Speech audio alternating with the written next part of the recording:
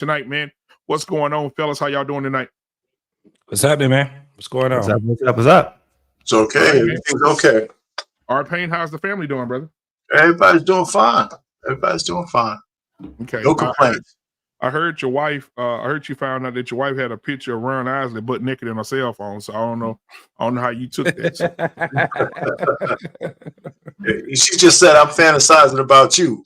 You know. Oh, okay. All right, we got Boss Man in the building tonight. Boss Man, what's going on, my brother? Hey, not too much. Doing all right. Family's doing well. I'm actually down one in the house. One has moved out, so I'm one light, which is a good thing. So hey, I'll take it. Word. What's going on, man? What's popping, brother? Tell me, my guy. Tell me. Oh man, listen, I'm about to be 52, bro. Oh man, when your birthday? Not this Monday, but this Monday is my father's birthday. He's still in diapers. At 52, he's still in diapers, man. Yeah, okay. Yeah, that's what the old people say. That depends. Wait a minute. I remember when I was 52 way back when. In 73. And no, my birthday is the following. My birthday is the following Monday. From this coming Monday, my father's birthday, so I'm gonna be celebrating his birthday, and then I'll be celebrating my birthday. Absolutely, nice. Yeah, most definitely. All right.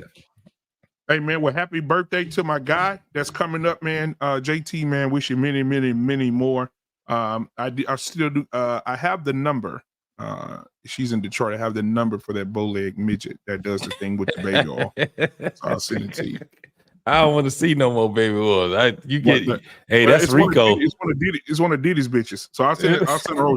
She unemployed right now. So I'm gonna send her over. Hey, baby oil means Rico. That's all right. I'm changing the cocoa butter. Absolutely, man. Ooh. Hey, R. Payne. Yes, sir. You had a good show on Monday, man. You and Take Heed to the Message. Boss Man had a great opening show. If you guys can get a chance to watch that, man, make sure you go and support him right here on Wednesday nights, 8:30 p.m. Central Standard Time. Come on over and support this man. He had a great show. JT What We Know podcast. We got to bring him out of retirement. He over there just, I don't know. Ever since he got them twin midgets, man. He just they keep me busy, man. I got two to make one whole woman. Don't worry about it though. I know. I called you one day and one of them answered the phone. She said, I said, hey, what JT at? She said, let me get from under this bed and see. I said, God. And she was standing up.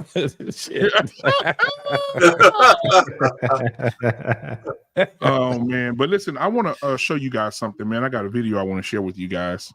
I think that's going to be it's going to be a great conversation to start. When I saw this, I threw up in my fucking mouth because I just can't stand what I saw in this video. So let me play it for y'all. Hold on. Damn. Oh, yeah, before we get started, hit the like button, hit the subscribe button, hit the share button. That helps the channel grow. Also, YouTube has decided that we don't need, super chats right now. They said, hey, we're going to hold your super chats off because y'all too real on these conversations. We're going to cut them super chats. And I said, okay, well, fuck you. We're going to do Cash Apps. So, guys, hit the Cash App tonight. Keep supporting the channel. Because one monkey don't stop no show, as the old man would say. So it ain't over till the fat lady sings. And I guarantee you, Lizzo ain't retired yet. All right, guys. So hit the Cash App, hit the Cash App, hit the Cash App. If you have a question, if you have a comment, put the comment in the chat. And then right when you put the comment in the chat, right behind the comment, put CA for a Cash App. We'll definitely read your comment and shout you out in the amount that you gave through Cash App. That's how we're going to do it moving forward until YouTube decides that they were full of shit and they put those super chats back in there. All right. And it's right there at the bottom. Black Man Unfiltered. $ Black Man Unfiltered. Yes, indeed. All right. Hey, listen, we got a couple more people came in the house tonight. We got the lovely, the incomparable, the queen. All right. Take heed to the damn messages in the building tonight, ladies and gentlemen. Y'all better put y'all damn hand together. Mm-hmm. Take heed. So good to see you, sweetheart. All right, we got Young Money in the building tonight. We got Braxton in the building tonight. Let's see here. We got Embrace the Grace. I already seen her in here. All right, the World Class is in the building tonight. Sup? What's up? What's up? All right. So listen, guys, I'm going to drop the link in the chat. Your camera must be on. You can't come up here with no circus and shit flashing in your screen and your face ain't in it. I need your camera on or you're going to be gone now and you won't be here long. So listen, make sure your camera, we cam up, your ass can cam up too. I think the and that message was strong. Oh, come on. You crazy motherfucker. But yeah, so make sure your cameras are on. I'm going to put that in there while the video is playing. Let me go ahead and get this video for y'all right now. Here we go. Listen, look at this shit. R-Pain, this is the boomer's fault. Because I think the man in this video is a boomer. Okay. Let's just Jesus Christ. Mr. Rowan, you lied to your daughter and you sat up in this court and lied to me. Do you know whose name is on there? Yes, Your Honor. You know who signed it? Yes, Your Honor. Is this the other man that you would get mad and tell your daughter she looked like? Yes, Your Honor. And you've known all these years, for 29 years, that this other man's name was on her birth certificate? Yes, I did. So when Mr. Rowan left, the other man came up to the hospital Your Honor. and then signed the birth certificate? Yes, Your Honor. Why did he sign the birth certificate? He believed he was the father? Yes, he did. And Mr. Rowan's been taking care of Sherelle. Yes, Your Honor. Come on, let the truth come out yes, now. Your Honor. We're here now. We're here. At the time he signed the birth certificate, did you really have a question as to whether or not Mr. Rowan was the father or this other man, or did you know this other man was the father? I knew the other man was the father. I just didn't want it to be. Were there any other possibilities? No, Your Honor. That's what they all say. Mr. Rowan, you are not the father. No. 29 years in the fucking man. Watch this fucking You are idiot. not the father. I'm so sorry. People Well, that's on paper. Like I say, ain't nothing gonna change. Come here, baby. Come here. Come over here. It's all good, and you going home too. We gonna be a family. Yeah, True Walk over here. We got you. Well, this was an unlikely, beautiful surprise. Shut the fuck up. Well, Shut first the of all, fuck he up. got Generation X all over him. That ain't no goddamn baby boomer. He right. I ain't gonna even lie. That is not a boomer. That is definitely a nigga that nigga probably younger than me. He just look older than me. Oh, funky ass. I want to punch him and her in the mouth. You know what? I don't have no problem with him hugging the daughter. Yeah. Yeah, no problem. No problem with that at all. No problem with that. But no, at the end of the day, if he gonna tell that young lady, you know, I'm still your father, I've been here all this time, then fuck it. You know what I'm saying? It's something we got to work out. But her mama, Well, let's stay on the daughter first before we get to the mama. You know what? We wouldn't even talk about it no more. Yeah, it's nothing to talk about. After the courtroom, we wouldn't even talk about it no more. Listen, you know what? I don't give a shit. Let's go. I wouldn't even mention it anymore. I would just move on. Yeah, you know. But the mama, it's unforgivable right there. Dog, what? That look I'll give her, mama. Man. But so this is the thing. Here we go. For this goof ass dude to sit back and be like, we gonna be a family. Let me tell you what it was. It was his guilt. It was his guilt. Because you think that nigga ain't got something? Let me tell you, that nigga got kids too that she don't know nothing about. Maybe. I guarantee it was a moment that they had where he said, well, listen, shit, since everybody putting shit on the table, I might as well tell you. Not only do I got 3, I got 6 of them things. 2 sets of twins, goddammit. Anytime you would have a guy that would get to the point, first and foremost, now I'm making jokes, but this is the thing. Even if he didn't have any kids, right? That man got caught up in the moment. It ain't that he loved that woman or anything like that. There's no way that him and her are going to be just, you know, we cool. And because it was done nationally. Now, granted, it's a lot of dudes that end up finding out that the child that they were taking care of wasn't their child, right? and they end up still staying for whatever reason. Be it, they ain't got no place to stay. They don't want to uproot themselves to make a new life for themselves. Whatever the fuck it was, that's just what it is. However, there's no fucking way that you can sit back, not the way that it used to be, and think that it's never going to come back up. It's always going to resurface. Look what happened with two of some of our biggest stars, Kirk Franklin and Tyler Perry. These men were grown men when they found out that these guys that knew that they wasn't their child was like, okay, all right, they didn't want to make a scene or whatever. I don't know why a lot of these men do what they do, but those men knew. One man died with his son that he was supposed to be taking care of, that looked at him as a deadbeat. A deadbeat. That man was on his deathbed when Kirk Franklin came to him and told him that he forgave him. And the man still didn't tell him, did he? He said, all right, I understand. They got this documented. The man was like, all right, I understand. He still never said anything to it. That man died with guilt. Guilt. And then it comes to find out that wasn't even his damn son. Tyler Perry, same thing. Why does motherfucker always beat my ass? Why he acting like he don't love me? It's supposed to be my father. Come to find out, it ain't his father. He was up under the roof of a man that could not look at him as his son. He couldn't do it. So what he did was he took his frustration out on Tyler. And it ruined that man. Be interested to know why they were in court in the first place. I mean, who wanted the paternity test? Was it him? Was it her? I mean, who actually? We don't have that piece of information. Well, I have it. It was him and the daughter. Okay. That was what it was. If you see the whole thing, it was a lot more to it. But yeah, it was. He needed to find out. He knew but the thing was that man knew what the deal was. That's why he wasn't so shocked. Can I ask you a question before we go down there? Do you think with all those years that passed, right? Mm-hmm. Do you think the mother built up enough equity with him that he could forgive her, depending on what kind of wife she was over those years? I believe so. Yeah, in my opinion, I think she built up enough equity. You see what happened?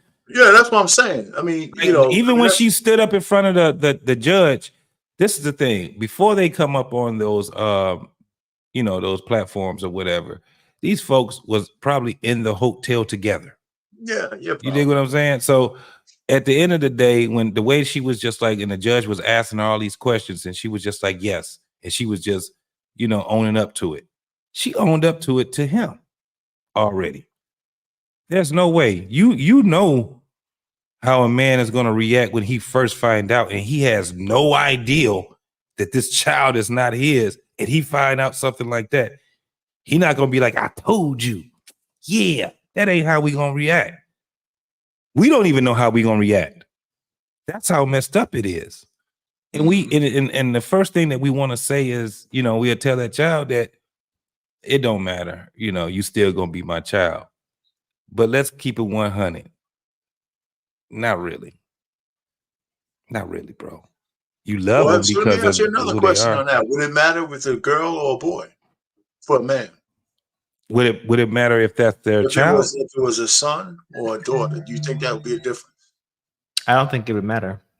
I don't think that. Yeah, I don't think that would matter. I just think that it would just come for the fact that it's not his blood. It's not what came from his body. And he can love them, but I'm telling you, it's nothing like the love of your own child. It's just something different. Something different. Before you start, boss man, hey man, I want to welcome to the show Brian Jehovah. Let me tell y'all something about Brian here. How you doing, brother? Brian Jehovah was with me episode 1 of Black Men Unfiltered Network. episode 1 all the way up when I first started in the dirt. That was thousands of shows ago. Man, that was over 1,000 shows ago. Yeah. You're absolutely correct, because we've done 1,000 shows. Yeah. So yeah, man, he started with me from the dirt, man. So welcome him to the show tonight, my guy. All right, boss man, go ahead. Then we'll get Brian in here when you get finished. I'm gonna say this is this is the reason right here. I think I'm an advocate for mandatory DNA tests. Primary reason right here. Not because I think that every woman is on some insidious or some insidious chicanery. But I think it's for reasons like this that this can actually happen and has happened on multiple occasions, on empirically, as evidenced through time. And it's detrimental to men on a financial level, economically, and it's detrimental to men on a emotional level and a mental level. And it's almost to a level of predation to some degree. And if anyone, I would challenge anyone who would disagree with that. I would probably think that it would be mainly women who would disagree with that, because they would think that they would probably disagree to some level. It may assume that they are trying to take advantage, and maybe that would be the premise of the disagreement. But I don't care, because it's men who are suffering, and ultimately, not to mention the child who suffers in this instance. Okay, because that girl or that woman also was lied to as well. We forget about that as well. All right. She was clearly hurt in that video, not just him. All right. Now, to the man, we've also forget that man has engendered a bond with that woman or with that girl at that point in time, but then that woman now. And I don't blame him for wanting to, for looking and saying, it doesn't matter, because up until this point, I have basically cleaved to you as your father for the most part. Okay. And basically sacrificed for you. This isn't my first time being a stepfather. I've been a stepfather twice now. All right. And had to break from being a stepfather to a young 6-month-old. I think at that point in time, she was 13 months at that point in time. And it was hard. It was very, very difficult for me to do that. And I had to separate myself. And she tried to use that 13-month-old as a weapon to try to, I won't say her name, but, she really misses you. Well, I'm sorry that she does. Maybe you should have acted better. Yeah. I'm sorry. Right. Now, as far as the man to his significant other, I don't know if that's his wife or not. Judging by how old that man is, I imagine that he probably made a calculation. And JT, I think you're right. I think he actually got the scoop before the episode. I'm going to agree with you, because I think if it was a true reaction, I think he would have been heartbroken. Oh, yeah. His pockets would have screamed just like those rocks screamed with Moses screaming, when it struck it, when it got water from it. Okay. When Moses struck the rock with sticks. Okay. Let me tell you something. He would have been belligerent. Okay. So I think he definitely got the scoop, but I think he made a calculated decision on his entire life. I think he made a calculated decision on his future prospects and said, you know what? It just is what it is. And more than likely, he's probably going to make some decisions in that relationship that's probably going to be on either some get back type shit, or he has some skeletons in his closet for the most part. That's just like, you know what? It is what it is at this point. And I'm this old. She's this old. What are we going to do at this point? For the most part. Okay. If he doesn't have any skeletons in his closet, the next thing is for the most part is like, well, I guess I technically don't have any kids for the most part. So what's the worst that can happen? She lied. Cool. We're here. I'm this old. I think he made a calculated decision, like most women do, make a calculated decision whenever you have a ain't shit dude that she's dealing with at that point. So I think if he was a little younger, if this happened maybe 10 or 15 years prior, I think we'd be talking and having a different conversation. Probably also if he probably had a better life. Correct. I'm not really a betting man, but if I was a betting man, I can tell you right now, I guarantee that this man has something to do with prison. Or in and out of jail. I mean, just look at him. I mean, sorry, I don't mean to be, Brian, did you get a chance to see the video? Oh, let me play the video for you, Brian. Yeah, that's why I'm trying to catch on to what's going on. Yeah. Okay. Show me the video Rowan, again. you lied to your daughter, and you set up in this court and lied to me. Do you know whose name is on there? Yes, Your Honor. You know who signed it? Yes, Your Honor. Is this the other man that you would get mad and tell your daughter she looked like? Yes, Your Honor. And you've known all these years, for 29 years, that this other man's name was on her birth certificate? Yes, I did. So when Mr. Rowan left, the other man came up to the hospital Your Honor. and then signed the birth certificate. Yes, Your Honor. Why did he sign the birth certificate? He believed he was the father? Yes, he did. And Mr. Rowan's been taking care of Sherelle. Yes, Your Honor. Come on, let the truth come out yes, now. Your Honor. We're here now. At the time he signed the birth certificate, did you really have a question as to whether or not Mr. Rowan was the father or this other man, or did you know this other man was the father? I knew the other man was the father. I just didn't want him to be. Were there any other possibilities? No, Your Honor. That's what they all say. Mr. Rowan, you are not the father. No.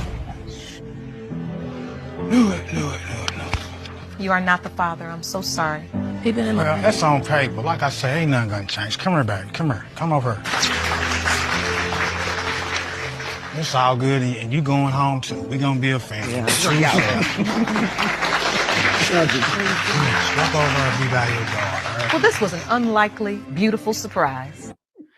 But see, he said the key word. He said the key words. I'm sorry, Brian. When I say one more thing, he said the key words. But like I say, so that means JT. He didn't entirely know, but he knew the possibilities. Yep. Go ahead, Brian. I'm sorry. Go ahead. I agree with everything y'all said, man. Because just from listening, but I agree with everything y'all said. Y'all took the words out of my mouth. There's nothing I can say to even. There's no opinion I can say to trump what y'all said. I think the thing that bothers me the most, though, is how he took it. You know, I can understand with the child or whatever, but to embrace the mother, I think that was very sucker. I wouldn't have done it. I couldn't have done it like that. You know, I would have reacted in an emotional manner. My feminine ways would have came out of me that day, man. Man, that hurt, man. When I see stuff like that with my brothers, man, that stuff kind of bothers me, man. You know, seeing men take care of kids for so long and find out it's not their kid. I can understand them still staying with the kid, but you just can't. I can't look at the mother in that way and be like, well, we all gonna still be family. We all still gonna be cool. You know, something gotta happen, man, to situations like that. Everything y'all was saying, I agree with it, man. Kids need to be DNA tested as soon as the baby come out.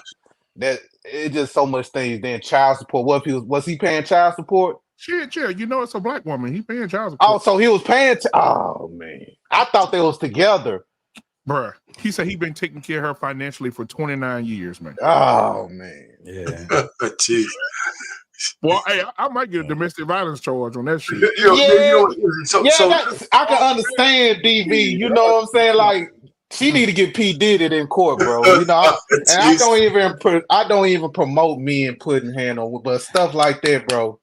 Yeah, that bothers me a lot. But I'm sorry, y'all continue. There's a couple of things I want to say. Have you ever been shook up? Shit lame as fuck.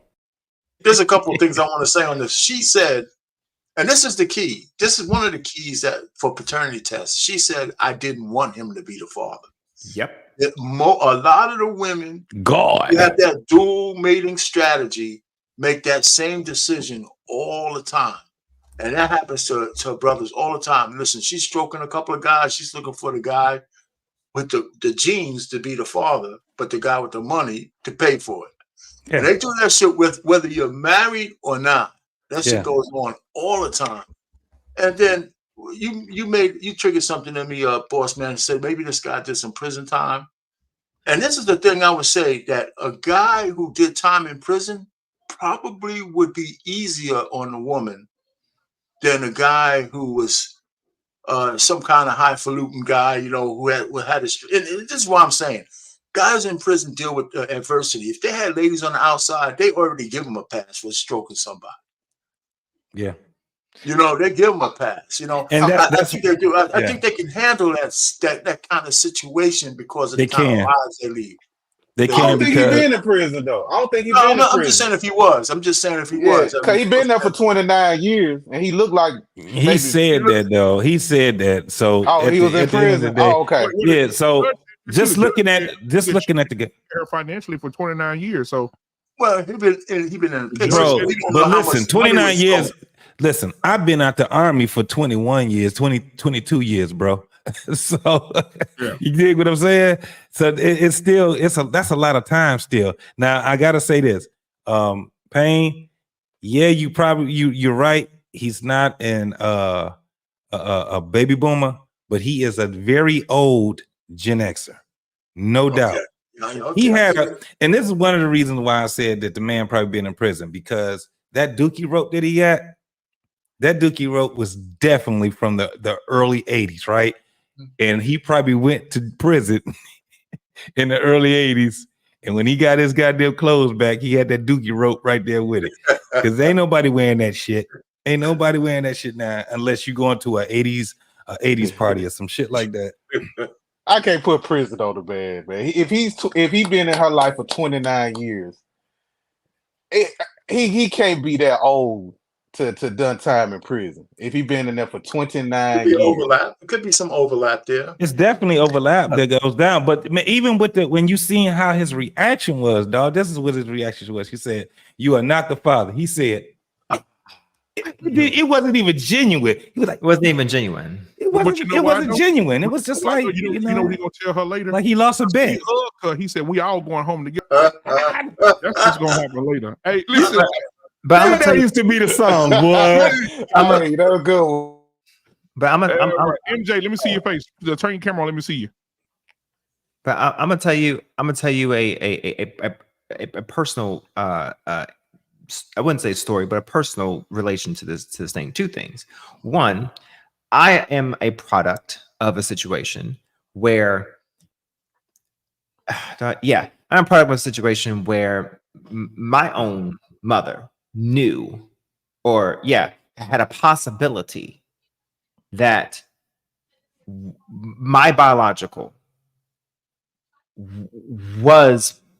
could potentially have been my father, but she wanted the one that she wanted to be my father, to be the father, right?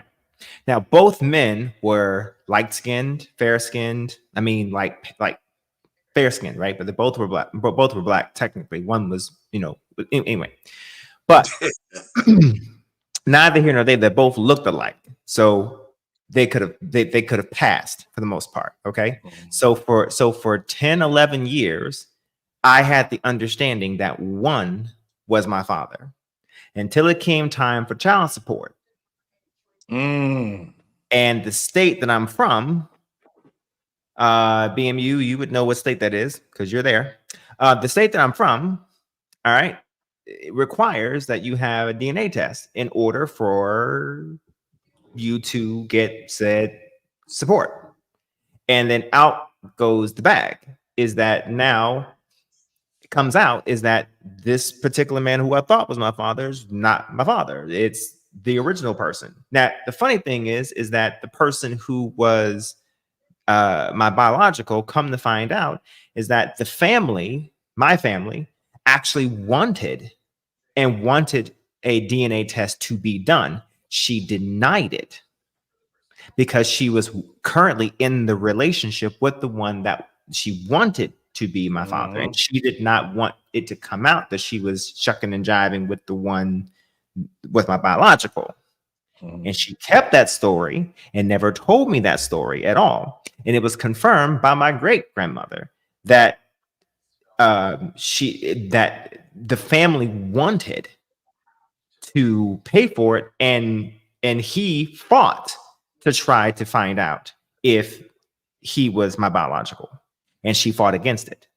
So I'm a product of this very situation where she wanted something else than what was truly reality. And here's the thing: great grandma said, "Oh no, baby, he's ours."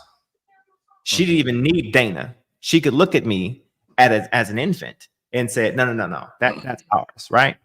The other thing is, Arpain, you had mentioned that women all the time play this dualistic mindset. Hey, boss man, can I ask you a question before you continue? Sure. I hear stories like this. This is the first time I'm hearing some like up close and personal instead of just what I see on TV. But how did it affect you growing up, like as a male with women? Did you have any trust issues behind it? Or if I'm digging too personal, I apologize. No, you're fine. Yes, I did. Yes, I had to think. I had to think back because I was very careful not to have any Rolling Stone issues. All right, because Papa was a Rolling Stone. Okay, good to go. But no, I did have trust issues. Yes, I did. And I didn't let it affect me too much. But I did have one instance where I was like, I did have a trust issue. And I was when one person tried to tell me that oh yeah, I'm pregnant and it's yours. And I'm like, girl, bye. Yeah, right. Okay. And that proved to be not the case. And then for my wife currently, there was never any concern at all. And then of course I didn't really need to confirm it at all because this kid, literally my son, came out with all of my birthmarks. Literally all of them. Like down to the marks on the arm, he has them on the same arm. The birthmark on my back, he has the same birthmark, but it's just shifted a little bit. So every indication that this young kid, this boy, is mine, he's mine. So outside of that, I never had any of the pregnancy scares. But yeah, how was it with transition to your biological dad? How old was you? If you said your age, I probably missed. How old was you at the time when you found out who was your real 11. biological father? 11. So how was that transition from the one that's not biological to the one that is biological? Did you have a relationship with both? So I only had a relationship with, so the relationship with the non-biological, that was strained in the first place because of domestic violence issues. Yeah, gotcha. But I ended that relationship. Like once I found out, I talked to him one last time, and then that relationship, right? So then we sought out to have a relationship with my biological. That relationship was shoddy because my mother at the point in time was trying to manipulate and try and find a way to, how do I put it? Get back with him. With your biological father? Okay. All right. So our relationship was strained. My biological father relationship and I were strained because I was still under the, how do I put it? The manipulation of my mother at the point in time. And not necessarily believing anything that he was saying because I was a child. And so I was believing everything that mommy was telling me for the most part. So I couldn't understand anything from a man's perspective because nothing was making sense from a man's perspective. Everything was making sense from a woman's perspective, from mama's perspective. It wasn't until I became about 18 or 19 that I then called him up. And I said, okay, I want you to explain to me everything that happened from this time all the way up until now. Don't leave anything out. Tell it to me raw, straight, man to man. And I don't want to ever talk about this again. And he said everything to me, everything down to like drug usage, like everything he did wrong. He was no holes barred. And it was at that moment that I started to piece things together, because I started experiencing and seeing things in my own mother that I was like, okay, now things are starting to make sense. Because if I was experiencing these things with her as well, it kind of makes sense as to why you would pull apart and pull away. If you were a man that was experiencing your biological child being allowed to disrespect you, from being emboldened by your baby mother as well, having not gotten the full story, you would pull back too, to ensure that you don't end up in a DV situation. You see? So, but he admitted where he was wrong, which out of my two parents, only one of them could do that. You see? So I'm starting to piece together that only one of my parents were able to actually admit fault. And if someone's able to admit fault, only that one person could I ever trust truth from. You see? So even though he did some messed up stuff as well, so I could respect that a lot better. So once I start piecing together, and mind you, I also asked him, I asked other family members, his family members, because out of two people, you could also pick apart some bullshit, okay, and piece together some good stories. I am an investigator like shit, okay. I will check your story, and then I went back to her, not telling her that I asked him shit. Yeah, I trapped her, sure did. Went back to her to confirm, and then sliced and diced her story, and then trapped her with her own story. So yeah, it strained her relationship with her and I, and what it is, it bonded mine and his. That's what it did. Damn, I appreciate Hey, that, I appreciate that, man. Hey, now I want to just go right into Coach Ferg is in the building tonight, ladies and gentlemen. What's up, Ferg? What's up, fellas? How y'all doing? Now y'all see the title of the show tonight, Mr. Bennett. We'll see you in a minute, Mr. Bennett. I think I did send Mr. Bennett link. Anyway, so I want to hop onto this situation here, because I think this is going to be a lengthy conversation. How can you be a predator to consenting adults? I've heard a lot of things about, everybody knows what's going on with Diddy, in the situation with Diddy, which is his situation. However, I've heard a lot of people say that Diddy, I heard a lot of people to say Diddy is a predator, right? And I want to get you guys, I just want a yes or no from each person on the panel, just a yes or no, then we'll get into the conversation. Do you think, in the situation that Diddy's in, do you believe that he's a predator? Payne, you go first. I want to go. You know what? The answer is yes, but not in the way you think. Not in the way you think. And I don't know if we want to get into those details yet. So come back to me, because it's not. Yeah, we're gonna get into detail. I just want to get a yes or no from everybody. Then we go into the details. Go ahead. I'll say yes, but like I said, with a caveat. Yeah. All right, Boss Man, then JT, Coach Ferg, then Brian. So go ahead. Yes. Absolutely. Yes. No. Okay. All right. So, and for me, no as well. I'm rolling with you tonight, Brian. I think personally, I'm gonna put this out there, then we can have a roundtable discussion. I think that you cannot be a predator to someone who consents to allow you to do what they did to you. If a woman goes over to Diddy's house and he pay her, or she come in knowing that the baby often be used to shove up her ass, and he do that to her, and then they catch him and say, oh, he using baby oil on 50 whores, They knew why they were there. How can you be a predator to people who wanted it? Who, if you didn't want Diddy to do nothing like the dudes too? If they say Diddy bent me over the couch and stroked me out, if Diddy bent you over the couch and stroked you out, you allowed it. He didn't force you to put his dick in there. You bent over it. Diddy came to you and said, "Hey, listen, you came to me needing something. So, hey, listen, I'm gonna reciprocate. I'm gonna give you what you need, but I need something too. I need that pussy." And they gave him the pussy.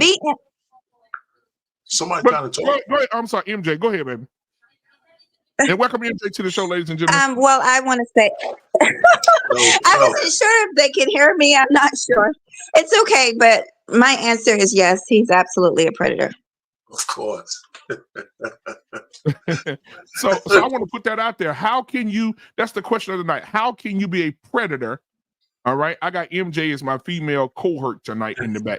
How can you be a predator when people are saying, Diddy, you can have this booty. Diddy, you can have this coochie. You can take it. Do whatever you want to do with it. Give me that bread. The floor is open. Okay, so okay. Go ahead, MJ. Okay, so, well, the reason I say he's a predator is because from what they're finding is, and a lot of people that are saying these things about him, is that people were drugged. And anytime you drug somebody or you coerce them or you blackmail them, all that stuff is illegal. And it's all a form of forcing somebody to do something they don't want to do. Not only that, rumor is, and I guess we'll come to find out whether it's true or not, is that a lot of these sex workers or whoever, a lot of these people were underage boys, not girls. And it doesn't even matter. They were underage children. So you got drugs, you got alcohol, spiking drinks. There's numerous people said that he spiked his Gene Deal said that he spiked everybody's drink at the parties. When you are poisoning people, when you are trafficking people and not, drugging people, having sex with them while they're unconscious, you are absolutely a predator. I'll just leave it at that. I'll let somebody else talk. Yeah, so let me go. In the court of law, hold on a minute. I'll pay him let you cook. In the court of law, it's what you can. Oh, he can't. I'm a cook, but go ahead. In the court of law, it's what you can prove. They cannot prove that he spiked none of them drinks. Well, he's in jail. They're still filing a case. Like they're still building a case. They're going to have the court of law. They haven't done it yet. Right, but I'm saying they talked about the baby oil. They talk about the 150 dildos. They talk about all the other stuff they found. But everybody's is hearsay because a lot of people who think about this. People, oh damn, my camera. Think about this. People who got their booty took. Did it bend him over in the pool? There's pictures of him in the game in the pool. This hardcore California rapper, the game in the pool, cuddled up with this nigga. If I was that person that gave with some pussy to Diddy, or a lady who gave it to Diddy, and he get caught, of course he drugged me. He took my booty he drugged me. I didn't willingly go in there and take that $500,000 record deal and give him no ass for free. He drugged me. He spiked my drink. That's the excuse they're gonna use.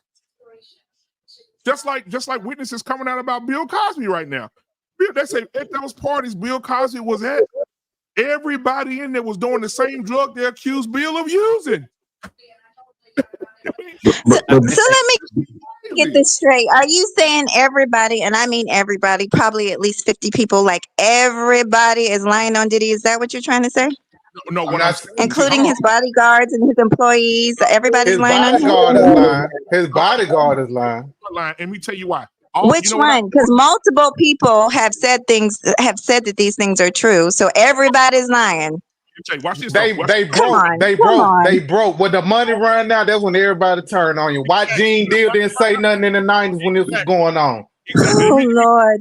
Let me go down the list. When R. Kelly went through his ordeal, when R. Kelly had the money, he was buying houses for motherfuckers. They were living good and doing good. When R. Kelly said, I'm filing bankruptcy, I'm broke, ain't got no money, that's when the tide turned, his ass got in jail. Same thing with Diddy. Diddy's a billionaire, but watch this. Diddy, all the people, his bodyguards, yeah, I remember seeing him bend over old boy across the couch. Well, if y'all saw him doing all this predator stuff, you motherfuckers need to be in jail with him because you was a part of it. So I don't want to hear people coming out 23 years later saying in 1997, I seen Diddy put his dick in a man's mouth or put a dick in a woman's ass. I don't want to hear it because I don't want to hear what happened. I'm hearing the bodyguard, the fat, ugly motherfucker. I'm hearing him say, yeah, back in 2003, I seen Diddy in the bed with a nigga with baby or stroking that nigga out. So why you didn't say nothing, nigga? Why you want to wait till Diddy down on his luck behind bars to come out? You know why? Because they're paying these niggas to do these interviews and they're making bread on the back end because Diddy ain't employing them no more. Yeah. Here's why. This is why I say, just from the question that you asked, I'll say that because anytime you involve children, that's automatic for me. We don't know no children involved. There's no children involved. He was not indicted for touching children. He was not indicted for touching children. Actually not true. That's why we gotta wait. We haven't had a court case yet. That's not true. Let me finish. That's not true. But it's not in his indictment papers. Not in his indictment papers. Y'all do know, but y'all do know that our pain had the floor, right? I knew it was gonna get like this. I was gonna chill out, man. Go ahead, Coach Ferg. I'll go after you. You have something on your mind. Go ahead, man. Yes, sir. Reason why I say that because you got the incidents with Usher and Beaver. You got the incidents now. All the details ain't came out about that. Whatever happened. The drug thing, listen, those dudes was drinking ass tranquilizers. Everybody in there was, if you had to you heard about we all heard about the Diddy party today. Next Friday roll around. Man, you going to the Diddy party? Man, I might roll up and man, I'm leaving by 12. What you mean? Man, I heard they be doing a whole lot of little freaky Diddy stuff up in there. Okay, well, we roll together. All right, 11:30. Man, let's ride. All right, man, let me say bye to everybody. We out. I mean, I think I'm gonna stay. What you mean, man? I might stay, man. I get a ride home from Diddy. Next thing you know, you in there taking your muscle relaxers. You see, oh man, all of a sudden he throwing baby oil to everybody. Like, what the fuck is this? Now, to me, I'm not. Listen, I'm not coming down on Diddy. Diddy's been an asshole, but. Some of his behaviors are suspect. We say it for some people and for not. It's just when the kids are involved, man, I don't care. The parents are all guilty, just like R. Kelly. The parents are guilty for dropping your child off knowing, what I'm saying? Because of a parent, man or woman, you must have some fucking logic in your head and you're supposed to be able to sense that. And the people that actually did it for the money, they all a part of it. But Diddy is just an example that to say ninjas, y'all can't get up at this level and challenge none of us because y'all don't work together. We're going to crucify him anyway. So all the evidence is just another piece of crucifixion every day. And by the time they go to trial, it's going to be, 20 years, 30 years. So now I just pulled up what Diddy's being charged with.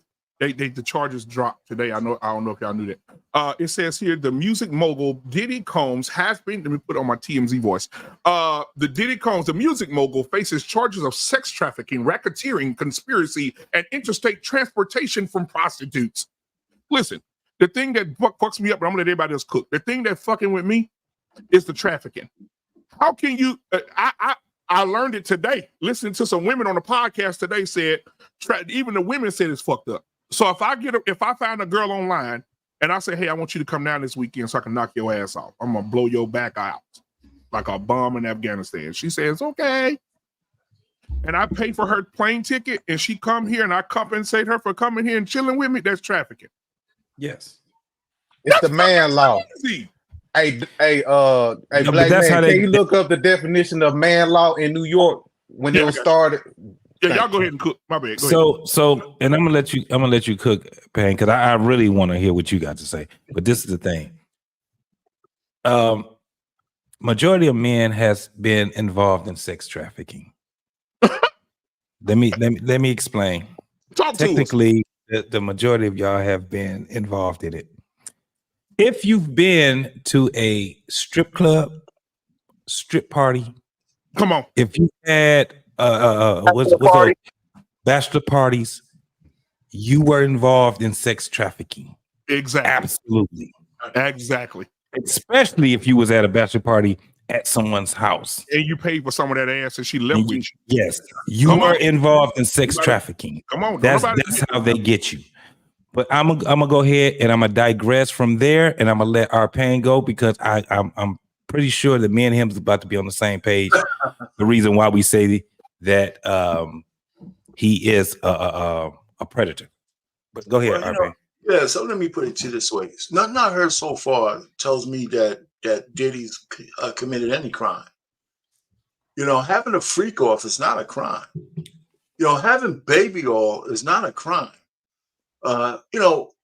This whole notion, and here's the reason why the women want to come down on Diddy. It was laced with drugs. It was the baby oil was laced with drugs. But okay. The reason why the women want to come down on Diddy because they actually believe that no woman actually willfully gives up that much pussy. That's why they want to say women are innocent of their box all the time when it comes to a man like Diddy. But what he is guilty of, and then we have to determine whether this is a crime or not, he's actually the devil, okay? Because what he does is he finds out what you want, and then he sees how far you would go to get it. That's Diddy. I knew it. Keep going, bro. He knows what you want, and he says, let me challenge you to see how far you go.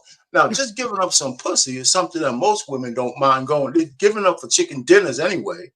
So now I can have sex with this guy and maybe become famous. And then for Diddy, that's not enough. Okay? How about doing this? How about doing that? So he stretches these women outside, and the men who give up the booty or past their limits, right? Now, whether that's a crime or not, whether they're not, where's the point where it's not consensual anymore? Well, it's kind of like entrapment, right? Is it extortion? Because you're extorting a person to do shit for you because you're holding their dreams against them. So I don't know how you're going to. So the reason why he might get convicted in a court of law, I believe he should be out on bail, by the way. The reason why he might get, because they like I said, they could indict a ham sandwich and they could find a jury that could put him in jail for something. But it's going to be very difficult to say that Diddy has done all the shit that they said and everybody else is innocent. In order for him to be as guilty as they're saying, that means everybody else was some fucking duped into all of this. It's just no way you can, I'm not saying he's innocent because I do believe he's evil incarnate. But all of these crimes is, it's hard to say with all the people involved. I'm still trying to figure out where the crimes are now. And this whole thing about the sex trafficking. He had illegal weapons. I mean, he had illegal weapons. There's several crimes that he committed. He would not be in jail if he did not commit crimes. What are y'all talking about? So they can put him in jail for no reason. Illegal. Wait, hold on. It was allegedly. They're saying it was. They're saying the fact that the serial numbers were scratched off and the type of weapons that they were, that's a federal crime. I'm not saying that they're saying that. MJ. No. Well, the weapons charge is the least of what he's in trouble for. Yeah, that's a whole bunch of motherfuckers got legal weapons. I mean, yeah, that's the least of what he's with some arsenals right now that they ain't supposed to have. It is not a safe amount of. Weapons. I'm done anyway. And it's allegedly. We have to go with the whole thing of allegedly when we are saying that the man is dead. Right now, that's what I'm saying. On here, like Anissa just said, he spiked the drinks. No. You're speaking out of context, Anissa, because you weren't there. Like you always tell us, don't put your own medicine in your lap, make you sip on it. You weren't there. You didn't see it happen. So you cannot say that he spiked the drinks. The people who are saying that he spiked the drinks are the people who got fucked in the ass, and they want people to think that they were passed out when they gave him the ass. They gave it to him, just like the daddy from Family Matters when he ran out of money and went to Diddy and said, "I got some money." Diddy said, "Well, bend that ass over." They said people walked in the room and saw this motherfucker bent over getting smashed by Diddy. Dale Johnson? TMZ reporter went up to him and said, "Hey, you know anything about Diddy?" He said, "I don't know that man." But the internet is not Carl Winslow. Somebody went and found a picture of Carl Winslow at a Diddy party. He a lying ass. All right. Hey, listen, they was there. Damn. And if you go look at those Diddy parties, if Diddy, the reason that they didn't give Diddy bail is because they know Diddy know too much. And I'm telling you, they may Epstein this nigga. That's true. He had cameras and that man had over 150 cameras in the house, hidden and the ones you could see. And he got every celebrity from Leonardo DiCaprio to The Rock that's been up in the house smashing pussy or getting bussy. Don't forget about Obama. Don't forget about Obama. About the cameras. About the cameras, right? About the camera. Let me just say this. Trump was there too. The cameras do two things. One, they could be incriminating him, but they could also exonerate him. Yep. Yes. They can definitely exonerate him. So this is the thing, y'all. Hold on. And don't make me pull a picture of him and Kamala Harris up. Okay. Matter of fact, I'm pulling it right now. And Michelle Obama. Yeah. And Michelle Obama.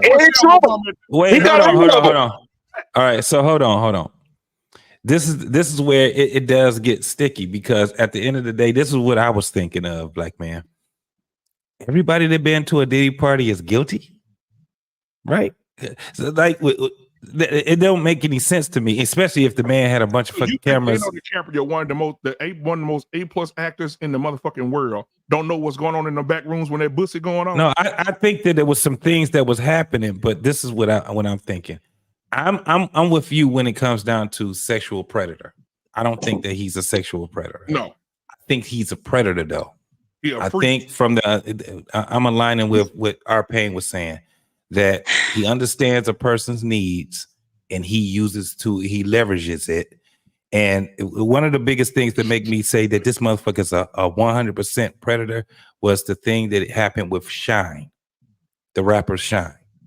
Shine took a charge and spent 10 years when it came out that Diddy was the one that did the shooting. The woman that got shot said it. Shine said it.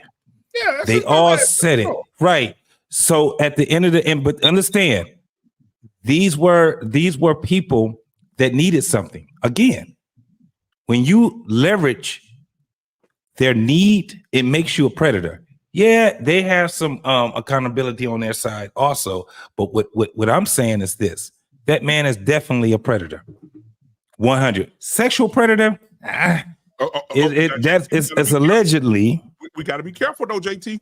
Yeah, because that means everybody on this panel is a predator then. Because let me tell you something. How many times have a girl you wanted some pussy, and a girl said, "Yeah, I can't go to my place. I sure need my cell phone bill paid." Oh, baby. Oh, you need your cell phone bill paid? Oh, you give me some pussy out there tonight. Well, I can tell you right now, me, Payne, and Coach Ferg is eliminated because wasn't no fucking cell phones during the time that we was out there. Hey, don't forget to include me. And scorched. Go back to I know you need some coal for that fireplace. I got you. Shit, stop it. I've never so many coal, man. No. I get no, but he was. Hey, I got a question though, BMU. This is sad. This is so sad. Y'all are trying to lump yourself. Y'all are supposed to be good Black men, but you're literally trying to put yourself in the same in line with a piece of shit like Diddy. Like, why would you want to even place yourself on the level of that trash? Because you're not the same. I don't look at you as a predator, but he is definitely a freaking predator. But we didn't I do can that. answer a question. No, we're just making light of it. Hey, We're just making light of it. I'm gonna send you a microphone in the mail. Give me your address in the back chat. Listen, let me tell you something, MJ. We're not aligning. You know what, man? I about had enough of you with that. I'm not, take his microphone and escort him out the door. We're not on his level financially. We're not on his level as far as power. We're not on his level at all when it comes to this. So I'm not. We're not trying to be financially. What I'm saying to you is that when we get, and this is the thing that a lot of shit is about to take place. Diddy about to go to court. Some of your favorite singers, right? Because we go down. because now that just came And out. I want them to go down. That's the point. Hold on. Mary If J. they're Blige. doing this type of stuff, they should go down.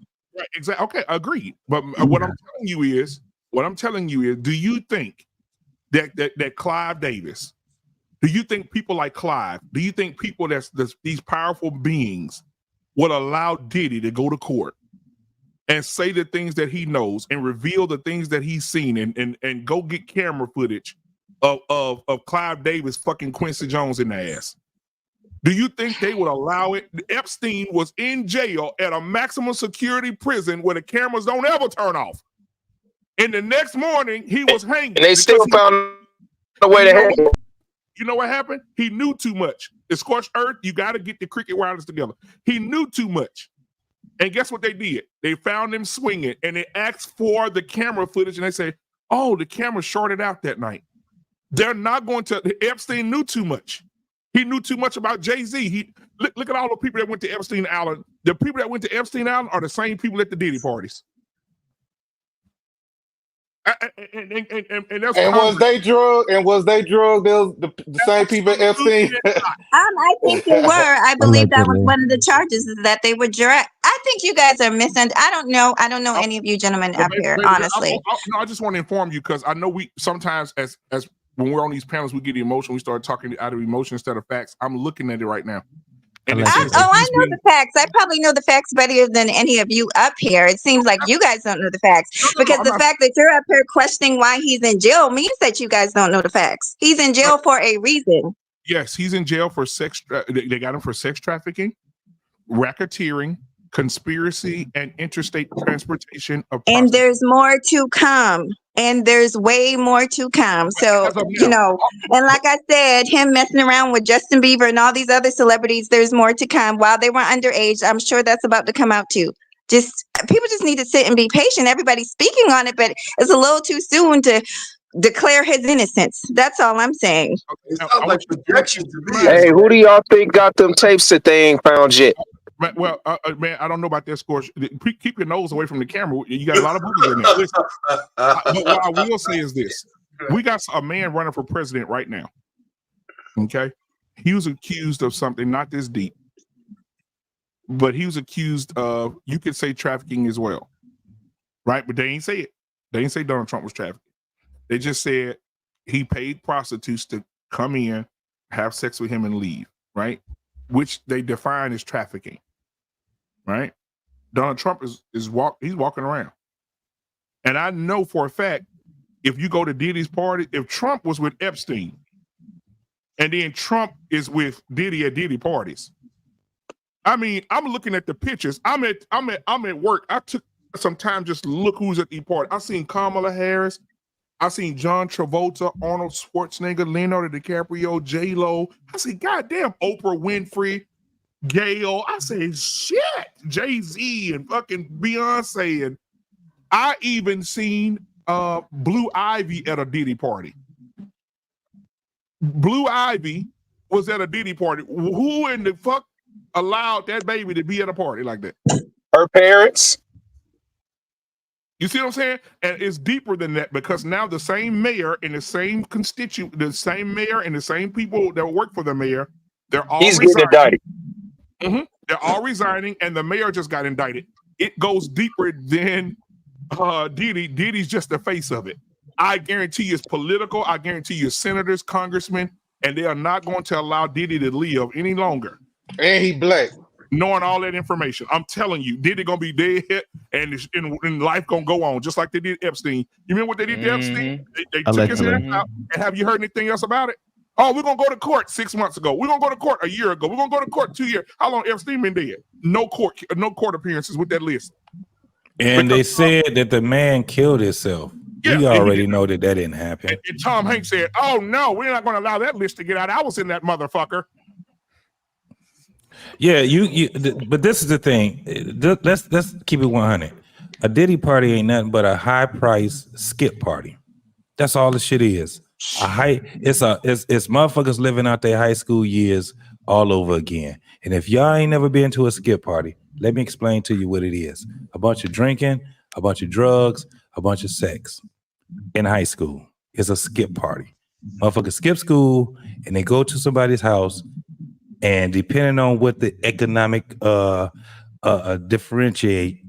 differentiation is, how good that party is going to be. So if you ever been to a skip party at a goddamn in the suburbs, that's a little snippet of what a fucking Diddy party is. Think about it. How hard can you party, y'all? Give a fuck if you rich or if you. I mean, a party is a party. That's all it is. It's a fucking party. What all the celebrities say, JT, even LeBron James. What LeBron James say? Ain't no party. Ain't like nothing but a party like a Diddy party. Like a Diddy party. It's a party. I don't give a damn how much money they got. If you can make it happen, you can make it happen. And guess what happens in those parties? A bunch of goddamn fucking. Right, a lot I'm of still trying to get over the 50-foot bed. They in their land. Okay, and that's fine if the people are not drugged and unconscious the way these people are claiming that they were. It would be different if they were completely conscious and completely aware and they weren't being held down by bodyguards. It would be different if it was willing. That's right. So we're going to find out. And until we do, let's stop acting like, oh, this is just like a high school party. It's a high school party, but he's in federal prison. Like, stop. No, he's not. Oh, my God. Listen. Hold on. He's not in federal prison because he done rape somebody or grape somebody, right? He's in federal prison because they got this term called a RICO. The term of RICO is why he's in federal prison. If he was doing just at a point of just he out here just taking booty and taking pussy, then he would have been just in state prison and they would have just called it a day.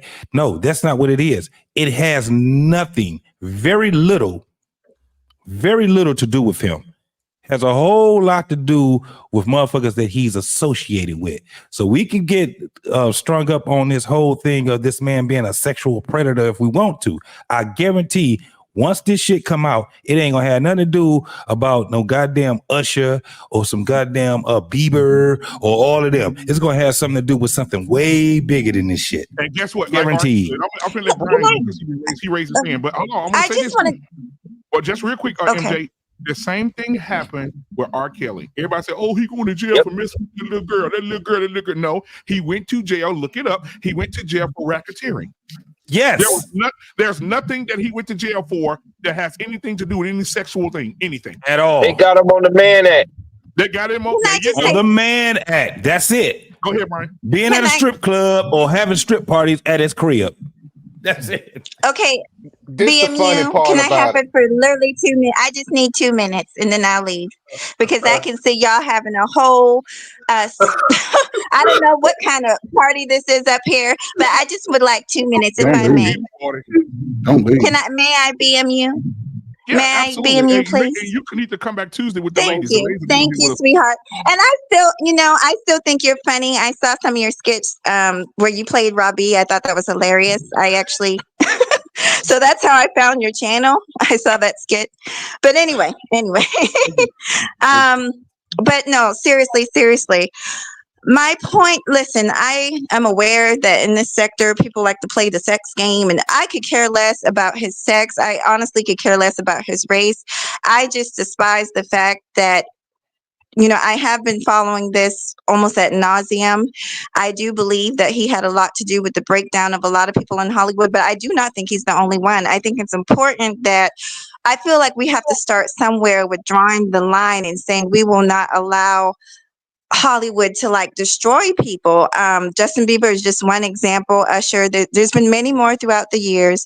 And I feel like we have to start somewhere. Society has to start somewhere and say, okay, this is not acceptable in Hollywood. We will not allow you to abuse your power to take advantage of young people in Hollywood that just want to make it big. And so it's just, to me, the whole thing is disgusting. I've watched video after video after video from Jaguar White to all these other kids that came through Diddy and that came through all these other, I believe to be pedophiles, and how they've just been able to just walk away because of their power and money. So he, like you just said, I agree with you. He is not the only one involved, but I think it's a start. And I think, as time go on, we'll find more and more and more. And I hope we throw them all in jail, like you just said. But just patting him on the back and letting him out, no, that's a no-go for me. Thank you so much for having me up here. Hey, hold on. I got a question for her. MJ, before you go, I want to ask you a question. Sure. You brought up the pedophiles, right? That's what you said.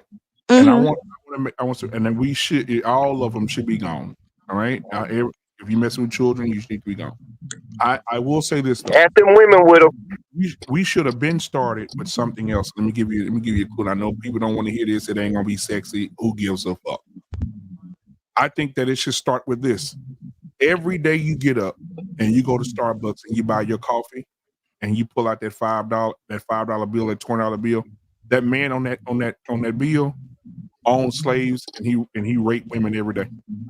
When you go to see Mount Rushmore, and those men up there, they raped and pillaged women, and they trafficked women and took their babies and ripped the babies from their arms and sold them into slavery. If you go leave Mount Rushmore, go to Washington D.C., the Ben Franklin Monument. Why is it there? Ben Franklin had a slave in his quarters under his house in a basement. And he would get her pregnant very often, and the descendants of those children of him are still alive to this day. And he just raped this woman every day. And so if we're going to start with it, we need to start at the top. We need to start with the root of it, because I don't see none of the white men. I see that we're listening to songs right here in Texas. The number one song they listen to at the Texas Rangers game is Sweet Caroline. And we know when they asked him, what is this song about? He said, I wrote this song for John F. Kennedy's 12-year-old daughter. Well, because I spent the summer at their home. And the song says, touching me, touching you. Sweet Caroline. He's talking about touching a 12-year-old girl. And so nobody's talking about that. Nobody talks about Elvis Presley being 39 years old and his wife being 15. Nobody's talking about that. People have talked about that, and we just talked about Jeffrey Epstein. We just talked about that. So, and if these, like I said, Diddy is not the only one. He's just the icing on the cake. So let's let the process go on, and let's find the rest of these bastards, and let's put them. You know what I'm saying? Let's let justice happen, but let's not sit up here and make excuses for him just because he's this is the thing. We got really, really good black men down there. Shout out to Information Man. Black men that actually are worth standing up for. Diddy is not one of them. He's trash. Let's not stand up for people that don't deserve to be stood up for. Nobody's. Hey, MJ, I got a question for you. Hold on. Let Brian go. Brian been waiting. Go ahead, Brian. Hey, I just want to say this, man. It seems like people have the most passion when a black man is stapled to the cross of everything. They had the most passion. They didn't have no passion for. Yeah, you can say, "Oh Lord," all you want, but they did not have no passion for the dude that's that owned the Playboy Mansion. And it's a lot of stuff that happened over there. But it just seems like it just comes with a little more oomph when it's a black man. I just said the color should not matter. I did not interrupt you, ma'am. I let you rock out for 3 minutes. I did not say nothing to you. But listen, then they always mention about the drugs at the party and stuff. Them people that went to those parties knew that there was going to be drugs there. They knew what was going on there. These people are in the entertainment industry, not even the people just in entertainment, but the people that just want to be there. There are women and men that go there and know what's up. So just to say that these people are just don't know what's going on at the Diddy party is wild to me, yo. It's wild to me. And I'm going to end on this. Just like I said, they always crucify our black men to the 20th power, even our own people. Even our own people. Black man just said something about the white folk, the white dude that wrote Caroline. I didn't even know that. But you see how them white folks still protecting that man. They ain't allowing black folks to go at them like that. But our own people eat us up alive just like that. But I know why she got all that power, because he black. I guarantee there was a white bitch she won't say nothing. No, but that's because you don't know me. That's because you don't know me. You see, that's the kind of shit that be pissing me off. You do not know me, so how can you even say that? you don't know us. You gaslighted the whole Fucking panel. god damn. That's why I don't even like to hit these panels, because I'm trying to talk sense to people who act like they ain't got no fucking sense. You don't know what the fuck you're talking about. I bet you I believe probably have Kamala done Harris black. I You have believe probably Kamala done Harris more for black, black don't men than you have ever done you for another probably black have. man in I your know life. I never You done probably nothing have for none never of these done folks. nothing for But a I black bet you man believe a day in Kamala your Harris life. black, You don't have it? I probably bet you never believe paid a black Kamala man Harris is rent, never black, did don't shit it? for another I black bet you man. believe But you up Kamala here Harris is talking all black. Ma'am, this shit. He I said ma'am, a understand you. million I fucking understand your times feelings. MJ, that it's not about Listen, his I fucking color. understand you and He your could have been feelings. It purple, is black, about his white, feelings. blue, Look or at gray. I look how wouldn't have much gave a MJ, passion fuck you because he got. Look belongs how in the much fucking passion you jail. got. That's what You the got fuck so much I MJ, said. passion towards question. that black man. Shit, You didn't he have that. You didn't MJ, have got a that. You didn't question. have that passion I'm toward not gonna Epstein. waste my fucking Your time dealing with fucking idiots. hey, you didn't raise Hey, your voice MJ, toward question. Epstein. That Before you passion do was that, I with just that have a white Okay. boy. question. you got a question, I MJ. just have a question for the sister. That's it. Yeah, I'm She It's mentioned listening. stupid shit. Go ahead. she mentioned Jaguar Wright, and did she know that Jaguar Wright was the one who said that she was part of that, and she didn't say anything until they killed. She felt they killed her, took her son out, and then she went. My name intended, scorched earth on the whole industry, and she was going to expose them. That's number one. Are you going to have the same smoke for Mary J. Blige about her sleeping with old boy from Crisscross? What Yeah, about them? the other You want Chris, the dark skinned Chris. Would you ask me a question that you don't want me to answer the question? ma'am, please. I'm not finished with my question. Okay. Ma'am. It's a long ass question. That's a long ass Hey, question. all right, Moses, be quiet. I just leave it. This nigga you feels the need to entertain. I can't go ahead. I'm sorry. Go ahead, Well, I would Scorch. like to answer the question. It'll be 2 seconds. Like I said, because y'all just think everybody's out to. I haven't spoken. Was happened? even Where'd you go? before this happened, I was actually researching. There's another actor, a white man, who has sexually assaulted several young gay men, Kevin Spacey. So I actually did research on him before this, and we just mentioned Jeffrey Epstein, and I said that his ass should have dropped, and he did. So you guys are stuck on the color. You're You stuck see her on the tone is sex different thing. though. You see how she did her tone is different. How Well, she I'm when she not went at done. I Diddy, thought I you it guys was said, were wait too a passionate much. minute. at Diddy. I'm not Why she done going to the until white man? something. Hold on, Let me hold on. finish. One So mic. he asked the question about Jaguar White. Yeah, one mic, y'all. Listen, I'm not saying that that the people that were there shouldn't be held accountable. I think they all should be held accountable. I'm just saying I was reading the testimonies of all these people, and there have been a lot of testimony by a lot of different people. So she was just one of the names that I called out. You are scraping and scrambling for some shit, honey. Okay, hold on. We got to take heed to the message in the building. I think she wants to have something to say to the ladies, so we're going to allow the ladies to speak to each other. Take heed to the message. What's going on, Suge? Hey, how you doing? Hey, baby. What's going on, Sugar? What you got for us tonight? So it sounds like you got a demon on your panel, so that's why I just came up. Oh. Hold on for a minute. Take a picture, write it down. I don't give a fuck. You hear me? Okay, take heed. Want to address MJ.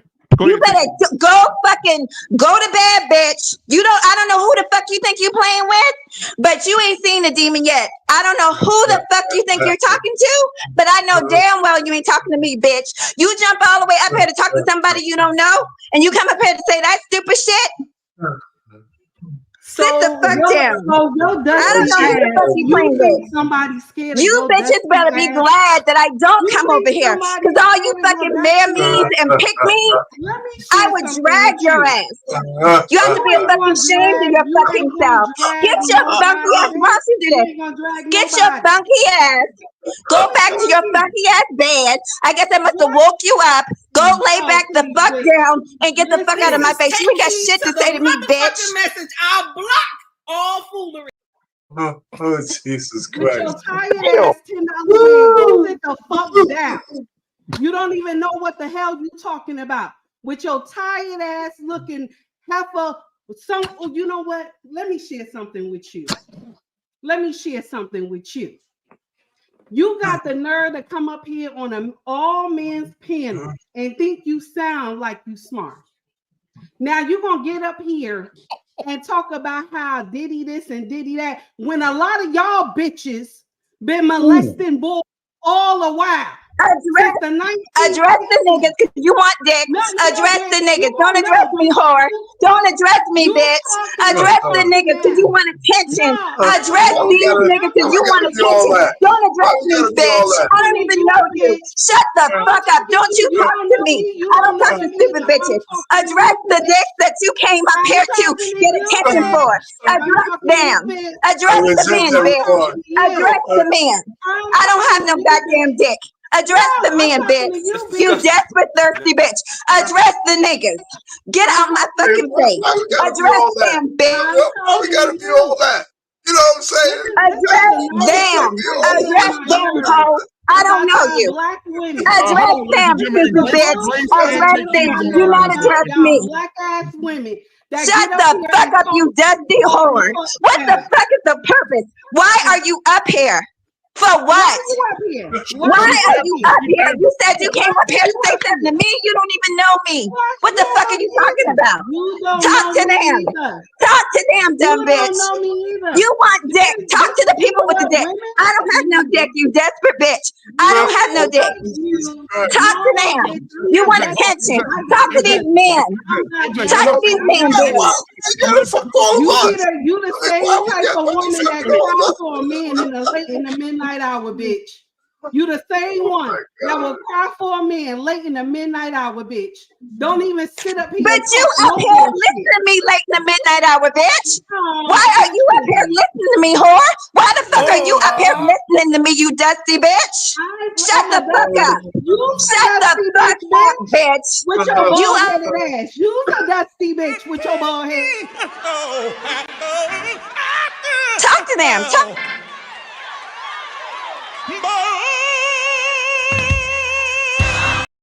We just listen. But we love you both. I mean, why we gotta be all of these dicks? Let them talk, R-Pain. We'll get in the middle of it. She started it. Girl, shut the fuck up. You got something Bitch, if you met me in real life, you wouldn't even say one word. I wouldn't want to meet to funky ass in real life, bitch. I don't want to smell your funky ass pussy. I don't want to meet you in real life, bitch. You up here for these niggas, so talk to the niggas. Do me a favor and talk to the niggas. I ain't got no dick for you, bitch. I don't want to meet you, you funky whore. Talk to these niggas, bitch. Go take a bath and wash your fucking coochie and carry your high ass back to bed, bitch. Go carry your high ass back to bed, bitch. Since you want to jump up here and fucking confront me, you don't even know what the fuck going on. You ain't got shit to say to me. You don't have a fucking thing to say to me. You know, a lot of these women out to be a fucking ashamed of themselves the way they come up on these panels sucking and kissing y'all fucking ass, and they don't even know y'all because they desperate for fucking attention. Lonely ass old bald-headed bitches. Bitch, don't fuck with me. Shut your old ass up. Shut the fuck up, bitch. Where y'all get these hoes? Where do y'all get these dusty, crusty, fat, ugly bitches? Where the fuck do y'all get these high motherfuckers that wake up in the middle of the night? Oh, I see a bitch on the panel. Oh, I'm gonna go and confront her. I'm gonna go say something to her. I need attention from these niggas, so I'm gonna attack another woman. And I did. And what you gonna do? Get a life. Girl, leave me alone, hoe. I don't want you. Leave me alone, bitch. Leave me alone. I don't want you, hoe. I don't want you, hoe. Get a life, bitch. Hey, bye, can you bitch. calm them down, hoe? You better get it. You better get that hoe. Get that hoe. Women shouldn't be going back and forth like this. Listen, baby. If I'm a hoe, your mama's a hoe. Nah. Ladies, can I say something? Milk that fucking dusty ass bitch. I wasn't. Listen, y'all. I came up here to talk to y'all, and then this funky ass hoe brought her ass up here. I don't even know this bitch. You was disrespectful when you was talking to them, bitch. That's why the fuck I came up here with your tired ass. Ooh, she wasn't disrespectful. She wasn't disrespectful. Can I say something now? Y'all good, MJ, man. Embrace want to say something to you. Go ahead, Embrace. First of all, MJ, you're a guest on the All Men's panel, and since the minute let me finish talking. See, that's your fucking problem because you don't know when to shut the fuck up. Okay? You are a guest on the Black Man Unfiltered Network. Act accordingly. And then you disrespect Take Heed. She is part of the network. That's who the fuck she is. So you're the one that's out of line and out of character. And then you wonder why men don't respect us because look how we treat each other. You keep on muting me. Okay?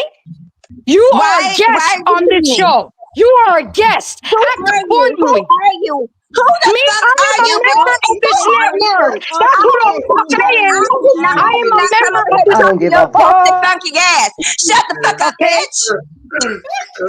See, you don't know how to speak without cursing. You're not articulate.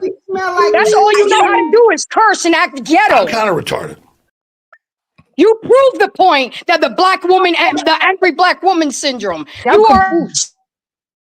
You are the epitome of the black angry black woman. Shit, man. You can't talk without cursing. You can't articulate a thought without insulting somebody. You can't speak without sign language. Can you not be a? You keep talking, man. Wow. Get your ass off this show. We let women handle women, guys. We ain't in this. How dare you come on this show and disrespect the men? You can calm it down, though, black man. You can calm it down. Yeah, we can calm it down, man. It'll not be like This is some bullshit. You just gonna mute me? You gonna mute me so this fucking raggedy ass white bitch can fucking curse me? Are you serious? I got you, white bitch.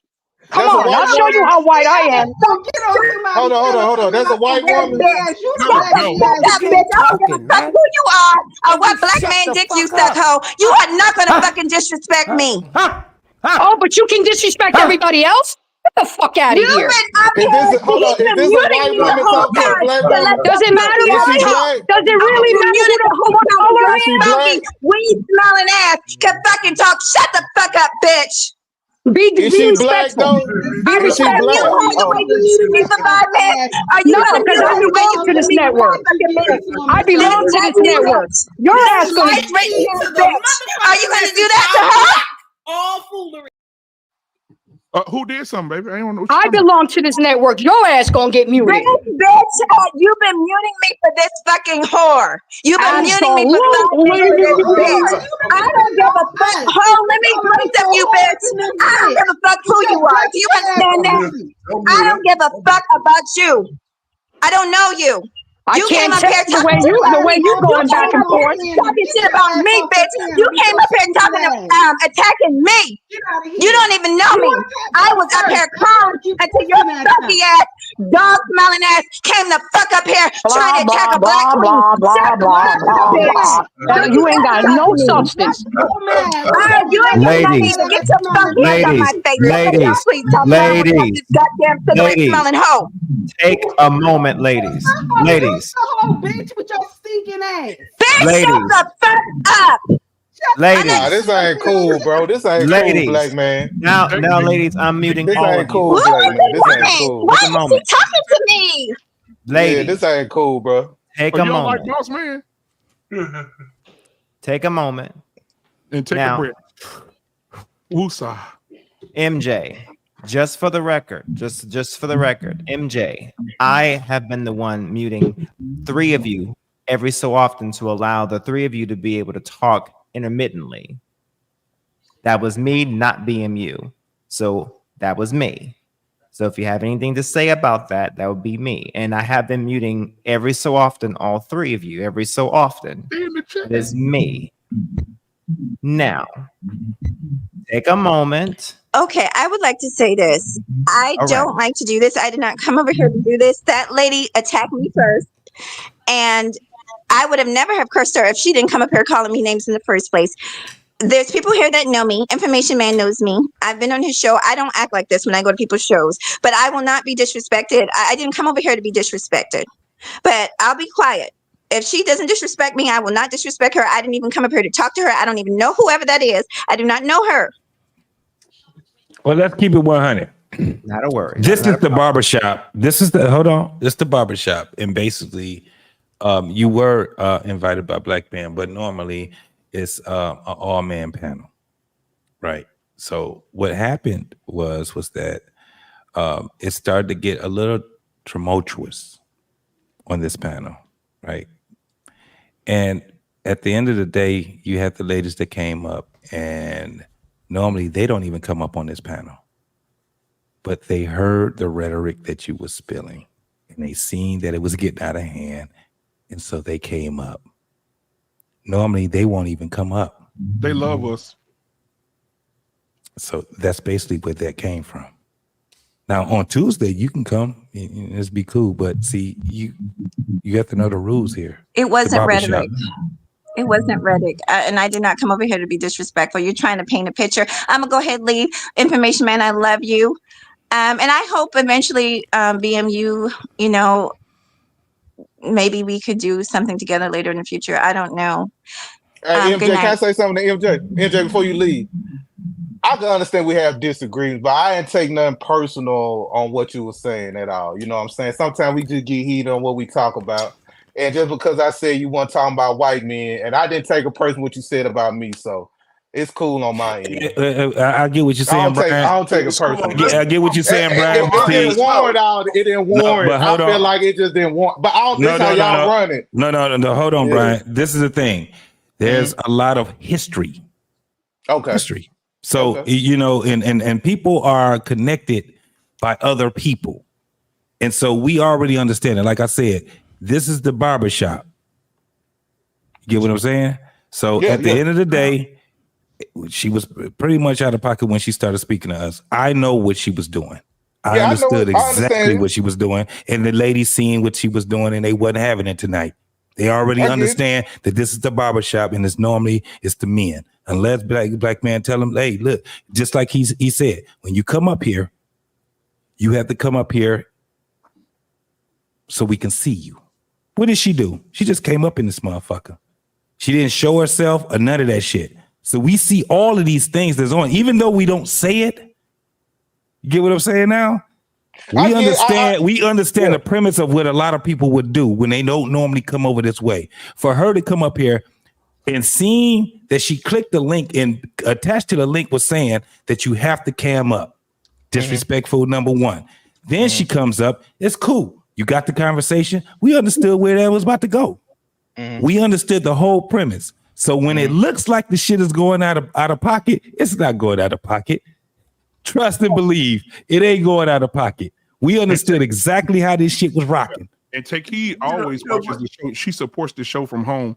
So Yes, ma'am. Saw her get disrespectful with one of the guys because Takei's always with us. She family. Yeah, come on. Yes, ma'am.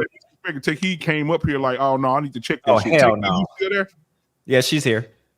Yeah, I understand that, but I get it. It's the barbershop, baby. It's Friday. I get it. I just don't like to see. I just don't like to see sisters go at it like that. And I felt, and maybe I just didn't take it like that. What's up, brother? Go ahead, Takei. I can't hear. Takei's talking. Can I say something real quick? Yes, baby, go ahead. I apologize because I don't come up to the barbershop, and I apologize for my behavior because my king is looking at me like I'm crazy right now. Well, I apologize for my behavior. It's just that I love you guys so much, and I hate to see women come up here and disrespect y'all. Brian, I don't know you, but how are you, sir? I'm doing wonderful, sis. Thank you. So the rest of you, why I did what I did was because I didn't like, at first, I thought everything was okay until she started cursing. And that's when I came downstairs to get on my computer. Now, my thing is that I understand conversation, but when they get out of line and they disrespect my family, my brothers, I have to get up here and say something, because this is the problem with social media. Women will come up on panels and disrespect the men. And then when the men bite back or say something, now the man is weak. Oh, he's weak. He's talking to a woman like this. Mind you, he's not going to be able to respond like a sister going to respond. And since she gave the sister attitude, I gave the sister attitude back. So I apologize for my behavior. I'm sorry, but I'm not going to let any woman come up here and disrespect you. And I'm going to share something with you. Either I meet them in person or in private, baby. I will check them in person and in private. Y'all know I'm not one of those women that is scared just because I'm on the internet. So I just want to share that with y'all. Y'all have a good night. I'll be watching y'all. I'm going upstairs. All right, love Love you, you, sis. sis. Love you. Can I say something now? Absolutely. Embrace, gonna say your words, then yeah. I'm gonna keep it short. I'm gonna keep it. I text BMU as first of all, I don't fucking apologize for my behavior because it was warranted. And two, I text BMU and say, why the hell is she being so disrespectful? You see, the thing is, women don't know their place. You're on an all men panel. You're interrupting, you're interjecting, you're cursing, and you're being loud and you're being rude. So I didn't do anything. I didn't. I just text BMU. But when I saw my take heed getting it, I had to jump in because I'm very territorial. And when I have family, that's the way I am. So with that being said, I digress. My mic is muted. And if I got to do it again, I do it all over again.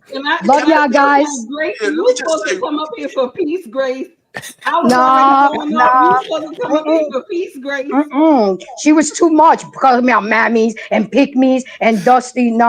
She needed to get a dose of her own medicine. Sometimes you got to shoot them exactly with their weapon and call it a day. Okay, good night, guys. Good night, guys. Love you. I'm gonna go be grace. I'm gonna go be graceful now. Bye. All right, baby. You know, one of the problems that I did have was she was gaslighting all of us, right? Yes. What's our information, man? What's going on, None of us said that we thought Diddy was innocent, right? Everybody said that we thought about him on coming in. And she just started gaslighting everybody because we didn't just want to condemn the man before he got his day in court. I'm not going to do that. Right. I wouldn't. It's not even just Diddy. I can't stand where America has gone, where the court of public opinion is throwing motherfuckers under the bus. Man. They deserve their day in court. Yep. Everybody does, and every time we weaken that process, it's gonna come. It could come for us one day. You know, so I just have a lot of problem with that. He could be guilty as hell. Well, let's see that shit play out. I want to see it play out. In our opinion, that was so to BMU's question. My initial answer to the question is ultimately what I think. Yes, and that's what I was wanting to say to what was her name again? MJ. MJ. Okay, there we go. MJ. As I was wanting to say earlier was just that in the court of opinion, sure. Okay, but in actuality, if you want to take every anecdotal situation, you can't just the question is loaded, okay? Because you can take one anecdotal situation and say, well, no, that's not predatory. That's not predatory in nature. But then if you ask it, but if you ask that same question in a different scenario or situation, then yes, you might. But we can't necessarily say indefinitely if he is until he is actually convicted with empirical evidence and so on and so forth. And I think that's the problem in today's society that we rely on this environment to convict as opposed to waiting for the actual institution to provide that conviction and then go from there. Because right now everybody's convicting him now, and then the courts then react, as opposed to it being vice versa, allowing for subjectivity to influence objectivity instead of the opposite way around. So that's why I'm saying yes, as far as my own opinion, if you just let conjecture just play out. But for the most part, he's not guilty until he is proven guilty, is my ultimate opinion. Over. Now, Information Man in the building tonight. Information Man, what's up? I don't know if you've done a show on this yet, have you? I've talked about. Look, I've been following P. Diddy. Can you hear me? Yeah. I've been following P. Diddy for a long time. Going all the way back to what happened in 1999 at the club. Miss Ruby, I've listened to her talk about things. We know that Shine, who's in Belize now, he's a representative there. A politician. He has come out and has said that Diddy ruined his life. He took the fall for the man, 9 to 10 years in prison. Now you could say that he shouldn't have did that. He should have, Miss Rubin said that she was shot by P. Diddy, bullet fragments in her nose. She said she's willing to go under the knife to get him out to prove him. She said it was Diddy. I feel like I believe people that were there, not people who were not there. I feel that he is guilty. How can I say he's not guilty in law because he wasn't convicted of that. But I think when you listen to people that's been around him, that know him, you can say they should have said this, they should have said that. But the fact of the matter is, can you prove them as a liar with compelling evidence? He's in jail right now. There's a reason why they're not giving him bail. He already gave his passport away, but there's rumors out there that they feel that he can have undue influence on witnesses because of his violence in the past. A lot of people got on Cassie because she took the $30 million from him as a settlement. But how many of you realize that the day that she filed the lawsuit, P. Diddy paid her the day after because he didn't want what you all saw not too long ago was the 2016 video of him beating her. Prior to that, everybody said that she was a liar, that she was this, that she was that. But the evidence was in the video of what he did to her. So my position on this is you have to understand we have the court of opinion, which is just us on social media, people's opinions. And then there is the law. What I understand about the feds, I've got about 3 friends that work for Homeland Security. I myself deal with predators myself. I deal with murderers, killers, gangbangers, you name it. So I understand what a predator is. And the reality is that, I mean, the simple definition of a predator is a person who looks for other people in order to use them and control them and harm them in some kind of way. So when you say, what is a predator? Not all of us up here, and I've heard you brothers saying that, hey, we all can be a predator. That's not true. We not all can be predators. You have to understand what the proper definition of it is and what the proper definition of these acts. Everyone talks about him having videos in the house and people being there consensually popping the pills.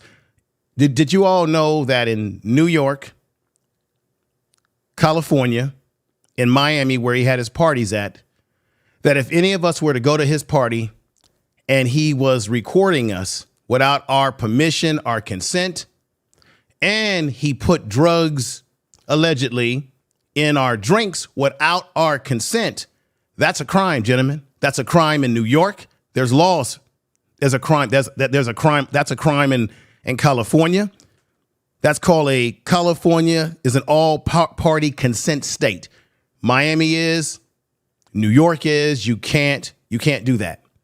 In New York, it's a one of 37 plus District of Columbia as well. Party consent state. It requires permission. At least one person being recorded needs to know what's going on. So let's say you went to these parties and maybe it wasn't your intent to have a freak off, but you take a drink. Even Columbia Short talked about this. He said he went there one time and he drunk something and shit was spinning and he had his manager get him the hell out of there. So if you're taking something and you don't know that someone spiked your drink, even though you should, as a responsible adult, be looking at what you got, what someone's putting in your drink, and the drugs are making you feel loose, where now a person can do what? Have control over you. That's what a predator does. Have control over you, get you to do something that you would not have done in your right mind. So let's say there were people there, celebrities, whoever, who were down with the freak off with consent. But then what about those individuals, we don't know, who were there and they did not consent and he's got them on video? Can that be used against them in some kind of way, some kind of leverage? Who knows? But that's predatory behavior. Okay, that's predatory behavior. When we get on these YouTube streets and we talk about stuff, we should have some facts. When it comes to sex trafficking, it's the act of forcing, defrauding, or coercing someone into engaging in a commercial sex act. So if I give people drugs, or if I put pressure on them and say, hey, I got you on this videotape, you want me to expose you? Or you gentlemen said something that was really intelligent, was intelligent tonight. He took advantage, or he figured out what people wanted, which is if you have a young lady, a young man, they want to be a star, they want to be a rapper, whatever. It was said that he did do these sort of things. He knew what people wanted and he was able to use that on them to get what he wanted out of them. So all this has to come out in court, but that's part of sex trafficking. It can also include the recruitment of transportation or provision of a person for the purpose of commercial sex acts. Here are some of the things that we know about sex trafficking, according to the definitions of it. If the victim is underage, like 18, under 18, it doesn't need to be proven that there was force, that they were forced to do something. When you're dealing with minors, all bets are off, gentlemen. So if there were minors there, there's people like Little Rod, if you believe him, people that's been there that said there were underage. If he had underage, all bets are off. That's predatory behavior. Grooming, trafficking may be used in social media to groom and advertise the victims to other people that you want to have sex. So if he's hiring people, because last time I checked, prostitution is not legal in our country, no matter whether you think it should be legal or whether you think it's okay. But if he's hiring people and paying them to have sex with other people, that's a form of prostitution. That goes into the sex trafficking. That's illegal, gentlemen. That's why they're coming at him. It's funny to me when Art Kelly got into his situation, as I hear everybody say, hey, we need to let the courts figure this out. Let's not interject. Let's give this man his day in court. Art Kelly had his day in court. And I remember doing a video about this. I had a lawyer. I believe in having people that can come with facts. I had a lawyer on my channel to break the case down. It's funny how I had a lot of people that came up on my channel when I had a panel that day. And even though the man had his time in court and they found him guilty, even though I think the parents should have been charged, a lot of other people that were involved in Art Kelly's situation, they all should have paid some price. You still had black folks on these YouTube streets that still couldn't get over the situation. Oh, it's been railroad. Oh, it's a conspiracy. Not everything is a conspiracy, and not everything is the damn Illuminati, if you even want to believe that kind of stuff. See, the thing is this. When you look at P. Diddy's history, he's got really nobody to blame for the circumstance that he's in but himself. You see, if you don't do certain things, then you can't get charges put on you. And we forget that the feds have a 90% rate of convicting people. The feds do not bust in your house, search your mansions, unless they've got great intel to get your ass. And another thing, the feds don't operate like state police. They don't operate like your local police. They're going to take their time, like fine wine, to bring their case together. Because remember when he got his houses raided, a lot of people were thinking like, oh, okay, they didn't find anything. P. Diddy he's gonna walk out of this, right? But then bam, the situation happens a few weeks ago. Remember, they haven't told us everything that they have, gentlemen. They might give you a little outline of what the indictments are, but we're not gonna know what the real stuff that they got until they go to court. They have discovery because his defense team has to see what other evidence they have, of course, in the court of law. And there's going to be things that are going to come out potentially in the trial that we don't even know anything about. Remember, they got computers. So God knows what people are on those videos. God knows what evidence they may have of drugs. And when you talk about the guns, I heard you gentlemen talking about the guns. Have we forgotten that New York has strict gun laws? You can't have semi-automatic weapons in New York. He had semi-automatic weapons with scratched off serial codes. That's a questionable mark. If the guns are legitimately purchased, why would you have semi-automatic weapons with crossed out serial codes? That's very suspect. And two, you're in the state of New York. You can't have guns in New York like that. It's not a gun right state. Can't have it. So the guns in particular, they got them on that because that's a violation of law in New York. See, I don't know. People, when we talk about these things, we need to really look at everything step by step. On top of the fact that we don't know. I know everybody got caught up in the fact that they were talking about the baby oil and all of that. And the only reason why that became a big issue on social media, because everybody thought it was 1,000 bottles of lubricant, but they're trying to make the case that the lubricant was part of the freak offs that they were using when people were under whatever influence they were under. That it was a connection. It was a connection to it, right? Not that it's wrong for you to have lubricant, but it was a connection to it. So I think we got to wait, like you all are saying, and let everything play itself out. I think P. Diddy does have the right to, like Art Payne is saying, he does have the right to his day in court, because they might find some discrepancies in the evidence and they might be able to knock some of these charges off. So he has to have his day in court. But racketeering, I just want to read this. Racketeering is a term that's an illegal activity that are carried out to make profit, often through fraud, extortion, bribery, threats, or violence. These activities are often discussed as dealing with typical coordinating of multiple people, so on and so forth. Now, when you say, well, where's the bribery? Where's the extortion? There were reports out. Well, the Fed said that when he was having freak offs in the hotels, because he had these freak offs, according to the Feds, in hotels, that he was actually paying hotel staff off, managers, whoever it may be, not to, he had to pay them off for the damage that he caused in the room. And also to not show, what was going on. That's the reason why we didn't know about the Cassie video because it was the Feds that got their hands on that video when they raided his house. And then they leaked it out there to everybody. And that video would have been exposed if they had have gone to a trial where now all evidence can come out. So if he's bribing people and saying, hey, I'll give you this much money, don't show this, don't tell that we were here, or if he's forcing himself on people and saying, if you say something, I'll ruin you, I'll do this and that, all of those sort of things go into racketeering.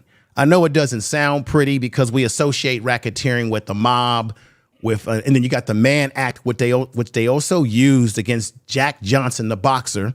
Yes, because they didn't like the fact that he was running around with white women and he was driving fancy cars and wearing fox furs and all of that. So they used that to get him.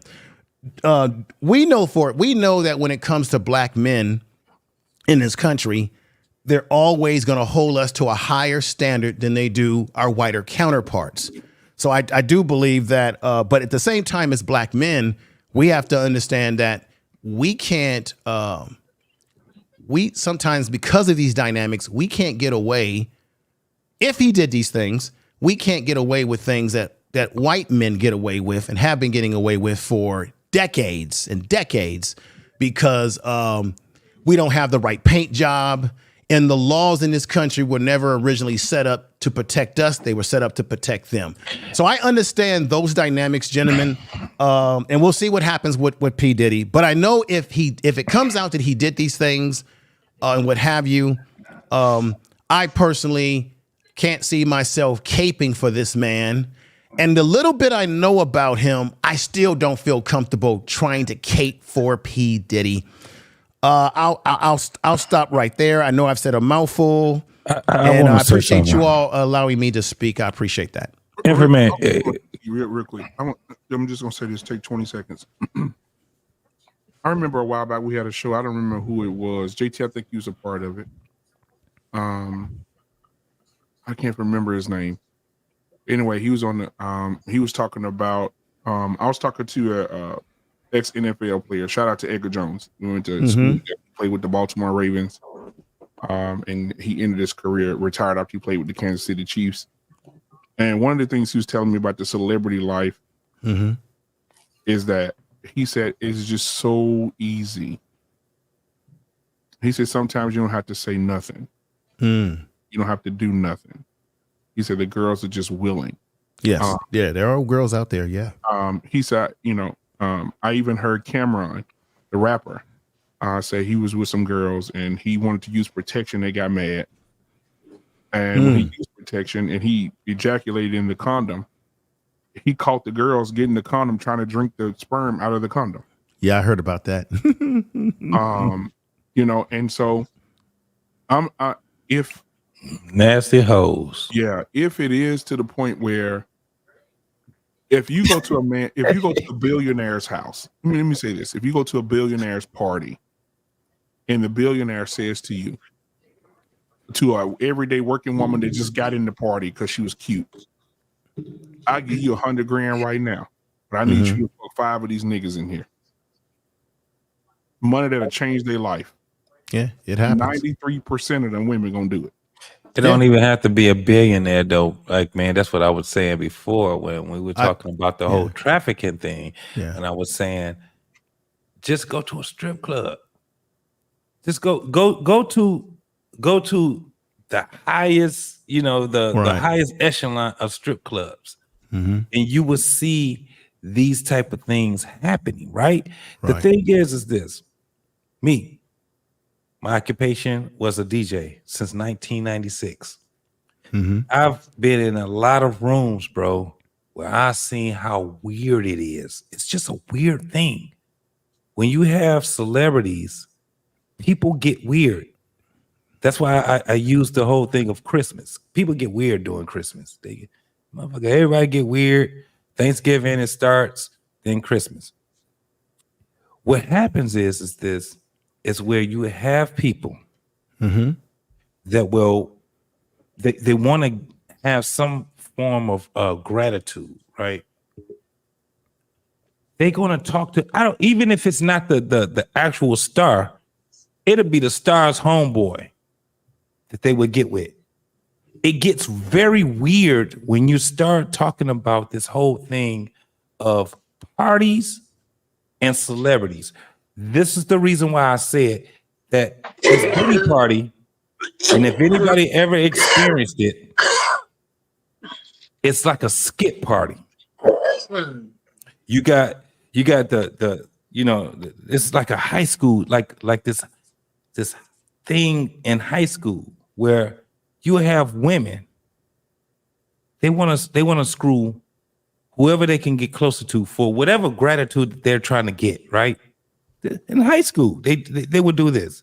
You have one girl screwing the whole fucking football team at a skit party or at whatever goddamn party. Now imagine you magnetize that to a Diddy party. Understand what is happening at that party. A party is a fucking party, people. I swear to God it is. But when you're talking about a party and you seeing Beyonce, Jay-Z, you seeing rappers that you've looked up to, when you start seeing bishops, mayors, city council people, you start seeing motherfuckers you see on TV. You know how weird that shit looks? It's a weird thing. This is why they call Hollywood Hollyweird. The reason being is because people get starstruck. I've seen it just at a local level. Just a local rapper would throw some type of party and people get weird. They start doing all kind of shit. And you are privy to see the weird shit that's going on. And JT, that's why I feel like it's so hard, so hard for me to understand how women could go to, like Embrace the Grace used to drive limos. And she said those women, where she watched those women get hired to seduce and entrap those men. You said it. How is it that you go to a Diddy party with unlimited alcohol, unlimited cocaine, unlimited whatever? You're not gonna get in there and do some freaky shit for some strange things. But you and my man that was with you, what's his name? I can't even remember his name, man. But y'all both said, nah, I don't look at him as a predator, right? And then me and Arpain was saying, and Arpain and Boss Man was saying, no, y'all said, we said that he was a predator, right? But we had different reasons on why we said he was a predator. We never said he was a sexual predator. That's the difference. the things that's going to come out, I guarantee has very little to do with him having goddamn baby oil for lubricant and spiking drinks. That shit already was dropped. That's one of the charges that was dropped that you was talking about, BMU. Spiking people drinks. That's how you going to prove that right there, right? No, you can. The only way you can prove it is that you have to have it on video. Yeah. That's all. Because if it is proven that he spiked people drinks without their consent and knowing, guess what? Under the law, that's considered that's a sexual crime, and therefore you have to register as a sexual. Not anymore. Not anymore. Not anymore. You know why? Why it's not anymore? Sir. Let me read this to you because I just found this out, and it depends. And got to remember too, it depends on the state. I'm gonna say it depends on the state. You got different states that have different states that have. Law. I know it's federal, but this is what I found.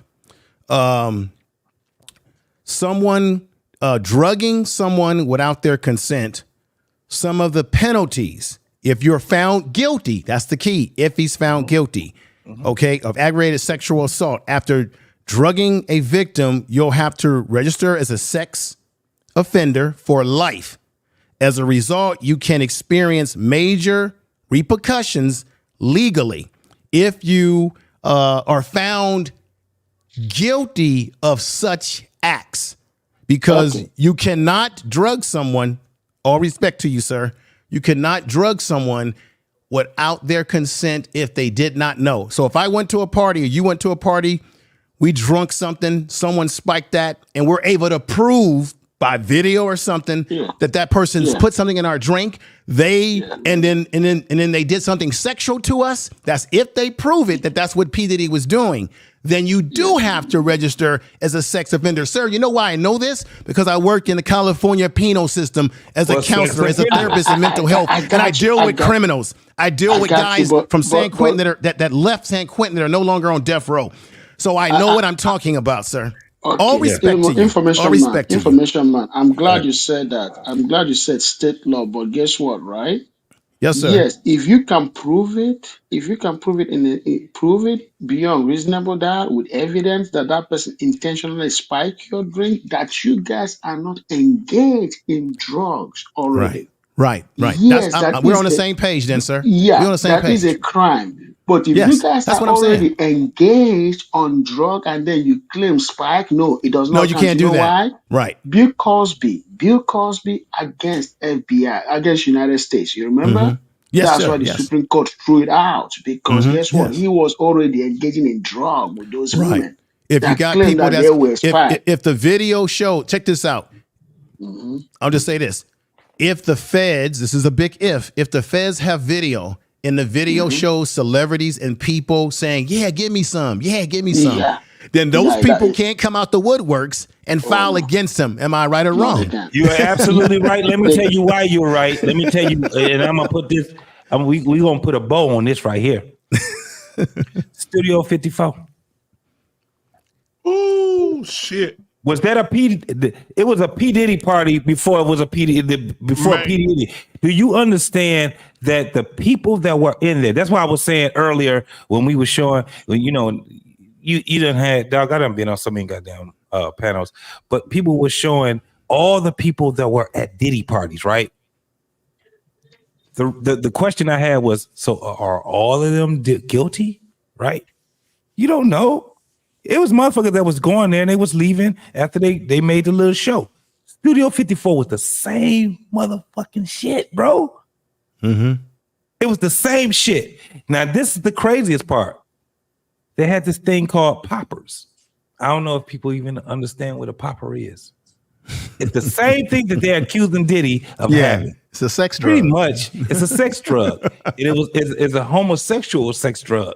Right? Or anybody that wanted to engage into anal sex. You filthy motherfucker. Yes. It's to relax. It's a muscle relaxer. Come on, man. It's a muscle relaxer. And it was the poppers. So even if you can look at the documentary, they got a couple of documentaries on this thing. And Studio 54, when they were talking about this whole thing with AIDS, right? They were talking about it. Poppers came up. Same goddamn thing. It's to help you release the muscles in your anal cavity. That's Right. what it was. It was also a big thing where people were taking cocaine. Mm-hmm. And they were taking these things. You had Michael Jackson, Brooke Shields, you had Quincy Jones, you had the same type of party that Diddy was doing. Now, before Diddy was doing it, guess who else was doing it? Jamie Foxx. Right. But they were saying that, remember, they also have come out and said that they believe that Diddy, this is learned behavior, that Diddy learned from the people that he looked up to, the Clyde Davises of the world, the Andre Farrells of the world. Who else was a part of people that he engaged with? That just learned. You see what your mentors are doing. Oh, they said Russell Simmons. So you see what your mentors are doing, and you kind of say, okay, and you kind of get into it, and you get kind of indoctrinated into the lifestyle and what have you. So no, you're absolutely right. I mean, look. Back in the 60s, as you already know, gentlemen, they had sex parties, right? People were getting high off of acid. You had Andy Warhol. You've had a lot of eccentric individuals in the past that was having sex parties. And that's why I said what I said, that yes, there have been white men that have been arrested, for doing stuff. But in general, white men over the years and decades have gotten away with things that black men can't get away with. Let's look at when you look at the rock and roll performers, the Jimmy Lewis's, or you had Elvis Presley was actually messing around with Priscilla when she was still a teenager, and the family gave consent to that, right? So there's been lots of examples of white men who were into freaky things and had freaky sex parties. Look at the man who had the Playboy Mansion. He literally was throwing it in your face, and they would give this man awards. They would give this man award. Now, I'm not saying this. Yeah, but the whole thing. So I'm not saying this to say that, hey, if P. Diddy is found guilty, he has to pay the price. But we damn sure know through history that white men historically have gotten away with these sort of things that we can't get away with. I mean, but we got it. But as men, as black men, would you at least agree that we also got to do better too? Yes. When we're up there, when we're up there in the upper echelon, we got to do better. Yes. Because I'm gonna leave y'all with this, and this is the truth, gentlemen. Overall, when you look at P. Diddy's record, allegedly that he did certain things, allegedly, it looks like he did a lot of harm to the black community. Of course. He did. So we're looking at a man, if all these allegations are true, a man who used his power to actually harm people that look like him. Yeah. Man, now that would be a damn shame. Information man. Now this is the thing. They ain't been in America a culture of people that's been trying to get our people to do right and walk in a righteous path. We tried in Christianity. We tried in with the Muslims. Yeah, we tried that's true. with what's the other brothers that's out there? You got the Israelites. The Israelites, and guess what? None of it's working, and I hate to say that. Yes, and the thing is because now understand this. Now this is where we come into a point where the light is shining on us. One of the reasons is this. Because a lot of us that was ingrained in that culture, hip hop culture, right? R&B culture. Yep. All of us that was sexual. We're getting right. So we done got older. We done got older. And guess what happens when you get older? Even when you don't want to do it, you get wiser, right? Mm-hmm. So you put all these things together. You start putting all these things together. That's why you can talk to a guy that's been in prison. He'll tell you, I spent 25 years of my life in prison. And you see this man, he came out because he was granted by the grace of God to get out here and truck driver or whatever it is that he's doing to make a life for himself. to be able to connect with his children, all these different things. You hear those stories a lot from men of color, black men, us, right? Why? Because we keep going through, we are so fucking resilient, man. I'm telling you, we are the most resilient on this planet. That's why when I hear the Israelites, they be like, no, we the chosen ones. Man, when I was young, I was just like, yeah, all right, they talking that shit. You know, then when you get older and you start experiencing things and you see how resilient you are and you see other people that are not as resilient as you, you got to say that I'm chosen. Now, this is the thing. Being able to live 50, 60, 70, 80, and by God's grace, 90 and 100, right? At some point, you got to say that I'm chosen. I'm a chosen motherfucker, man. I'm resilient, right? We don't look at ourselves as that. For instance, we have a P. Diddy right now. This motherfucker was the mogul of hip hop. Went on the top echelon. And this man has millions and billions of dollars and he can't spend it no more. He can't spend it no more. What we talking about? Because he wanted to have fun and be free. That's the craziest part. I want to be free. You can't be free. There's something you have to be bonded to. You know what? A lot of us are on this earth. What are we bonded to? Family, righteousness, walking the right path, all these different things, right? But when you free and everything is supposed to be where everybody should be who they are and accept them and all. We in the age of Aquarius right now. And all those motherfuckers that's out there trying to live free and look what's happening right now. Their life is ending quick.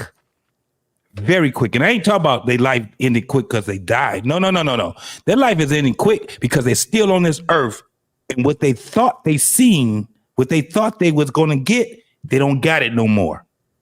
They ain't got it no more. They're struggling. Well, you know, let me say this, though. You know, Russell Simmons was that guy. And I remember when Gail and Oprah were going to drop a documentary on him. Well, he sold out everything, got all his millions of dollars, and moved to a country of no extradition because he didn't want to have his life snuffed out. So what he does, he went to a country that his money, he'll be able to live there for his generations on top of generations will be able to live off the money that he has. But he's living in a country where nothing costs a lot of money. He's there, no extra. I don't because he's damn near 70 years old. He knows that he's at the end of his motherfucking, he at the tail end of his life. I don't understand why Diddy didn't do that. Well, why he did he did Black Man Unfiltered. He did give up his passport. So I'm talking before the arrest and all before this that. Like, the I would have got on the jet and flew and moved the fuck away. Yeah. You can't do that when you out here still shaking and moving, though. See, the thing is that he's still shaking and moving. Russell Simmons found tranquility into just being secluded. Man, do you know how hard it is to be a motherfucker that's secluded? Not being forced, because if you're in prison, you're forced to be secluded.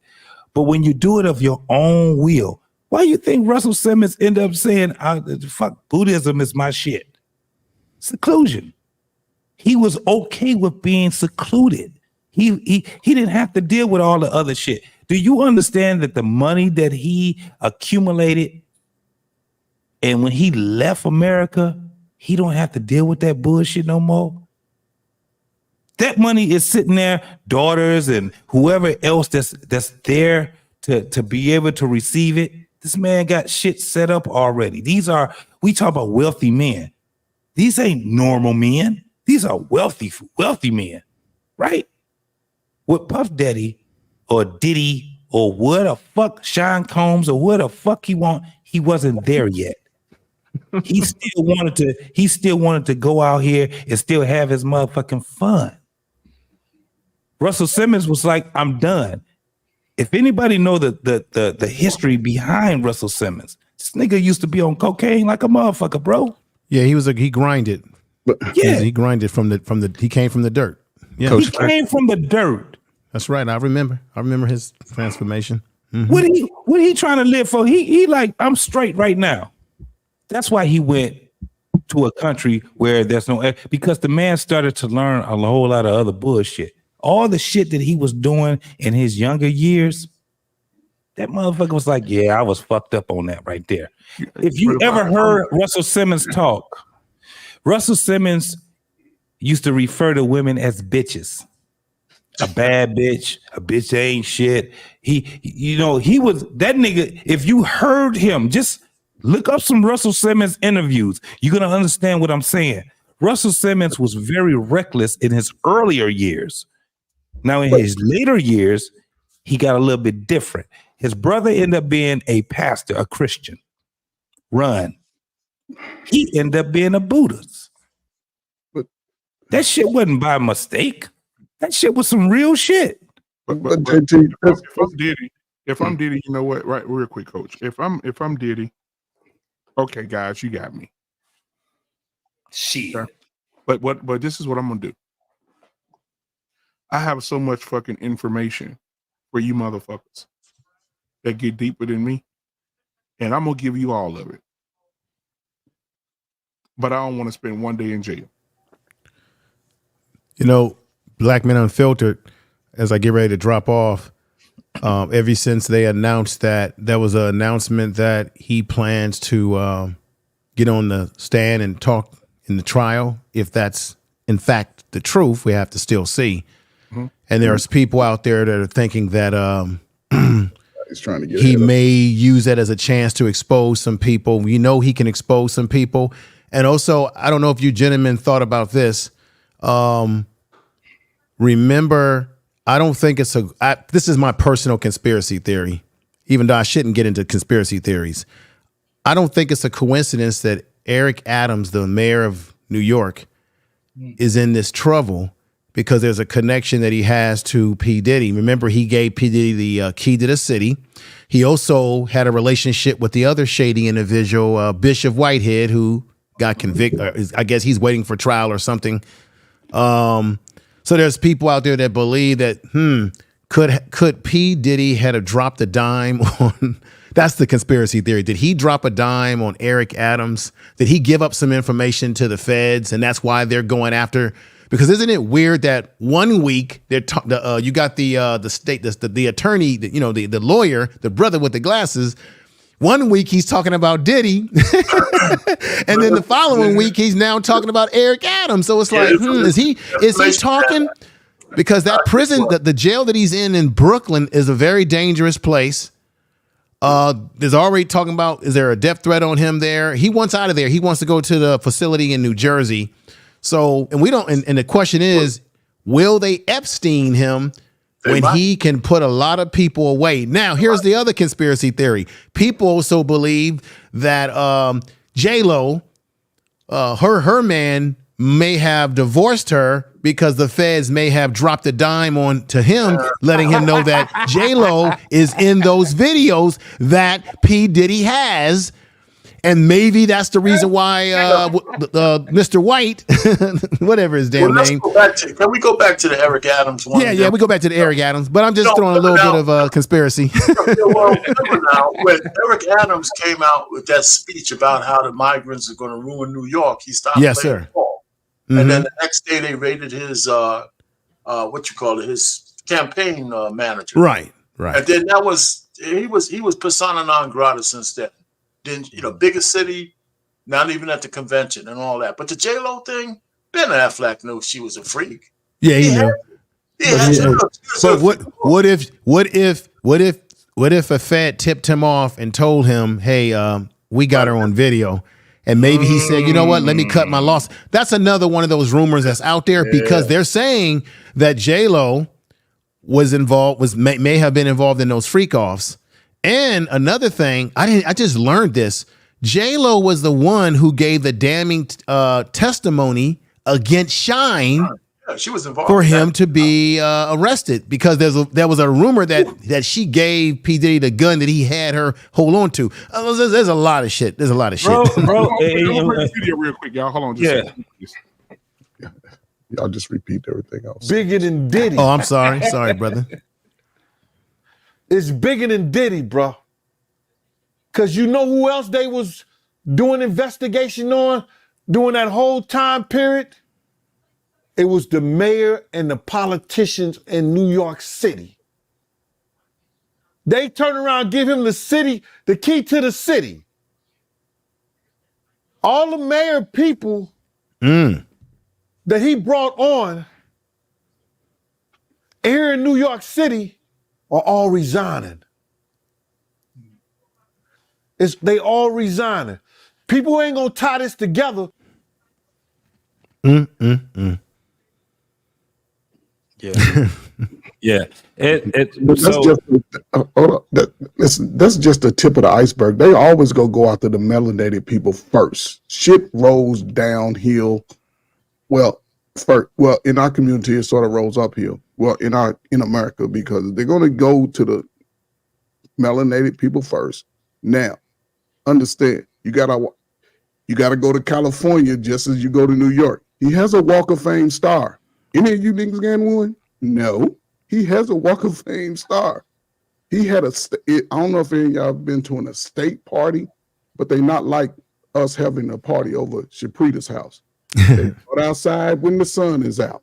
You outside, everybody. Now think about it. If he was doing all this spiking and they outside in that fucking warm weather, you can have people falling out in the sun. No. You outside at 5:30. 8 o'clock, 9 o'clock, we move into the house.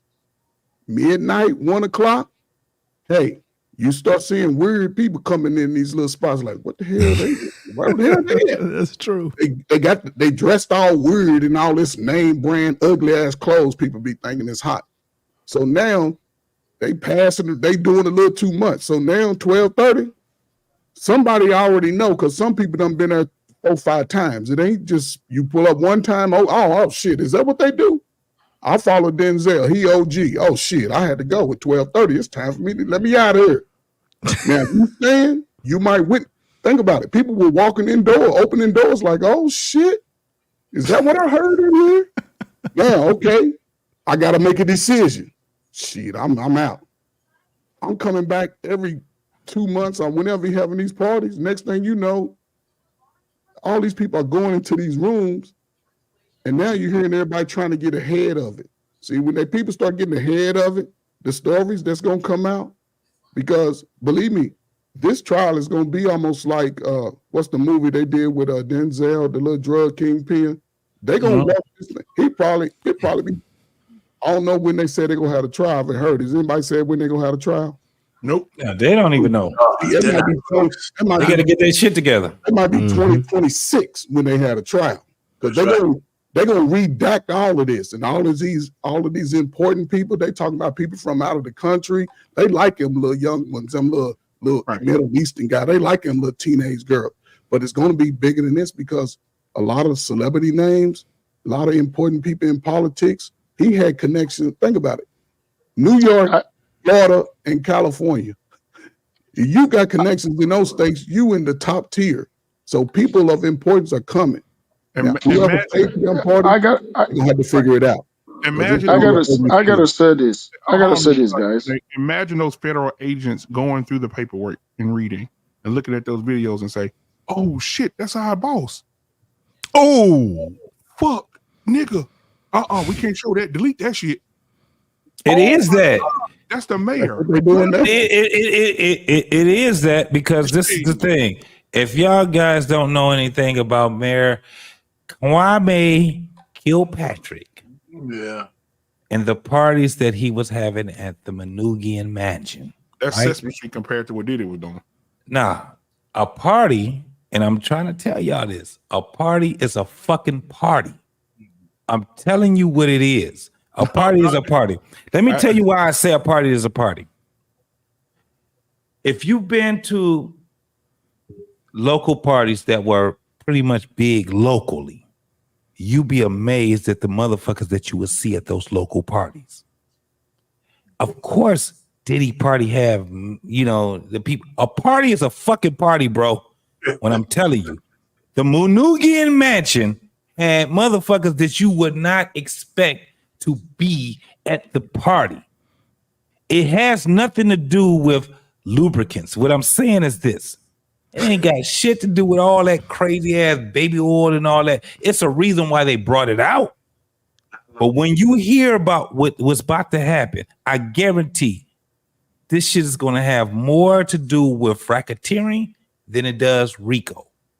Okay. The racketeering. You said it's going to be more about the racketeering than the RICO? Yes. Absolutely. Absolutely. Because think about it though, at those parties, a lot of people when Diddy got arrested, a lot of people fucking quiet. Imagine your favorite basketball player of all time. Everybody say LeBron James the GOAT. Imagine LeBron James in there sucking some dick on camera. BMU, let me ask you this question, brother. To everybody. Since he's been indicted, you haven't, I don't think I've heard, other than Umar Johnson running his damn mouth, and just because he's trying to grift off of black people. But anyway, absolutely. Okay, he's grifting. But anyway, have we seen any major celebrities that rocked with him come out, like a LeBron James, any of these people come out and say any statement like, I think he's innocent, I think he's being railroaded? Nope. You can stop it. So that tells you, you just answered, that answers your question right there. You haven't had any major celebrity, okay, A-list celebrity that was rocking with him, that was around him, come out and say anything like he's innocent. What y'all doing to him? They haven't said anything. They're all quiet. We haven't heard a word from Jamie Foxx, and Jamie Foxx has attended his functions. No, this is the thing. Jamie Foxx have attended his functions, but this is the thing about Jamie Foxx. P. Diddy is trying to outdo Jamie Foxx. You got to remember, Jamie Foxx and P. Diddy are not friends. They wasn't friends. This is why it's starting to resurface. They're competitors. Jamie Foxx, right? Because the joke was, I remember before you was J-Lo, you was hey ho, and then he said he got confronted by Puffy. You know, he did the whole Puffy, take that. It was the joke, right? But it was it was based off of a true story that he was telling. So P. Diddy and Jamie Foxx are not friends they're associates, but P. Diddy is rocking his shit based off of the Jamie Foxx parties. A lot of people don't even know. Before Jamie Foxx was even a famous guy in Hollywood, he was throwing parties. That's how he got to be famous, was because he was throwing parties and he was pretending that he was a big deal. Dude, they had a commercial. Right. Listen to me. It was a fucking Diddy party commercial on, right before somebody found internet is undefeated. Somebody it is undefeated. It's right before the NBA game. They said the guy come on. Leonardo DiCaprio came on and say, "Have you ever been to a Diddy party, a Puff Daddy party?" And then you had the lead singer from Aerosmith. I know for a fact I'm at Diddy's party tonight, right? Then you had a black person, white person, Hispanic person, senator, congressman, mayor, all these people. I'm going to the Diddy party tonight. Dan Aykroyd. What the fuck is Dan Aykroyd doing at a goddamn Diddy party? Diddy party, right? He getting baby oil rubbed on him. Because have you ever been swallowed? Because we keep thinking, that Diddy parties are just for. That's why I said a party is a party. That shit that he had was a bunch of people having the opportunity to meet with motherfuckers to make some money. That's why I say it's going to be more. No, it's going to be more on racketeering than it is on niggas is getting their ass. You think they was? See, a lot of people don't realize this is the thing, and you're gonna understand what I'm talking about later on. What up, though? When you're talking about the Jamie Foxx party. Like I was just saying, Diddy he had motherfuckers he was trying to outdo. That's why he kept saying, ain't no party like a Diddy party. Bro, the mansion of the Playboy Bunny dude, right? Hugh Hefner. Everybody that was anybody was at his motherfucking party. Right. And they had Quaaludes and cocaine that's a known and fact. drinks. Yeah. So Right. that's so when you look at how Diddy was trying to present himself. He had the smoking jacket on at one Right. time. He was he trying had to emulate. robes on. He was trying to emulate all the shit that he's seen that was before him. But like JT, I you gotta said, give it to him. You gotta give it to him. He outdid Jamie. He outdid Hugh Hefner. yeah, and guess what he outdid them in? Guess what he outdid them in? Getting his ass indicted. Hold on, JT. At least Jamie didn't get indicted. But guess what? Nigga, JT? once you done overdid it, it's overdone. But just like Information Man just said, the melanated men going to get indicted. That's just We what it's go gonna be. because we keep this is the thing. We are not You Hefner did some illegal shit in that motherfucker for years. and we are not, and that's the thing. We are this is the thing that we gotta understand. We are not motherfucking Caucasian up in this bitch. That's the thing. We And gotta that's be what more. I- If we understand, this is what kills me. We understand that the United States is not in our favor.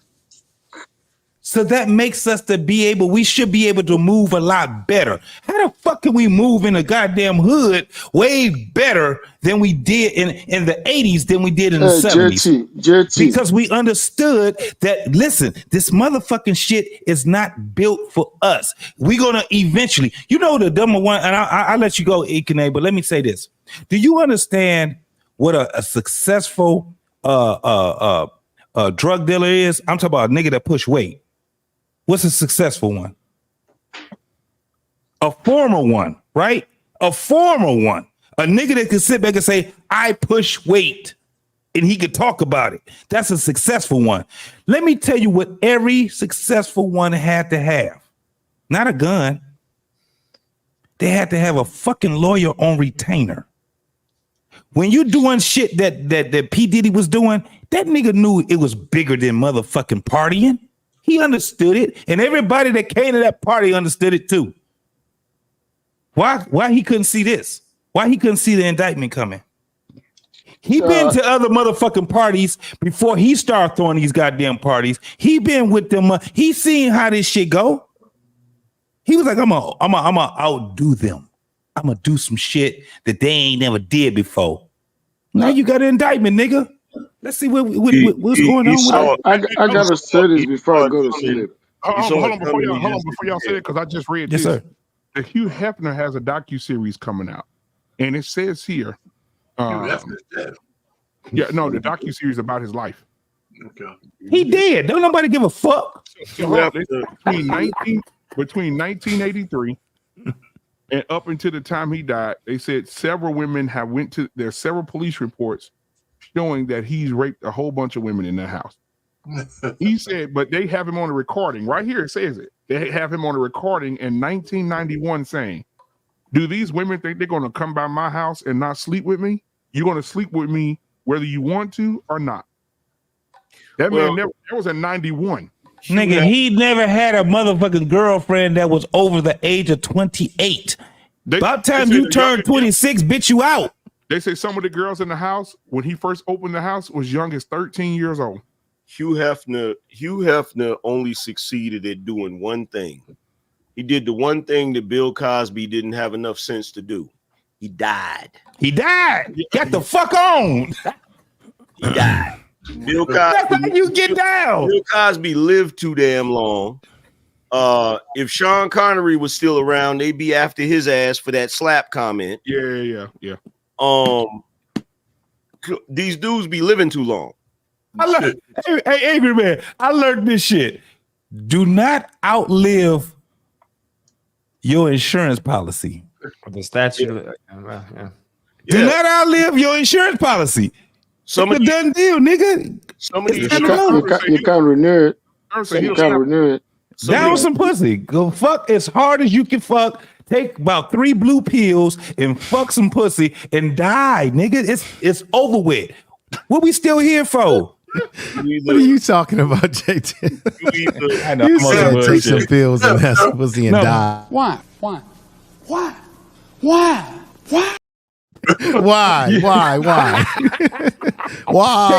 Take 3 blue pills and fuck some pussy and die. That's you can stop it. I know. Now go ahead, man. Okay, Y'all go. okay, this is what I was trying to say earlier. I, at the end of the day, you guys are not going to get a theater that you want of Diddy's trial. Diddy's going to take a pre-bargain, and this thing is going to go away because a whole lot Diddy of is people are not going. going to take no plea bargain. He's gonna take it because even though they're coming for his ass. Okay, first of all, he's not going to be given a plea bargain. Right. It's a federal, dog. This is federal. Yeah, case. remember it's a federal case. He's right. This is a You're not gonna. They I'm not gonna cut a deal with him. They don't cut deals in the feds. His ass is done. Ain't no 8 months, right? Ain't no 8 months to add up to a year. No, nigga, a year is a fucking year. Now, if he want to tell something, they'll be happy to listen and add it to the case. But he's done. Yeah. This nigga, He's pretty much finished. This Negro is in his 50s. Yeah, man. Okay, and the lowest charge he can get is 15 years. He done. Okay, you know, in a federal case, right? This is what happened in a federal case. You have the subject, and then you have the target, right? It depends on what he is. If he's the subject, right? He can get a pre-bargain, but if he's the target, then he can't get a pre-bargain. Wait. When was the last nigga that beat a RICO case? You said subject and you said subject and target. It's the same damn thing. What are we talking no, about? Federal case is not the same. First of all, they got him. First of all, this is That's why he's in jail still. Okay. I mean, in jail. That's why he's in jail. First of all, yes. Akine. Go ahead. This is a federal case. It's not a state I know it's a federal case. This is not where the state, you feel me, strings together some theories and shit. They already got this shit. We're gonna do this. No. We'll be right back, boss man. What they've already done is they already have the evidence. I already said this shit earlier when I came on. Y'all still running around here thinking that he got caught with 1,000 bottles of baby oil. It wasn't right. It ain't about the baby oil. That's what I said. Okay, I used to live in DC. I'm gonna say it. The feds have a 90% rate once they raid your house. They don't raid your home unless they have solid shit on you. They don't operate like state police or your local police. They take their time. They have a high rate when they bust you like this. It's a high percentage rate of indictment and conviction. P. Diddy, whether we think he's guilty or not, he's finished, man. Which is another reason why they're not letting his ass out of that jail. No, the reason why his lawyers tried to get bail not once, not twice, but 3 times a lady, and they said hell to the no. Like what? $50 million worth? $50 million. The reason why it's like the way it is this, right? There are 3 reasons why he's where he is. Number 1, he's a flight risk. That's number 1. Well, they have his passport though. Too. Yeah, he's a flight risk. His passport doesn't matter. You can still be a flight risk. Okay, because the reason if they took his passport and they think he's still not a flight risk, they would have let him go home by taking his passport. That's number 1. No, sir, no. No. But if you guys let me talk, let me land. Let me land. So you've been following it properly. Let me land. That's okay. Hold on. Hey, before y'all, because I'm gonna get this out the way real quick. Thank you. Let's see, Nikki Harris. Thank you so much for the super chat. I'm gonna play this real quick. So put your mouth on me. Number 1 is the flight risk. Number 1 is flight risk. Number 2 is this, right? Diddy is also in big trouble, so the Fed has to protect him because is that what they will take him. They will take him out. Some people will take him out. I'm telling you because he's a. What are you talking about? The feds might take him out. Not the feds. The feds. Why would the feds take him out if he's under their custody? People that he's dealt with before, right, will take him out. So they don't want him out there. In fact, for his own good, he should stay where he is. Because if he's outside there, he might not make it. You know, one thing is that Ekene, where did Epstein get? If they wanted to take him out, they would have took him out way before he got indicted for all the stuff that people said that alleged that he did. A lot of people, even the people that were in Bad Boy Records, some of his artists have come out and said publicly that, hey, he ripped me out of money. He did this, he did that. So if people were really I'm saying if people were going to take P. Diddy out prior to him getting this indictment, he already would have been taken out by a bunch of people who got gripes with him, sir. Those ones don't have the power to take him out. If they want, They don't have the power to take him out. The ones that would have the power to take him out are the ones he's going to name. The ones that he's going to name has the power to take him out. All you need is a Saturday night special. Bam, bam. right. So are you saying? So Ekene, are you? I'll say this, Angerman, and you can jump in. My mic ain't fucking working because Akine, you loud and wrong, nigga. You don't know what you're talking about. Ekene, are you saying that the feds are into like witness protection or something? Go ahead, AM. Go ahead. Yeah. No, he doesn't know what he's talking about. If the people, the in clandestine people that you talking about, the powerful people wanted P. Diddy dead, he'd be dead right now. Right. Yeah. But not on the. But not. And it wouldn't matter if he was on the street, in prison. It don't matter. He'd be dead. Kind of retarded. Okay. First of all, the people. See, this is what people not getting. The people that P. Diddy got on them recordings are not the same people or the same level of people that Epstein had on his list. Okay, so those ones are big guys. Those ones are bigger. Epstein was up here with his shit. You're dealing. Those ones are bigger. You're dealing with lower level people. They're important people, but they're lower level people. Plus, people are not paying attention to the landscape. You're not paying attention to what's going on. A week before P. Diddy got arrested, they raided the house of two deputy mayors in New York and the freaking police commissioner.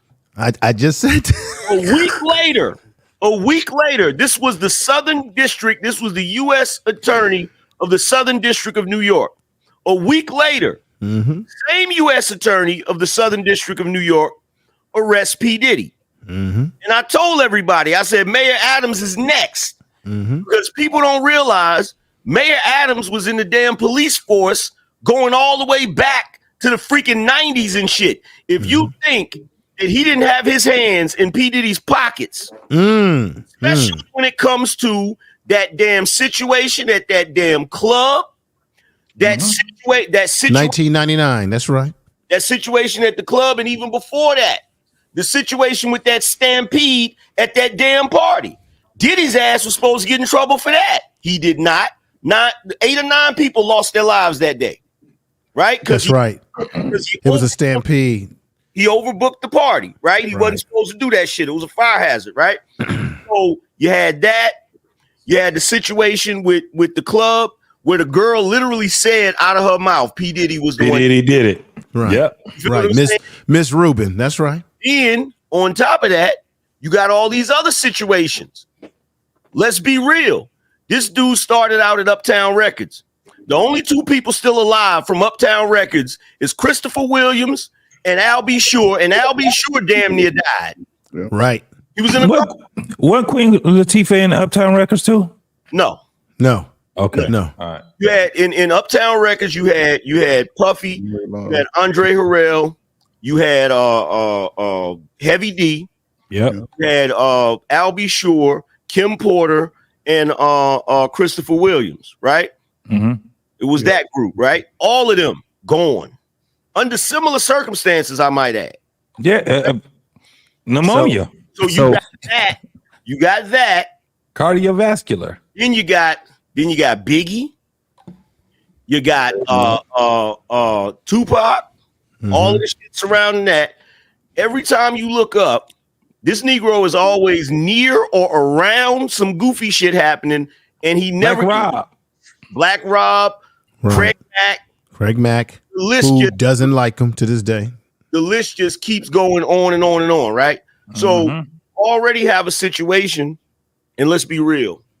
if you don't know who P. Diddy is, as far as his character, I'll put it to you like this: his pops, Melvin Combs, was so Snitch ass nigga. Was so grimy that his own people hit him up. Yeah. You feel what I'm saying? So this is the type of character you dealing with. Now, as far as what Akene is saying, Craig Mack deceased. Okay. Trust me, if they wanted P. Diddy gone, he'd be gone. But see, they don't want P. Diddy gone. There's somebody is about. It's some people that's about to make a career case out of this shit. Yeah, absolutely. That's if you guys had waited for me to talk, that's where I was headed to. Hey, really quick. I have to interject. We have a cash app from Take Heed. So just for that, we want to thank you Take Heed for the cash app. And as requested, here we go. Whatever you want, whoa, whatever you need, my heart belongs to you. Oh, whatever you need, then nothing I won't do. Oh, whatever you want, oh, my heart belongs to you.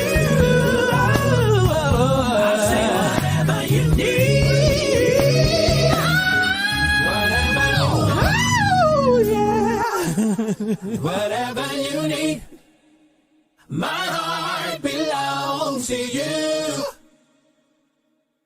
Whatever you need, there's nothing I won't do. Whatever you want, my heart belongs to you. And look, here's the other. My bad. Here's the other thing, right?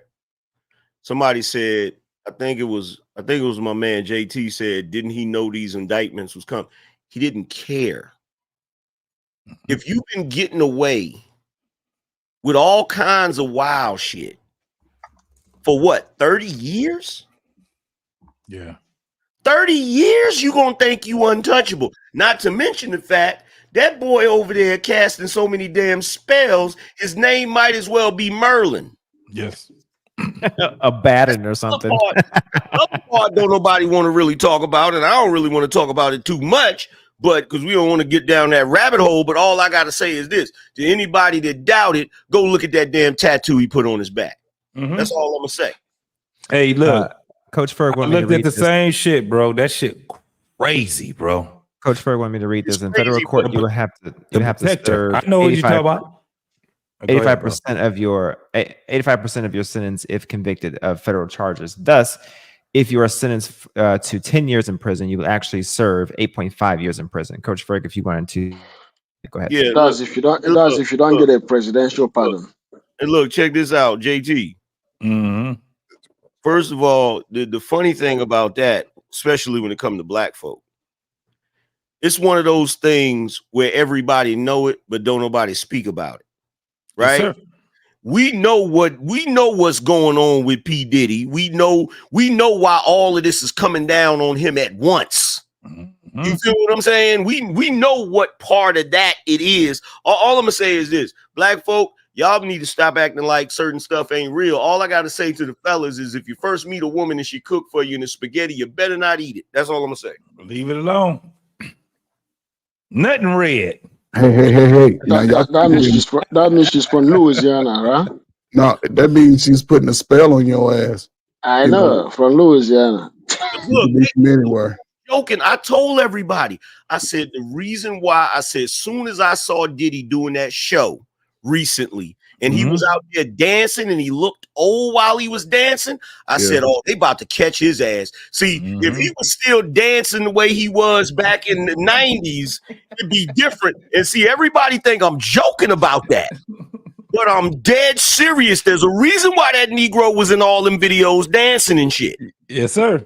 I'm telling you right now, it got to the point where it was mesmerizing and shit. Niggas like, damn, Diddy a cool dude. Then you think about it, you be like, what is the Diddler? Diddler. The Diddler. Yes, sir. On the mic talking about take that, can't stop, won't stop. Like, Come on, man. Come on. He was saying stuff. Look, people be thinking he was doing shit by happenstance. No, he was doing things on purpose. And if you know, like every path this dude took, he always had angels behind him, doves, wings behind him and shit. See, I know what he was doing, bro. Well, Anger Man, a lot of the artists do that though. I mean, that's pretty much.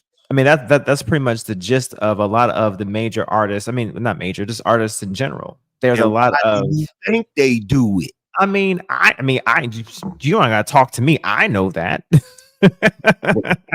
Exactly. I mean, think of artists that allow or want your arms and hands to be focused towards you and make comments saying, I need to feel your energy and things of that nature. It's all spell. I wouldn't say, spell or energy or lesser or greater magic or magic related. I mean, that's why most of the, if you notice, most of anytime they have a song that ends up being a hit song, like it's a certain frequency. That joint hit. Soon as that joint hit, what's the next thing they're gonna do? They're gonna make a video. You make a video. Yeah. You gotta see it and hear it. Yeah. You see what I'm saying? So that's like, why they call it a treatment. Yeah. So look, here's my thing, because this is what I used to do back in the day. I take a break from certain music. You feel what I'm saying? You have to listen to that shit every day.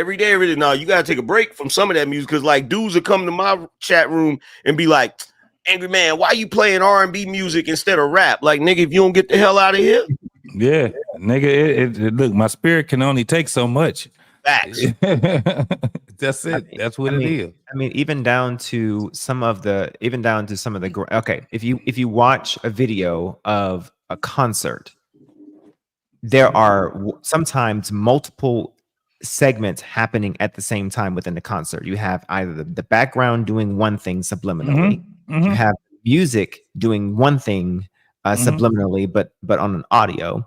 You have a story being told with the dancers and how they're moving at the same time, and then you have the actual singer or the performer doing another thing. You put it all together, and depending on what type of person you are, you may not pick up on one thing, but the person next to you may pick up on another. It just depends on your level of what you're in tune to, and they want to make sure that somebody in the audience is going to pick up on something. Okay, and then doing it all at one time. Yeah, you know, in heaven. I mean, don't get me started. Okay, you know, in heaven before the fall, Lucifer played music, right? And his ribs was like a what they call it, a harp. A harp? No, like a harp. No, an organ. Yeah, same thing. Understand what a harp is. A harp is strings. An organ of tubular and brass is basically tubes. No. A harp is two things. It's Don't string. Don't make me look it up, JT. You're gonna look it up. You're gonna be mad at me. You're gonna be mad at me because guess what they call? Hold on. Guess what they call a harp also? Talk to you guys later. I'm falling asleep. Okay. Good What night. they call a harp? Man, take it easy, man. What's another thing called a harp? I'm doing it. That's a harmonica. A harmonica. It's a harp. It's still a harp. JT. Okay. It's still a fucking harp. No, okay. All right. Okay. Where we going with it? Now look, when you see the strings, what is okay? So if you say it was an organ, right? That means that the organ has to be played off of what? Electricity or? Well, no. Originally, the organ was actually air-driven pipes. Correct. Pipes, and it's, right? And it was an air system. Right. So it was also when you look, there's also the way that the ribs of him was also created like pipes. They are all different sizes, right? Correct. Okay, I got you. Yeah. So it's the same thing. If you look at it upside down, then you will see the ribs was just like a motherfucking harp. But a harp is of strings, my dude. A harp. Strings like that. Okay, so I have to show you. I have to show you. Sorry. I have to show Sorry. you. Sorry, I'm freezing. But a harp is where you're playing the strings, my dude. To be fair, I do believe one of Lucifer's nicknames was Little Horn. Correct. Little Horn. Another thing too is the depiction of Pan, which is it's the side of a harp. He has like a flute. Flute. You know what I'm saying? Which, a lot of people don't realize that's also Peter Fiddler. Pan that play that damn flute and shit. You feel what I'm saying? It's Fiddler, also diddler. Mute yourself, Op-Bang. It's also the dude that the Pied Piper. It's him too that leads children away and shit, right? So at the end of the day, we already understand that vibrations, it penetrates the soul also, right? Because look, our body is made of all this shit: water, vibrations, electricity, all of this shit. At the end of the day, there's no fucking way that we can't sit back and put these things together. That's my only point. That's why he's so desperate and he's willing to spend any amount of money to get Bond. Because while he's in there, he can't do none of his alchemy. Who starts out with a bond of 50 million? Look, boss man laughing. I'm dead serious. He don't got no materials in there to do his alchemy. Fucking figure this shit out. Cause look, he thought whatever he was doing, he thought he was good. He thought he was good, but it's like, nah, bro, nigga, you Tupac right now. you done ran out of rope, brother. Like, and he's in there going, I don't want to be here. He may never be free again. Bro. Yeah, and this is another thing that like I hated. I was one of the ones that I really hated that they had, and I understood what a producer was, but before I even understood the whole thing of what a producer was, I was like, Puffy was never a motherfucking producer. That nigga ain't pushed a motherfucking button. Ain't made a beat, ain't did nothing. He scratched a record, ain't did shit. Old version of DJ Khaled. Yeah. No. Ho. I can show you. I can show you videos. Version. Did you say not, or you said he? I said he's an old version of DJ Khaled. DJ Khaled, no. DJ Khaled is a DJ producer, and he knows how to push motherfucking buttons. Don't get it twisted now. Whole different DJ, different type of motherfucking DJ, bro. Can't spin no record. Up Daddy, he couldn't tell you what a region actually was. He could tell you what it looked like, but he can't tell you what it is. He's the Don King of music. Yeah, that's all it is. Okay. All right, cool. Nah, DJ Khaled actually put in work, bro. I got videos of that motherfucker actually doing his thing. Oh, okay. All right, cool. We the best. We the best. Motherfucker. No, but and I don't even like a lot of his motherfucking music. I'm just old. It is what it is. I'm old. They all wonder that shit. Fuck about him. That nigga needs other people's talent too. That's why. Yeah. That's I wanted to make it clear. I ain't no DJ Khaled fan at all. Fuck him too. That's why that nigga's motto is "We the best," not I'm the best. Right. That's all he got is the beats. Because if you heard him, like I got tapes of the nigga on motherfucking radio stations and shit like that, cutting it up and shit like that. As far as like DJ competitions and shit like that, he'd get his ass. Kid Rock will whoop his ass. Oh, and that was the other thing too. Jamie Foxx pissed off Puffy right before he got sick. Yeah, we talked about that. Y'all talking about that? Yeah.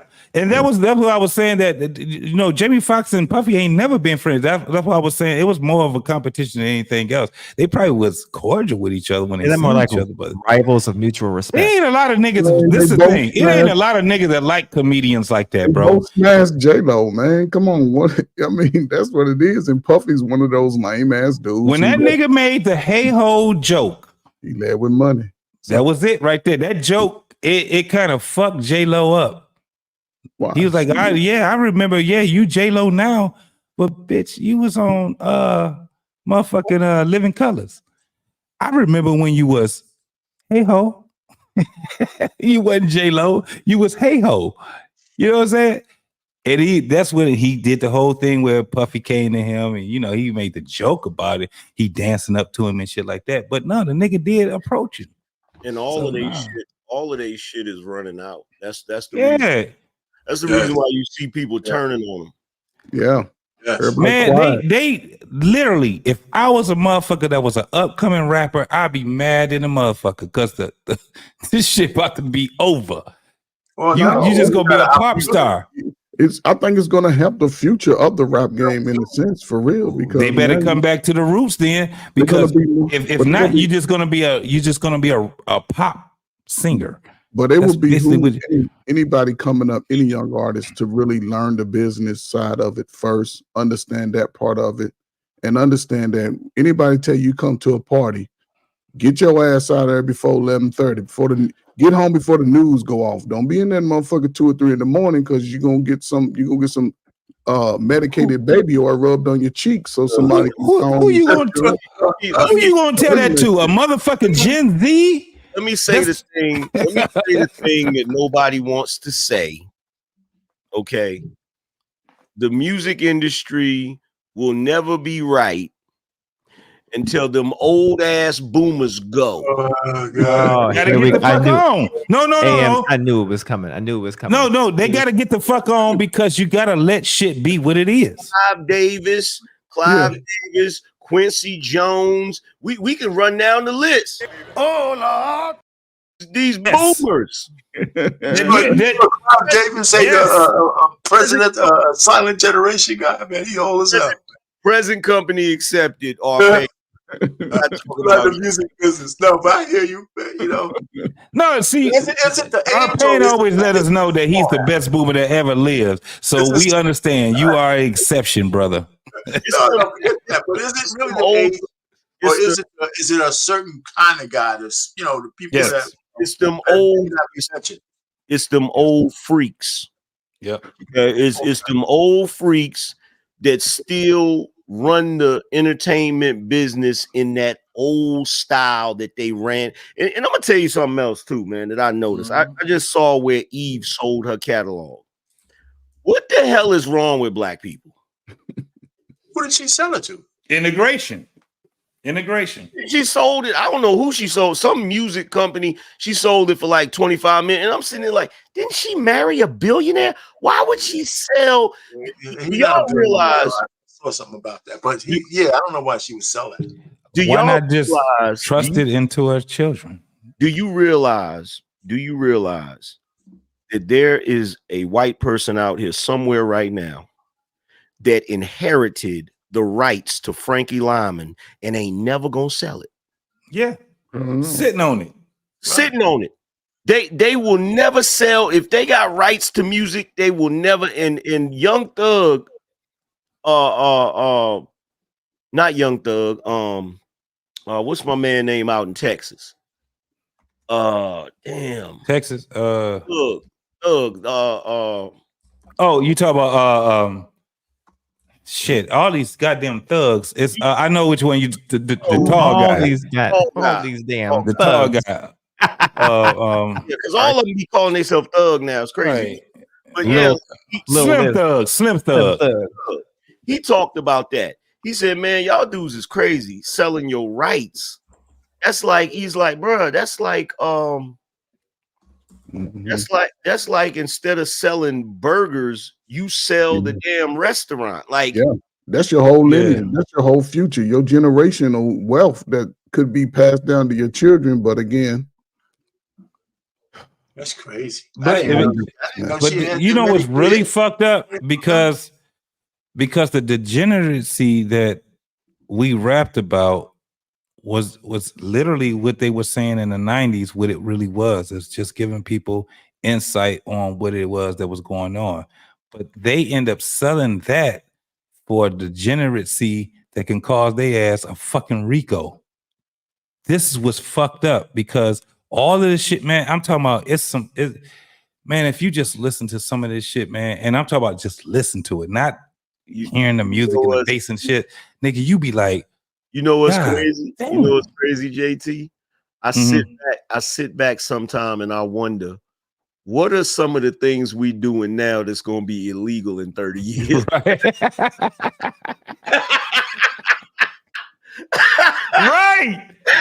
Right. Man, we said some. I'm telling you, dog, in rap, and you know this, Angry Man. We done said some of the most prolific shit on some of these motherfucking records, bro. Where you just be like, nigga, you can't buy this shit right here, and they sold it. Yeah, they fucking so. If you listen, Nas, if you listen to, you know what I'm saying, motherfuckers like what's the motherfucker's name that had the similar cadence as Nas? My man died. Big L.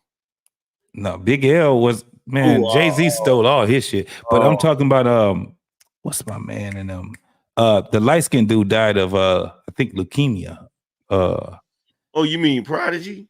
Prodigy and yeah, him and old boy. You know what I'm saying? When you just hear some of the shit that they were talking about, you be amazed at the shit that they were saying, that a lot of the shit was kind of real. It's kind of like niggas had some shit to say, like especially coming from the culture that we come from. We used to listen to records, man. We used to listen to motherfuckers, man. Mm-hmm. And when you hear the shit that they were saying, the shit was so enlightening, man. I just know that one of the things that I loved about this culture was that I learned English. This is some fucked up shit, but I learned English by listening to a lot of these guys talk, man, because I had to look shit up in a dictionary sometimes. And these cats was like 16, 17 years old during this time.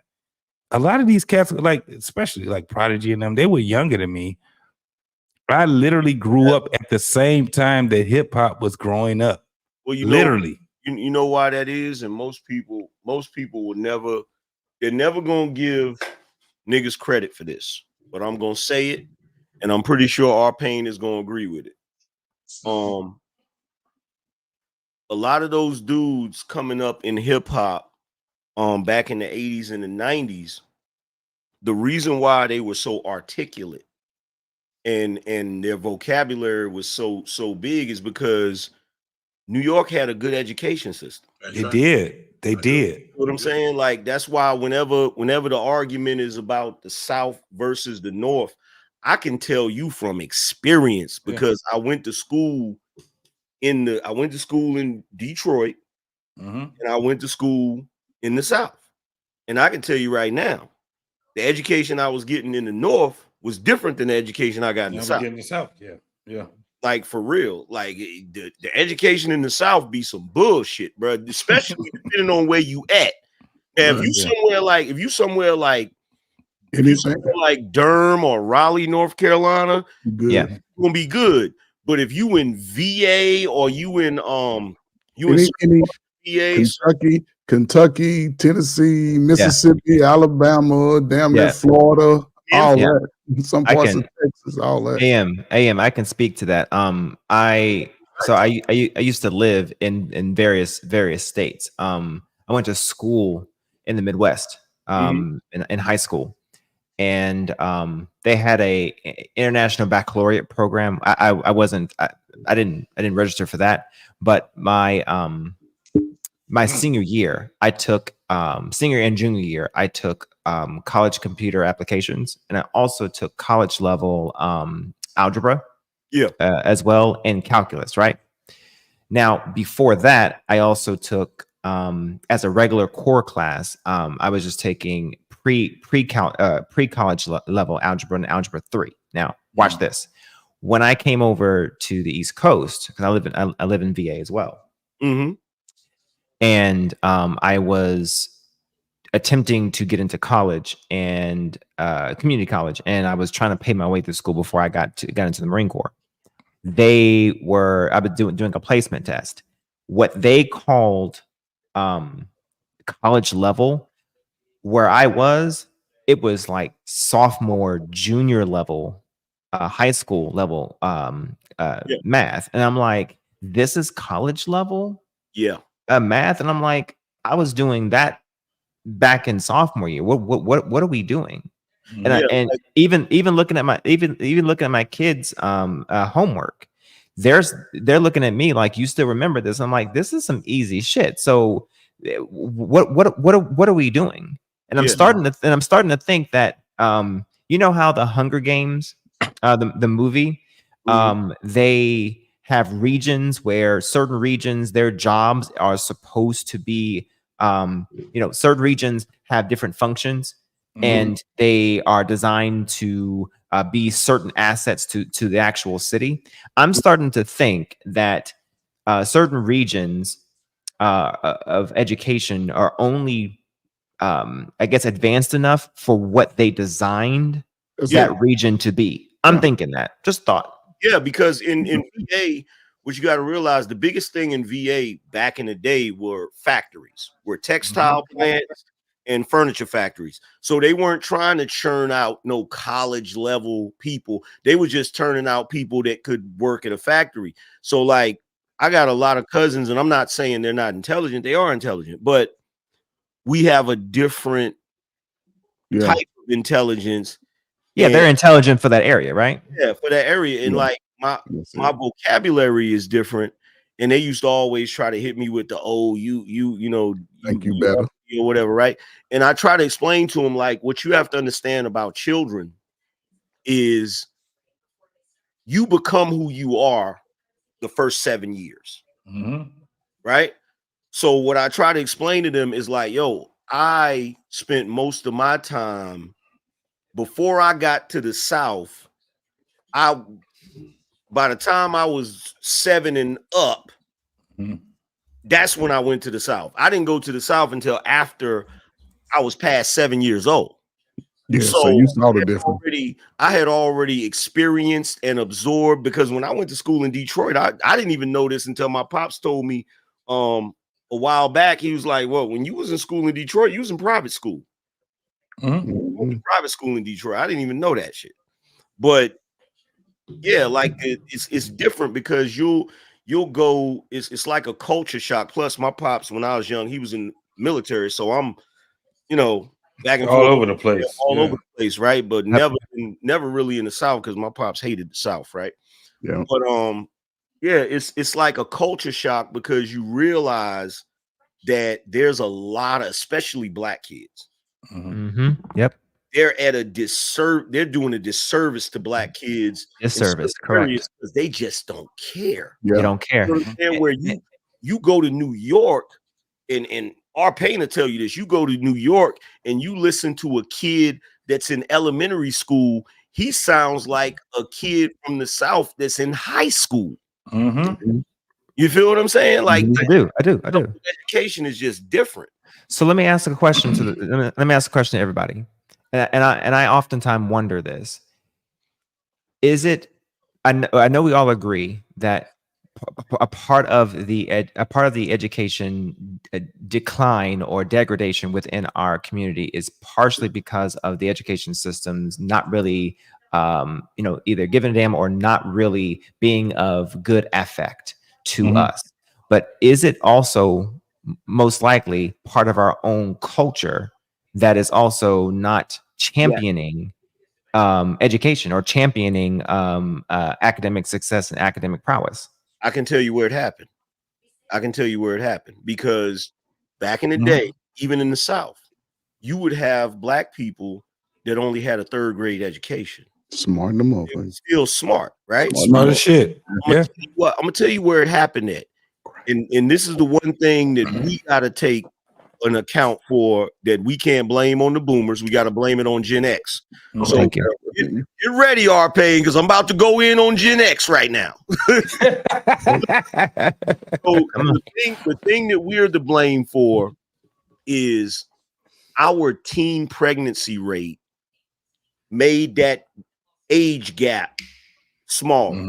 And so because it made that age gap smaller, it's like my grandmother used to say, babies raising babies. So that's where that educational sort of paradox happened, where all of a sudden, because when I was a kid, my grandmother read to me And I can tell you right now, the girls I went to school with that were teen mothers, they wasn't reading to their kids. Yeah. They'll park their kid in front of a TV and be on the phone or go do something and don't be, because the women in Gen X, once they had kids, they just tolerated their kids. They were not about raising them and making sure they get an education. Like my grandmother, my great grandmother, right? My great grandmother, her biggest thing, she was before the greatest generation. So her biggest thing was education. And she would get up and go to every house in the morning and made sure everybody got their ass up and went to school. Yep. You know what I'm saying? If you didn't, you got beat. You feel what I'm saying? So my family was always about education until you get to my generation where we just ended up doing whatever. Yeah, we took the latchkey kid to the next level. Yeah. They see we was latchkey kids when we were school age in a sense, but then when the women of our age started having children, they set them children down and they was out doing their thing early. So the kid grew up with that. And also, I think two things that really affected us and changed the dynamic of, I guess, having some type of logical sense. Because when I was in school and I graduated in '86, they had those vocational schools that saved a lot of kids that lived in the projects. I grew up in Kentucky. They signed those people up. I specifically remember my counselor telling me, you live in a house with two parents, you cannot attend vocational school. I'm like, what? They say, this is specifically for those children, right? And most of those guys had enough sense to where they worked early in life, and most of them are retired in their mid-50s. Some work because they want to work, but they understood that they have to be productive. The college rate went up when the Cosby Show was out. HBCU enrollment increased 300-400%. Colleges all around America, Gen X, right? So then we get out there, and the flip side, they backtracked on us because we was leaving our communities. We wanted to live in the suburb. We wanted to do all these things because now it's available. They backtracked and snuck that crack in there. And once that crack hit the scene, it changed the game. So here we are. But you also have to also understand too that because this was during Payne's generation also, and was the younger ones. And Payne, I look at him as being a younger boomer, right? Because I got uncles and they the same age as him, and we were still kind of raised the same. But they had that whole thing of Job Corps, right? Which fucked a lot of them up because Job Corps was kind of like vocational college juvenile. I don't know how to even explain that crazy ass shit. And what I've understood though, just from I got a cousin that had a Mickey slip to him, right? A lot of people don't know what somebody slip you a Mickey, or they had their joint laced. And this was all in, a lot of this shit was in Job Corps. You had people that had they had their motherfucking they shit. It was kind of like juvenile. You know what I'm saying? You got your shit stolen from you. You got to fight every motherfucking time, and they tell you it's a zero tolerance here at Job Corps. But at the same time, they were putting you in a bad predicament because a lot of people went to Job Corps, but very few graduated from Job Corps. But see, there's some other stuff. There's some other factors too, because it wasn't just one or two things, right? Mm-hmm. If you look at the children, if you look at our children, right? Us Gen Xers, our children, their childhood is so drastically different from ours, right? Yeah, totally. A lot of them are the products of single mothers, right? And let's be real, how well are you gonna comprehend and think when your diet is oodles and noodles and hot pockets and all that other bullshit, right? In addition to the fact that, because a lot of that stuff is high in sodium and all types of other shit that affects the chemistry of your brain, whether people know it or not. But then in addition to that, when we was growing up, every TV show that we watched, cartoons, commercials, TV shows, had lessons in it, was teaching us something. The shit they watch doesn't teach them anything. Not a motherfucking thing. And it's on a constant loop. Our cartoons were not on a constant loop. No, you had Our TV shows. Saturdays and after 3 o'clock. And that's it. And if you didn't catch it then, you didn't catch it. You feel, and most of us, we didn't even catch all of them because we'd be outside playing basketball, riding bikes, or doing something. You feel? Wait for Saturday. You catch it on Saturday. Yeah. I remember going outside at 9 o'clock in the fucking morning. Yeah. Nigga, that's unheard of now for a kid to be outside. All day long. Look, couldn't 3 wait. blocks away from home. Couldn't wait to go outside. And on a day when it was raining, you'd be sitting in the house looking out the window, mad as shit, bro. And then you learn some shit. Let me tell you, I remember me and some friends got together and we built a tree house. Yeah. Ghetto as fuck, but that shit, we improvised like a motherfucker. Yeah. We nailed the fucking ladder to the fucking, you know how you get the wood. We was stealing wood. We was taking this shit from everywhere, and we had take it to the tree that we about to make, and we made it. By the time we started at 9 o'clock in the morning, by the time 4 o'clock got there, we been there all damn day. We ain't ate shit. JT. Now I know y'all remember this now. I mean, the fact that you went outside, that you were able to work out a hierarchy in a sense because everybody stayed sort of in their lane. You know what I'm saying? It wasn't 16-year-olds with 10-year-olds. You know what I'm saying? It was, and a lot of stuff we did, we didn't even have instructions for none of that shit. None of it. I built a skateboard ramp. Me and my cousin built a skateboard ramp, you know, in a little, I guess, a slab for where a building used to be. And man, we talking about, we ain't had no knee pads, no helmet. We jumping out 12 feet. I told you the story before when we built that damn ramp and I had that damn bike, nigga, and I sat back. I told me and the bike up. My parents don't know shit about that shit to this day. Hey, Ferg, it's even worse than that. The other day, I was scrolling through social media and somebody had posted a picture of the Knight Rider big wheel. Yeah. Oh, check this out. I barely recognized the motherfucker because it had all of the stickers on it where the stickers were supposed to go. Right. The shit didn't have all the stickers on it where it was supposed to go. I had a few of them stickers. You feel me? Because you know you get it and you be like looking at it. You might put it in your room on the wall. The fire sticker going in the front, nigga. That's how I want it to go. Some of that shit was on your wall in your room, on your dresser. You just ready to ride it. You feel me? The big wheel. Fuck them stickers. This shit is it's wrong than a motherfucker. But we improvised, and I think that's where the disconnect comes from when we look at the younger generation, because we did some dangerous ass shit, man. Listen, going to the South, I was like that was the dopest thing in the world. City kids going to the South kids coming to the city. We get a chance to learn the difference with each other or whatever. But I know going to the fucking South, I almost got killed by a fucking rattlesnake in Texas. Because I was good on, I just love frogs, snakes, you know, and I was going, it was coiled up. I thought it was dead. I thought the fucking snake was fucking dead.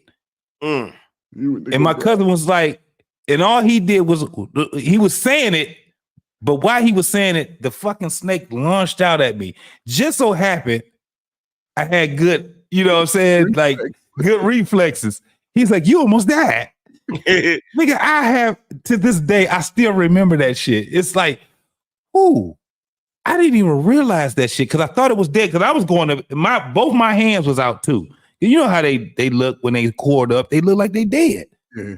Bro, just doing that shit, being a city kid, understanding shit like that, and then having my country cousins come to the city, then they start understanding that, yeah, nigga, you just can't be going to different blocks and shit thinking you can just say hey to everybody. We don't say hey to everybody like that. You don't just talk to people like that.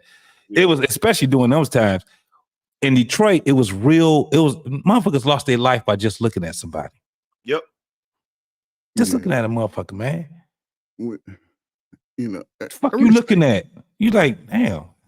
Hey, nigga, you mocking me?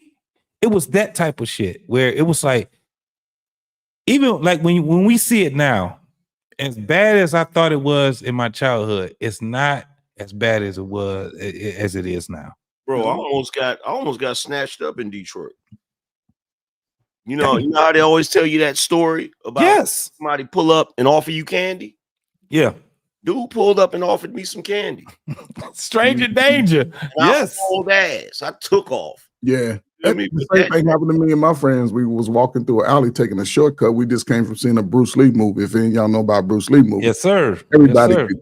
So we were walking and a guy pulled up and said, "Hey, young fellas, come here, y'all want some candy?" And see, me and my friends, we were quick with it, right? So we used to have conversations like, man, somebody do this. So when he said it, it's like everybody started to look for a bottle, brick, or something in the alley, right? Yep. So once we get it, you know, we like, what you say? What you say? And we just start throwing bottles and bricks at his car, man. We didn't take it. Then we take off running, man. Nigga, I play that. So I could have been motherfucking. We was some biological. We was diabolical. We was diabolical as kids, right? Every kid is diabolical. That's why when I see what kids do right now, I'll be like, yeah, we probably was like that. Let me tell you what I did. It's a street that was half residential and half busy. You know how that shit look? It's bigger than what it's supposed to be. Anybody from Detroit know what Wyoming is? That's what that street was. We were out here popping firecrackers and smoke bombs and shit like that. At that time, it wasn't illegal at all. You can go to the penny candy store and you can get you some fireworks. That's how crazy it was. We used to have a shitload of them. I fucked around. We out here, you know, doing jumping jacks and shit like that and firecrackers. And we had smoke bombs. I threw a smoke bomb in the street and it went in somebody's car. Nigga, when I tell you the accident that I caused, I'm talking about it was terrible. This nigga hit one car, the car hit the other car hit the other car, and then one car slid in an intersection, and another car smashed into it. Was crazy. You are a menace to fucking society. My legs got weak. Everybody ran. I couldn't run. Nigga, my legs just got weak, and I just sat there and just. When you was a Gen X kid, that's the only thing you could be was a menace to society. That's all you could be. You know what me and my cousin used to do in Detroit? We would walk to the end of the block, right? And there was this vacant lot where the grass had grew up like kind of high, right? We had a lot of them. And we would go and we would get in the middle because we was little, and we'd get in the middle where you couldn't see us. And when people walked by, we would yell shit at them, right?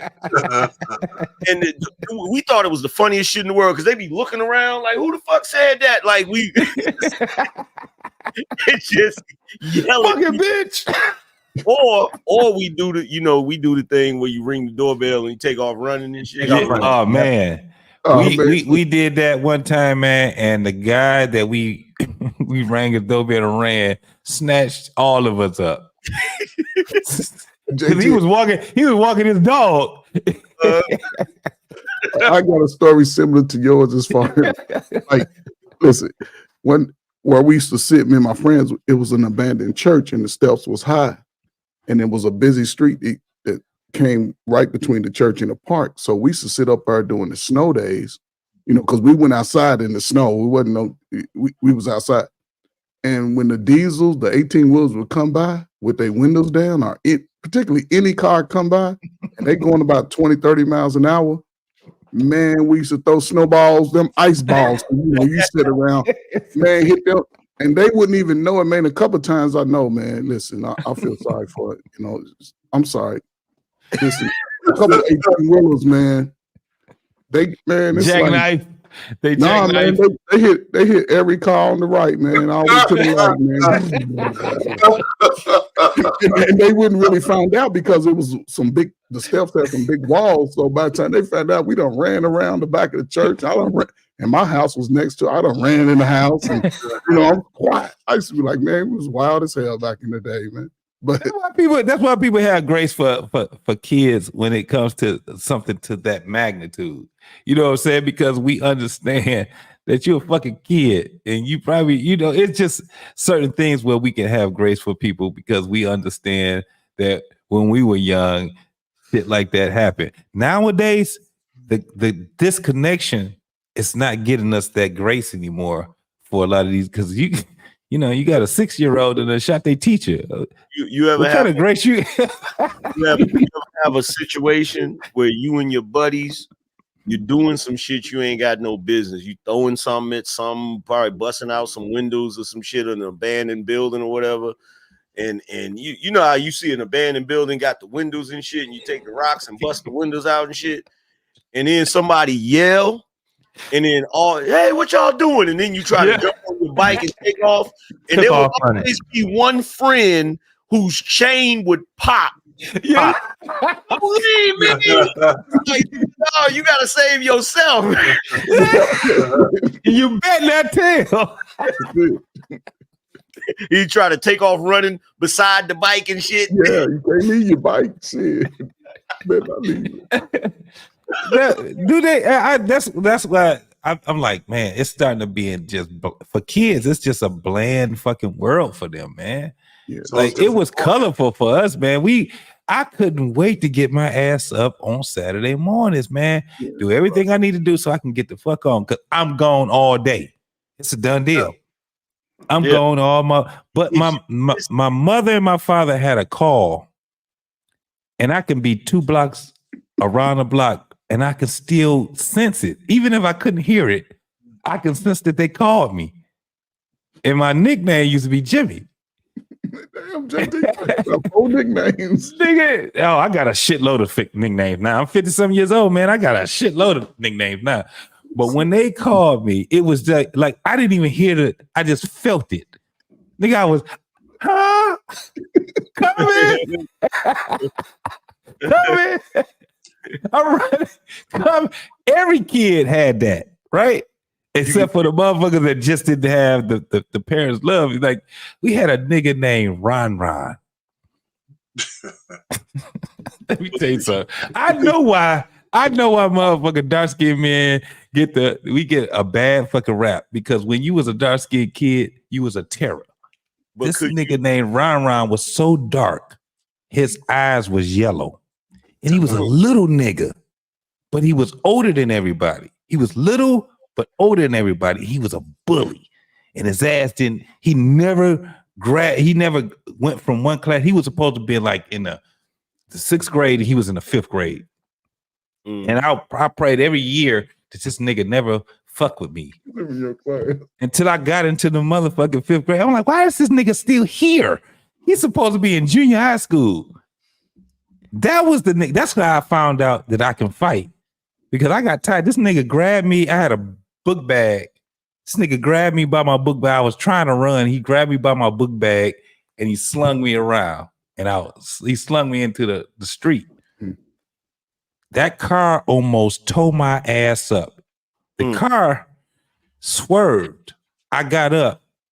Now I ain't scared. I'm mad.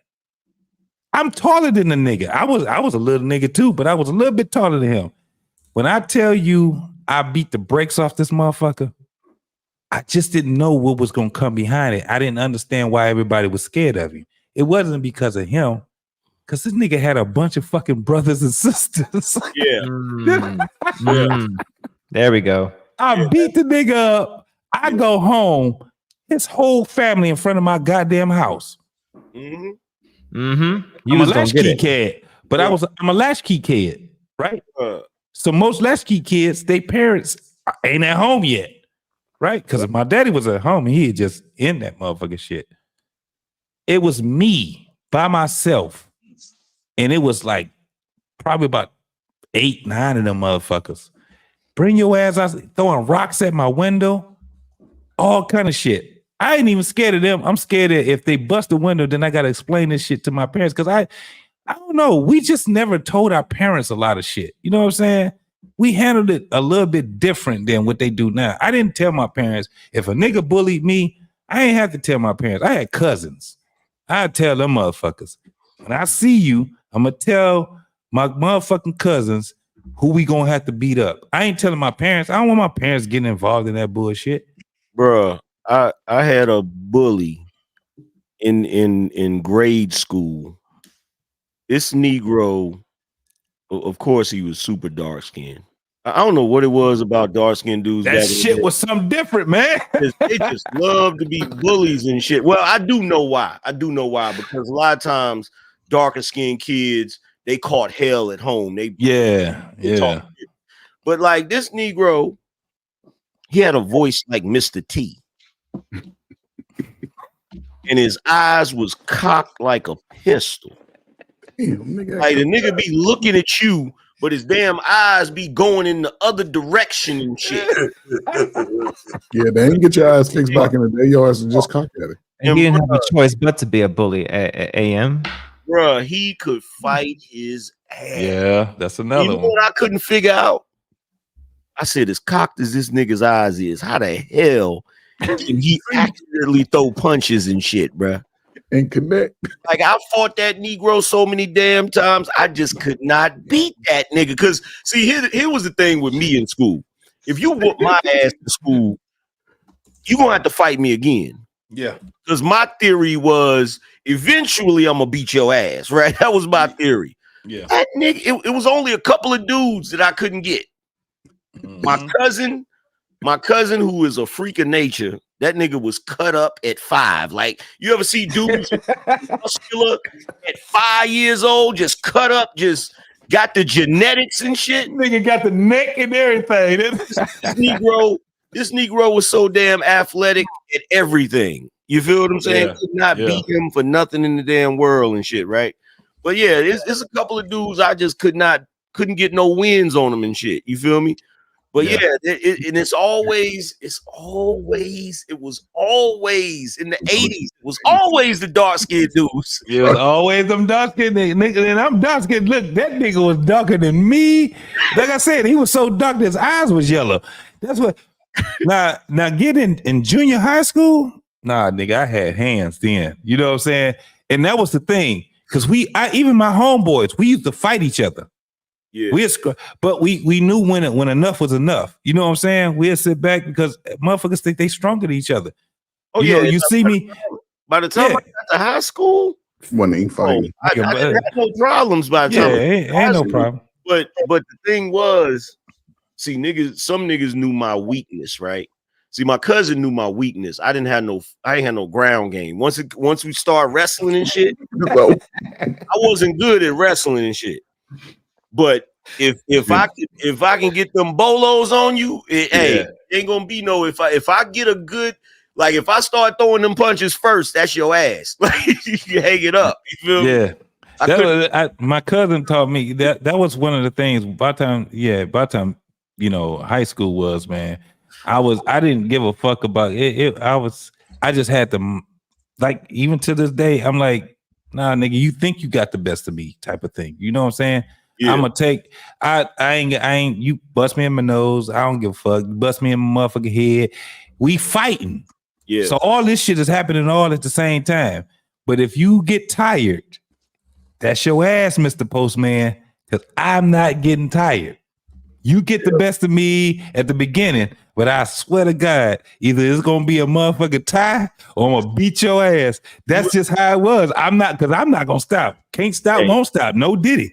Let me ask you this question. Let me ask you this, and only niggas that fought a lot know this right here. You ever have a nigga that you had a problem with, and y'all done talk shit to each other all day or whatever, right? And then you walking down the hall, and everybody walking down the hallway and shit, and that nigga fuck around and catch you in your stomach when you ain't paying no attention. When you ain't looking. That is the oh my God, bro. It's been a couple times I got caught in the damn stomach, because if you not looking for it, you don't clench up. Nigga, that wind leave your ass like a motherfucker. Where the fucking wind go? You want to throw up and shit, bro. Yeah, that's where it gets to. Yeah, when you in the midst of it, it took. That was my thing. It took adrenaline, right? That's why you would see motherfuckers that they gotta rev themselves up. Yeah, and they get to talking to themselves and they revving themselves up because that adrenaline, it helps.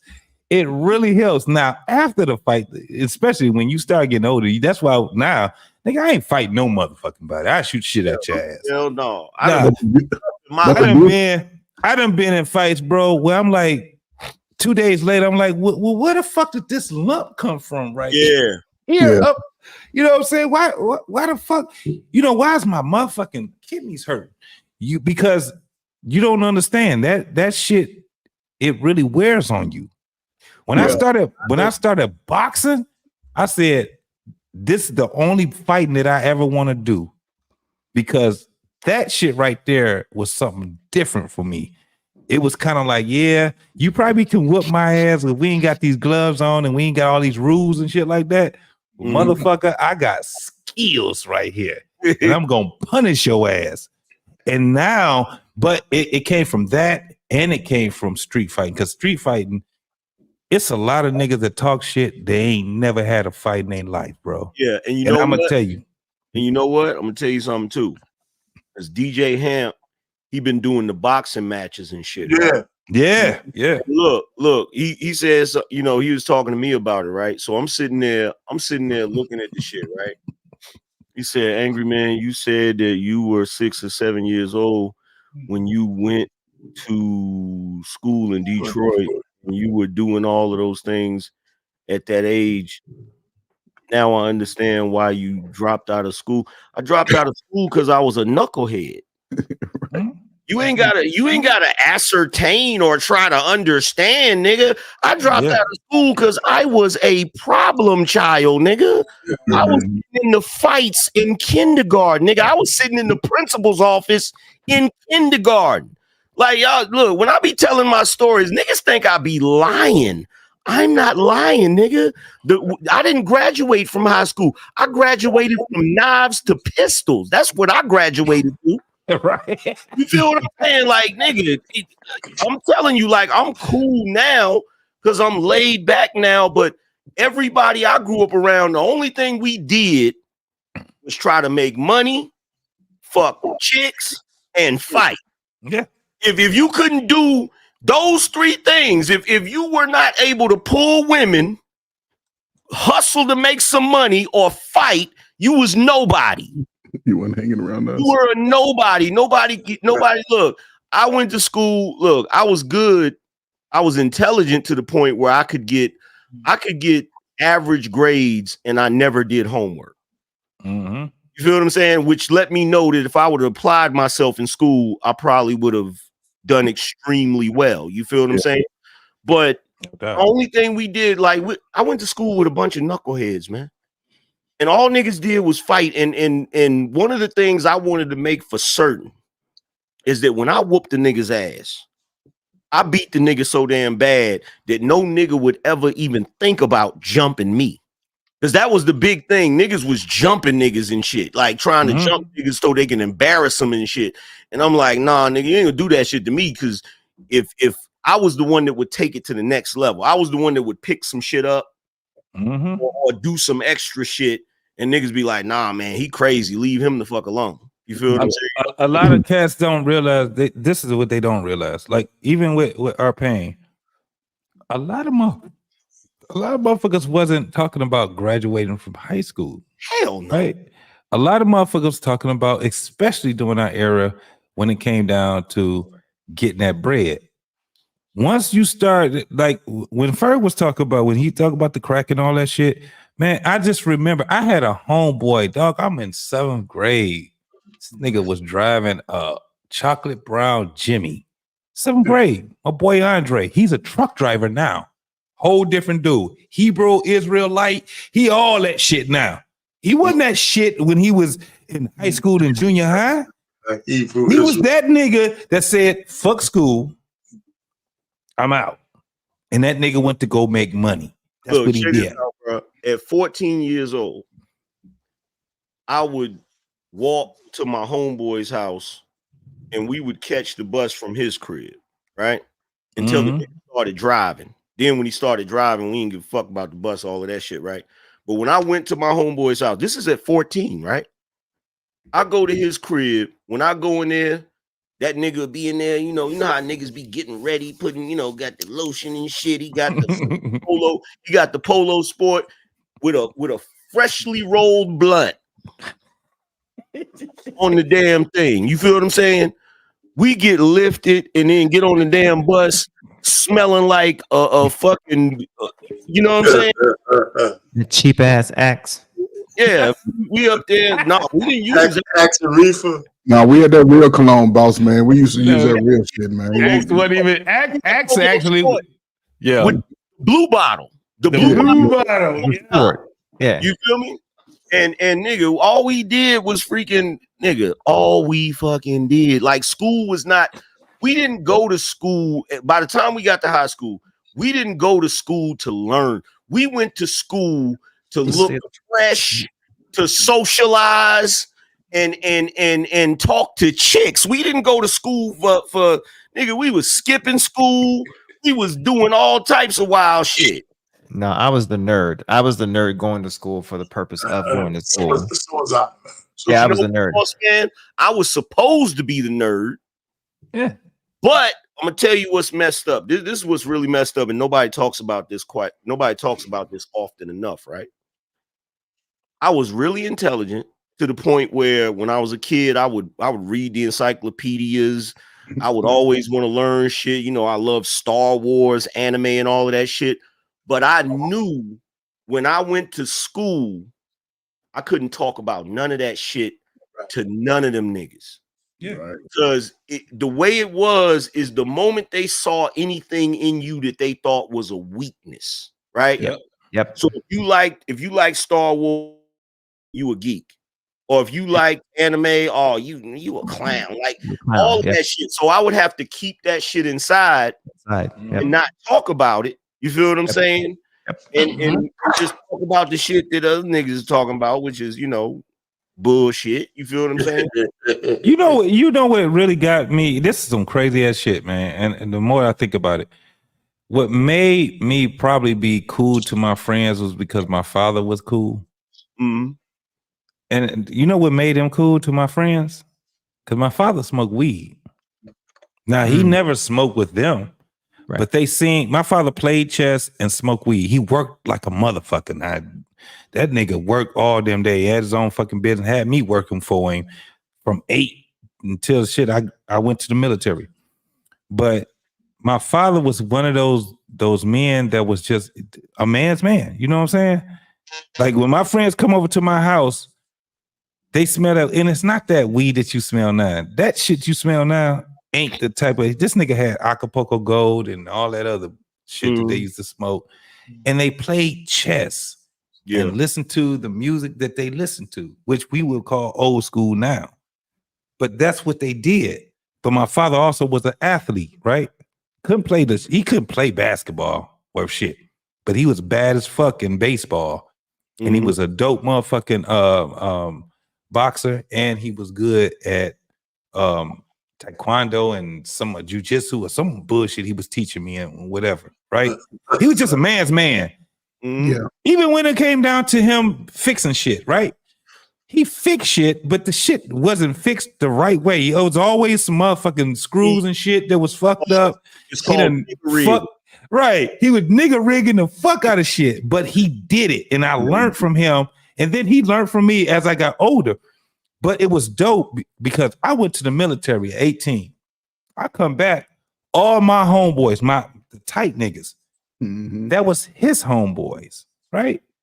Because at that time, my father was just like, he liked what I was doing as a young adult, right? he liked it. He liked the friends that I was with.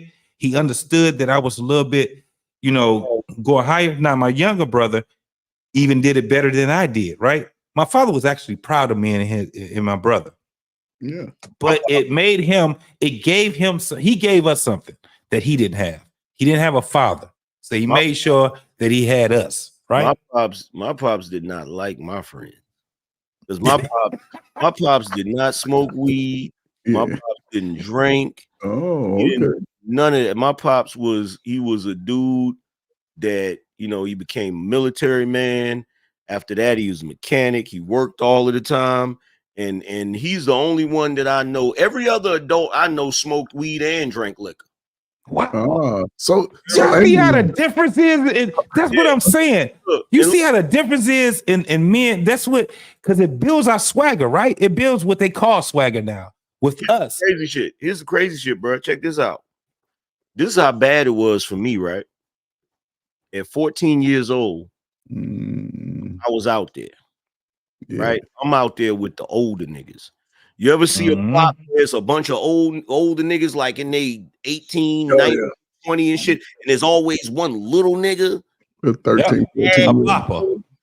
That was me, right? It got so bad for me that my grandmother had to like call my pops, and my pops had to come and get me and make me live with him and go to school just to make sure I was going to school and doing what I was supposed to do. Because I was turning the fuck up, bro. So listening to you, Angry Man and Brother JT, I was a mixture of both of y'all. I can see that's why I was getting to. But my father, my grandfather was a pastor all of my life, right? My father rebelled against that in his later years, right? So when I got to be a young teenager, listen, I was coming in the house at 7, 8 o'clock in the morning on Saturdays. Once I got to the 10th grade, I used to see my father going to work, right? He had his little struggles. So that helped me. Like, my father was a big drinker. So growing up, I really didn't drink. Even to this day, I really don't drink, right? And my mother was she worked, just like two people working together.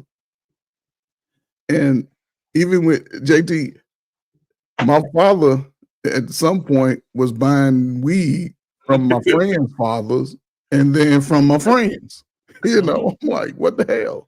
So just in that dynamic, and I'm listening to both of y'all, you can tell where when you have a man that's in your life that doesn't allow you to get away with bullshit, you sort of have to move a certain way, Angry Man. I see how you rebelled against your father. He was a straight guy. He was a disciplined. You want to be a little free, and that's normal, but you still have to come back to being held accountable. And even today, that's how we were able to sort of transition as we got to be adults. Like, okay, at some point, the foolish shit got to stop. Now, today, they don't get that difference. It's all feminine all the way through.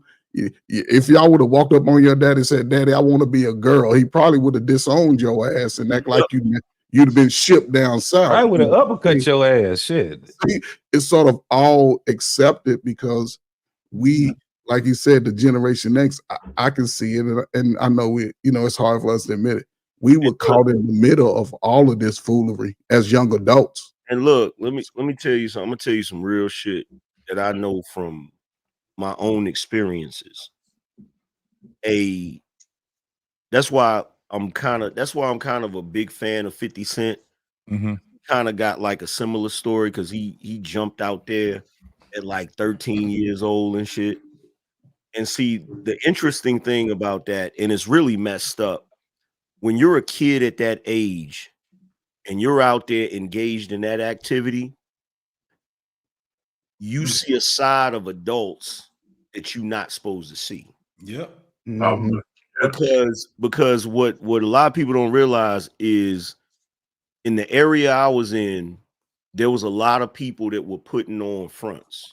People that were in the church, people that were married, people that were, and when you get into that part of the life, when you get into the hustling part, you see the underside of the shit. Yeah. So you see everybody's flaws. You see everybody's faults and shit.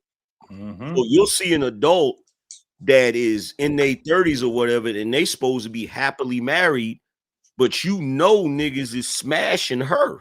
Yeah. You feel what I'm saying? And or you see one dude, he gets up and go to work every day, pay his bills and all of that, but he smoked crack. Well, nobody know he smoked crack. You feel what I'm saying?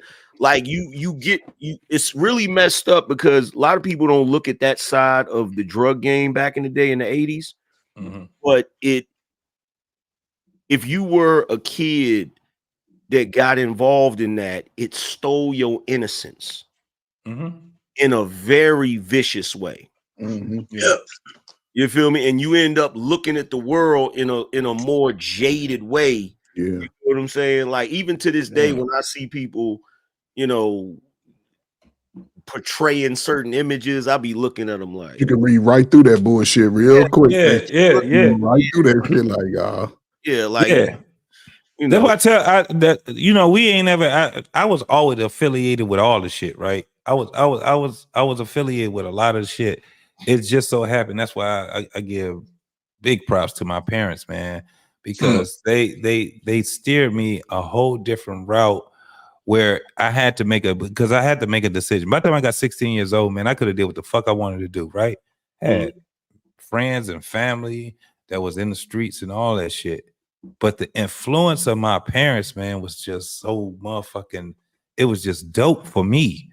Now you know but my family, my cousins, they didn't have that inside of them. Like I had some cousins, angry man. I didn't have some motherfuckers that they didn't have nearly what I had, and they probably turned out like to this day better than me. You know what I'm saying? Yeah, because it was something a little bit different, but we shared it with each other. I didn't look at them as less. They didn't look at me as less. We were just, you know what I'm saying? We were just sharing our shit. But you know what? This was crazy, right? Everybody that was around me had both their parents. I was the only one that was being raised by my grandmother. Now, here's the crazy shit. The crazy shit is everything that I did, I hid that shit from my grandma.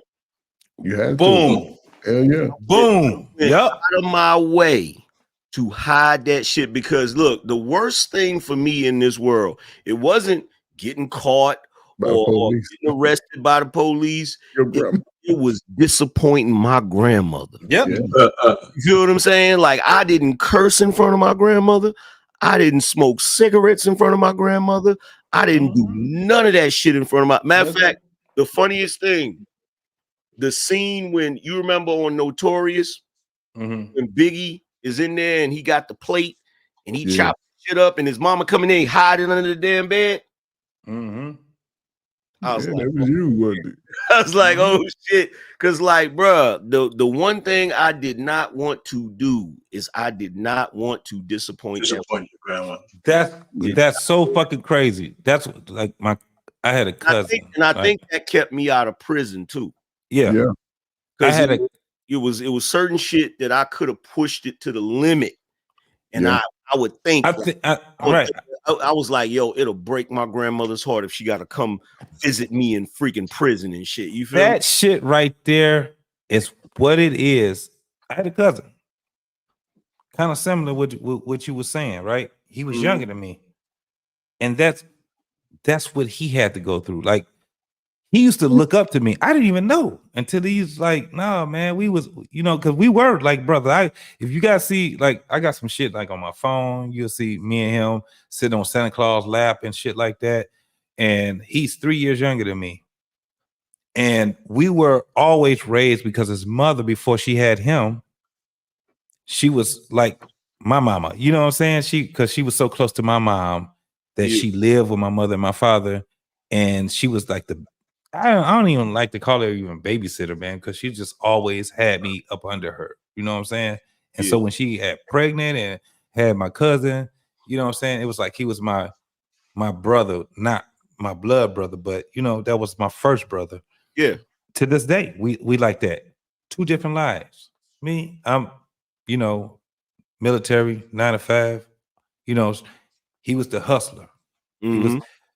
he wanted to live a life, and we talked about this probably about 5 years ago, a life that was closer to mine's, right? Because the life he was living was so stressful.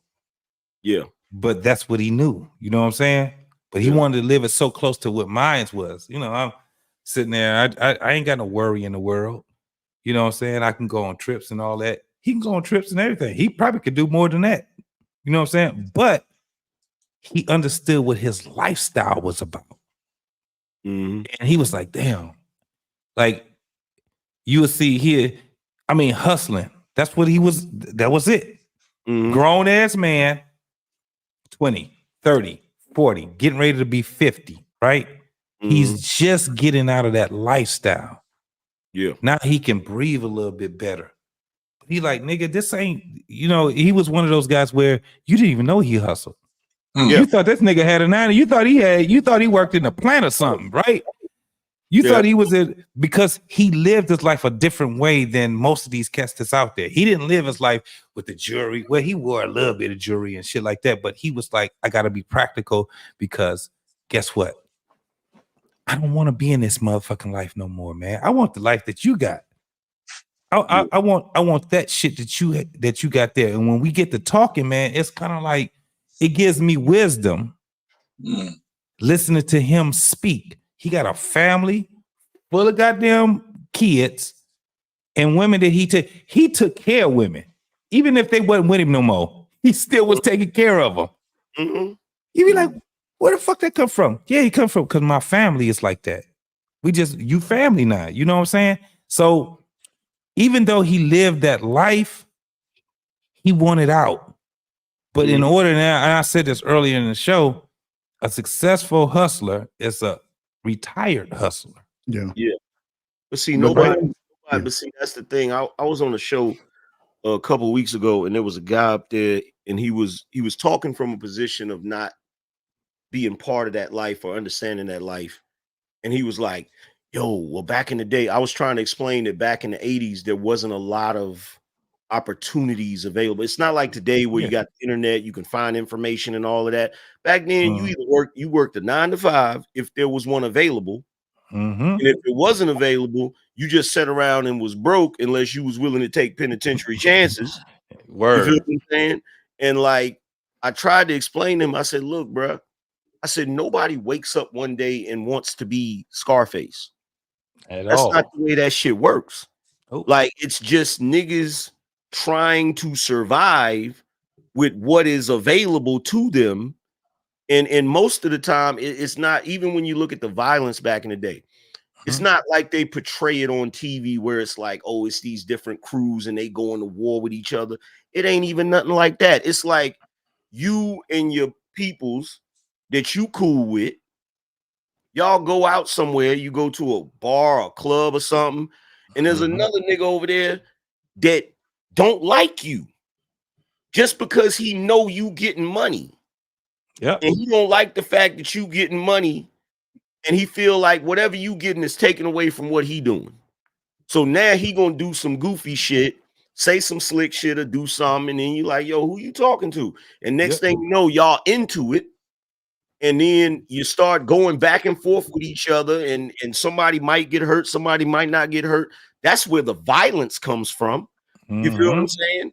And then as far as the other shit with the you know, all of the interactions and stuff, it's just basically you're just trying to make it. Yeah. You feel me? That's just it. You just trying that's basically what it is, bro. Yeah, and it's like if you can do something else, you would do something else. Because look, you know how many dudes I know that would lose a job and then they'd be like, shit. You know what I'm saying? Now I gotta go do this shit. You know what I'm saying? And it's even niggas you might know, you might be like, yo, I'm gonna go get some trees from so and so. And you be like, hey man, you got some. You're like, man, I ain't got shit, man. I got this job, man. I'm doing my thing. You feel me? That's just the way it is. It's not like niggas around like masterminds and shit. You know what I'm saying? Like, it ain't a bunch of niggas out here moving weight and all that shit. Like you know, that rap, that's what kind of fucked everything up was the rap shit. Because one of the things I used to tell people, I said, I can guarantee you, I give motherfuckers just a half a key of some motherfucking cocaine, just cocaine. Go out, try to sell it. Let me see how you can move that shit, nigga. I guarantee you if you move it, I guarantee you got 24 hours and your ass about to get murdered.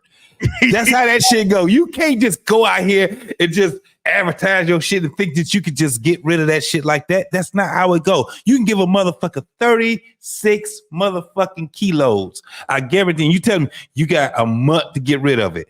They ain't gonna even give it. You gonna be stuck. You just be like, here, man, just take it. They be like, I don't want it. I don't want it. I want my money. That's the difference in the time of that game, because guys that got in the game, they understood that there had to be an out. And they but there's no in between, and that's the thing that people don't understand. That's why the game was so doggone where motherfuckers were getting murdered and shit like that. It's because there's no chill on that. But that was more. We ain't got no paper. I'm not writing this shit down. But a lot of I give you this. This is what I expect back, and holler back at me. But a lot of that violence went up when we were young adults getting out there, and the guys that were in our generation started to slang it. No Diddy, but that's when a lot of that killing on each other in the neighborhood and the community started. Yeah, because niggas don't know math. Yeah, but what I'm saying is, guys use that sort of like the welfare. Guys went and sold sort of like welfare for men, because what other way could you survive if you didn't have a job? So you just did it temporarily. You can be a corner boy or something like that. But I'm talking about niggas that sit back and say, "Nigga, I gotta hit it for a lick." They out here trying to hit it for licks down. How you do that? But it's not just the lack of math. It's the ego in it too. Yes, absolutely. Ego in it too, because you got, okay, I'll put it to you like this, right? You might have a dude that owe one nigga and pay another nigga. Yep. In other words, he done went to this dude and been getting credit from this dude. You feel what I'm saying? Because fuck what Biggie say. He said that shit about never give nobody credit. That's bullshit. Niggas do be giving niggas credit. Get a nigga credit. The nigga go get some shit from this nigga. And then when he get the money, instead of going to the nigga to pay that nigga back, why he gonna take his money and go pay the nigga for the shit he done already used? When he could take that money and go to another nigga and get some more shit and get high again. Yep. Right? So what ends up happening in a situation like that, now this nigga mad. Oh, so you gonna get my shit on credit, but then you gonna pay that nigga? So now he mad at him, and it's like the nigga can't take his anger out on the fiend, because the fiend just being a fiend. Right. And if you kill him, nigga, you just fucked your whole shit up right there. Now you just got rid of now you if you beat him up and do something messed up to him, now you definitely ain't gonna get your money. You ain't getting your money. And you out a customer, right? So now this nigga, you like, nah, nigga, I got a problem with that nigga. Yep. Because that nigga got paid. That nigga got my money. You see what I'm saying? So it's the ego thing too, when niggas is feeling some type of way about certain shit. And then you got the other aspect of it too, because the dudes in the hood that's doing that, they top of the food chain when it comes to the women. Yep. So you over here smashing Keisha, but Keisha is the other nigga's baby mama. The nigga that's over 2 blocks over doing his thing over there, you done got with Keisha, and you like, yo, what's going on, Keisha? And then she's like, yeah, man, my baby daddy tripping. Who is your baby daddy? Oh, my baby daddy red. What? You feel me? Like I wasn't even, after I got older, right? And when I first started YouTube, right, I'm at the barbershop cutting hair, right? And I'm, I ain't part of none of that shit, right? But I still know who's who. Yeah, you feel me? Right. So this chick comes in there with her kid to get his hair cut, right? Pretty chick, right? Flirting and shit. And so my homeboy that's cutting hair too, he's like, yo, what's up with old girl? You ain't trying to? I said, nigga, do you know who baby mama that is? That's right. You would have to kill that nigga. Like real shit. You feel what I'm saying? Like the type of nigga that when he find out, you gonna have to kill this nigga, right? So it's like it's the ego part of it too. Like it's not just people be thinking, people don't realize niggas would do that to each other even if there's no drugs involved. Yeah, no doubt. You feel me? It's no doubt. Ego, you feel me? Yeah. It's the ego in them hood politics, you feel me? And that's basically what it is. It's just it's politics. All of that shit is fucking politics. Because at the end of the day, yeah, motherfuckers is trying to, they trying to make a living and shit like that. But it's a time where these motherfuckers is making a really good living, right? So what? Now they want more. Mm-hmm. And what comes with that is the broads. You know what I'm saying? And that's where it gets. And the craziest part with a lot of motherfuckers, they fail to even talk about is these broads is in every aspect of it. Yeah. Talk to them. They're going to tell you. I used to talk to a nigga that hustled. Yep. I talked to a nigga that was in the streets. Yep. I had a boyfriend right now. He in jail right now. Why your ass ain't in jail? That's how niggas be making their connections. Yes. Nigga be dating a chick, be like, hey man, I heard about your brother. Introduce me to him. Yeah. You feel me? Now next thing you know, you the chick you dating, you in business with her brother. You feel what I'm saying? Like niggas do that shit all the time. And how we do it at the crib? They had a little Super Bowl party or whatever the fuck, whatever we sitting there. The nigga just talking. Yeah, man, I'm out here. You get to talking your shit. That nigga like you looking for some work, nigga. Yeah, word. Niggas get to talking. It be on some surface shit until the nigga be like, let me holler at you right quick, homie. And then next thing you know, they actually talk. Nigga, holler at me tomorrow, man. I got something for you. That's basically how that shit go. Network. Look, the people don't realize. Look, this is what they don't realize. There's chicks out here. They ain't talking to you unless you a dope boy. Unless you a dope boy, they're not gonna talk to you. Nigga. Period. And see, the crazy thing, and when you look at that aspect of it, it's always the baddest chicks too. When you look at that aspect of it, right? This is the thing, the way the game go. The addicts are addicted to the drug. The hustlers are addicted to the lifestyle. Yep.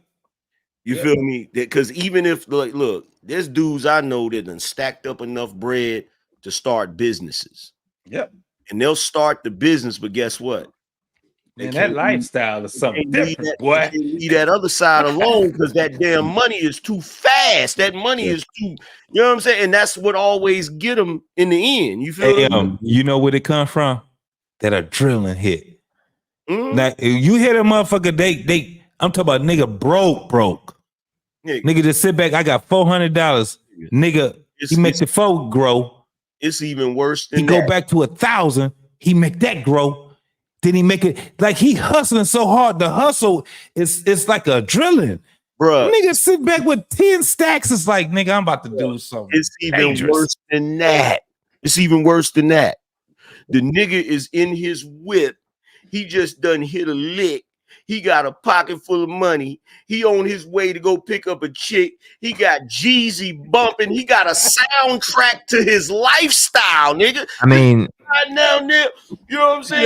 Yeah. And then what? Automotive map like this. I mean, I'm getting ready to say, you mentioned ego and then the game. I was getting ready to say, do you think that is part and parcel, or the actual catalyst as to what Diddy is going through right now? Of course, because Diddy ended up surpassing his father. Yeah, you right on that. Yeah. His father was a hustler in Harlem, known. You feel what I'm saying? Linked in with Frank Lucas and a bunch of other names. You feel what I'm saying? Mm-hmm. So here you got Diddy, this nigga running around New York like he the king of New York. Mm-hmm. Of course, it's ego. You feel what I'm saying? At one point, Diddy had, and look, I ain't even gonna tell you no lie. I envied the nigga when it came to this shit. This nigga had a billboard in Times Square, a Sean John built larger than life. Yep. Like, nigga, this nigga shit is big as the Statue of Liberty. Yep, I remember that. You feel me? So to be the king of, look, here's the thing, man, and most people don't understand this. Yeah. New York is the capital of the world, nigga. Yeah. You got a billboard. If you bigger, this nigga is bigger. It's certain niggas that have been able to accomplish the impossible, which is they're bigger than the city. Yeah. You feel me? When you bigger than the city, and everywhere you go in New York, everybody know you. Yeah. Yeah. It's like, bro, that type of dopamine hit. Yeah. That you getting on, because it's the same thing with dudes in whatever area they live in if they the D-boy. Yep. Because they become larger than life in their area. Everybody know them. You know, some people respect them. Some people fear them. All the women want to talk to them. Yep. You know what I'm saying? It's you literally, and here's the other part nobody thinks about either. You literally got slaves. Yeah.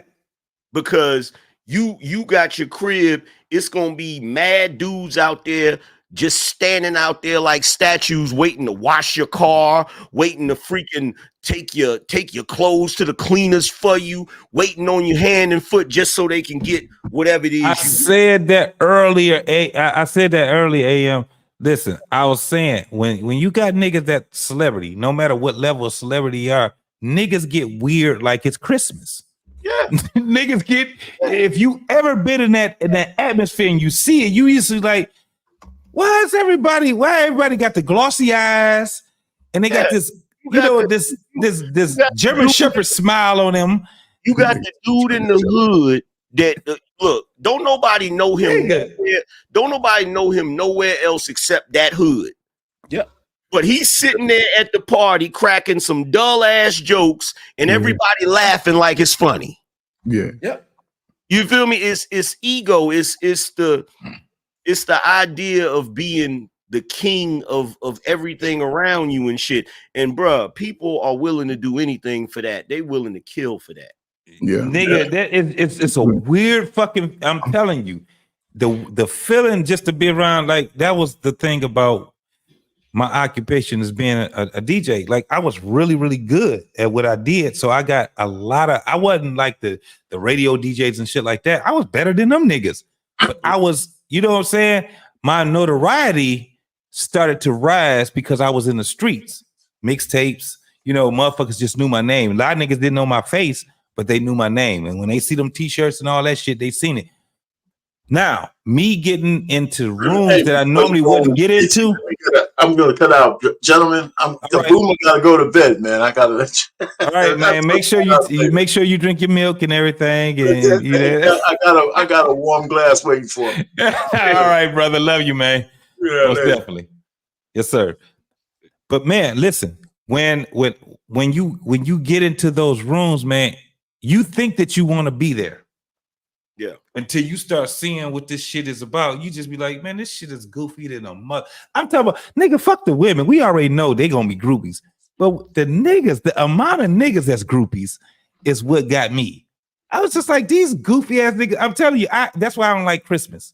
I can't stand right in November when goddamn Thanksgiving. Right after Thanksgiving. What did Christmas do to you? Shit. No, Christmas did to everybody else. Nigga, you know how people act when they get to Christmas? No, I don't. Tell me shit. Motherfuckers got all these goddamn stupid ass music playing. Niggas is out here going to motherfucking malls and shit, buying shit that they can't afford. Motherfuckers are sitting back talking about all this goddamn Christmas shit, listening to all this dumbass shit. They get weird.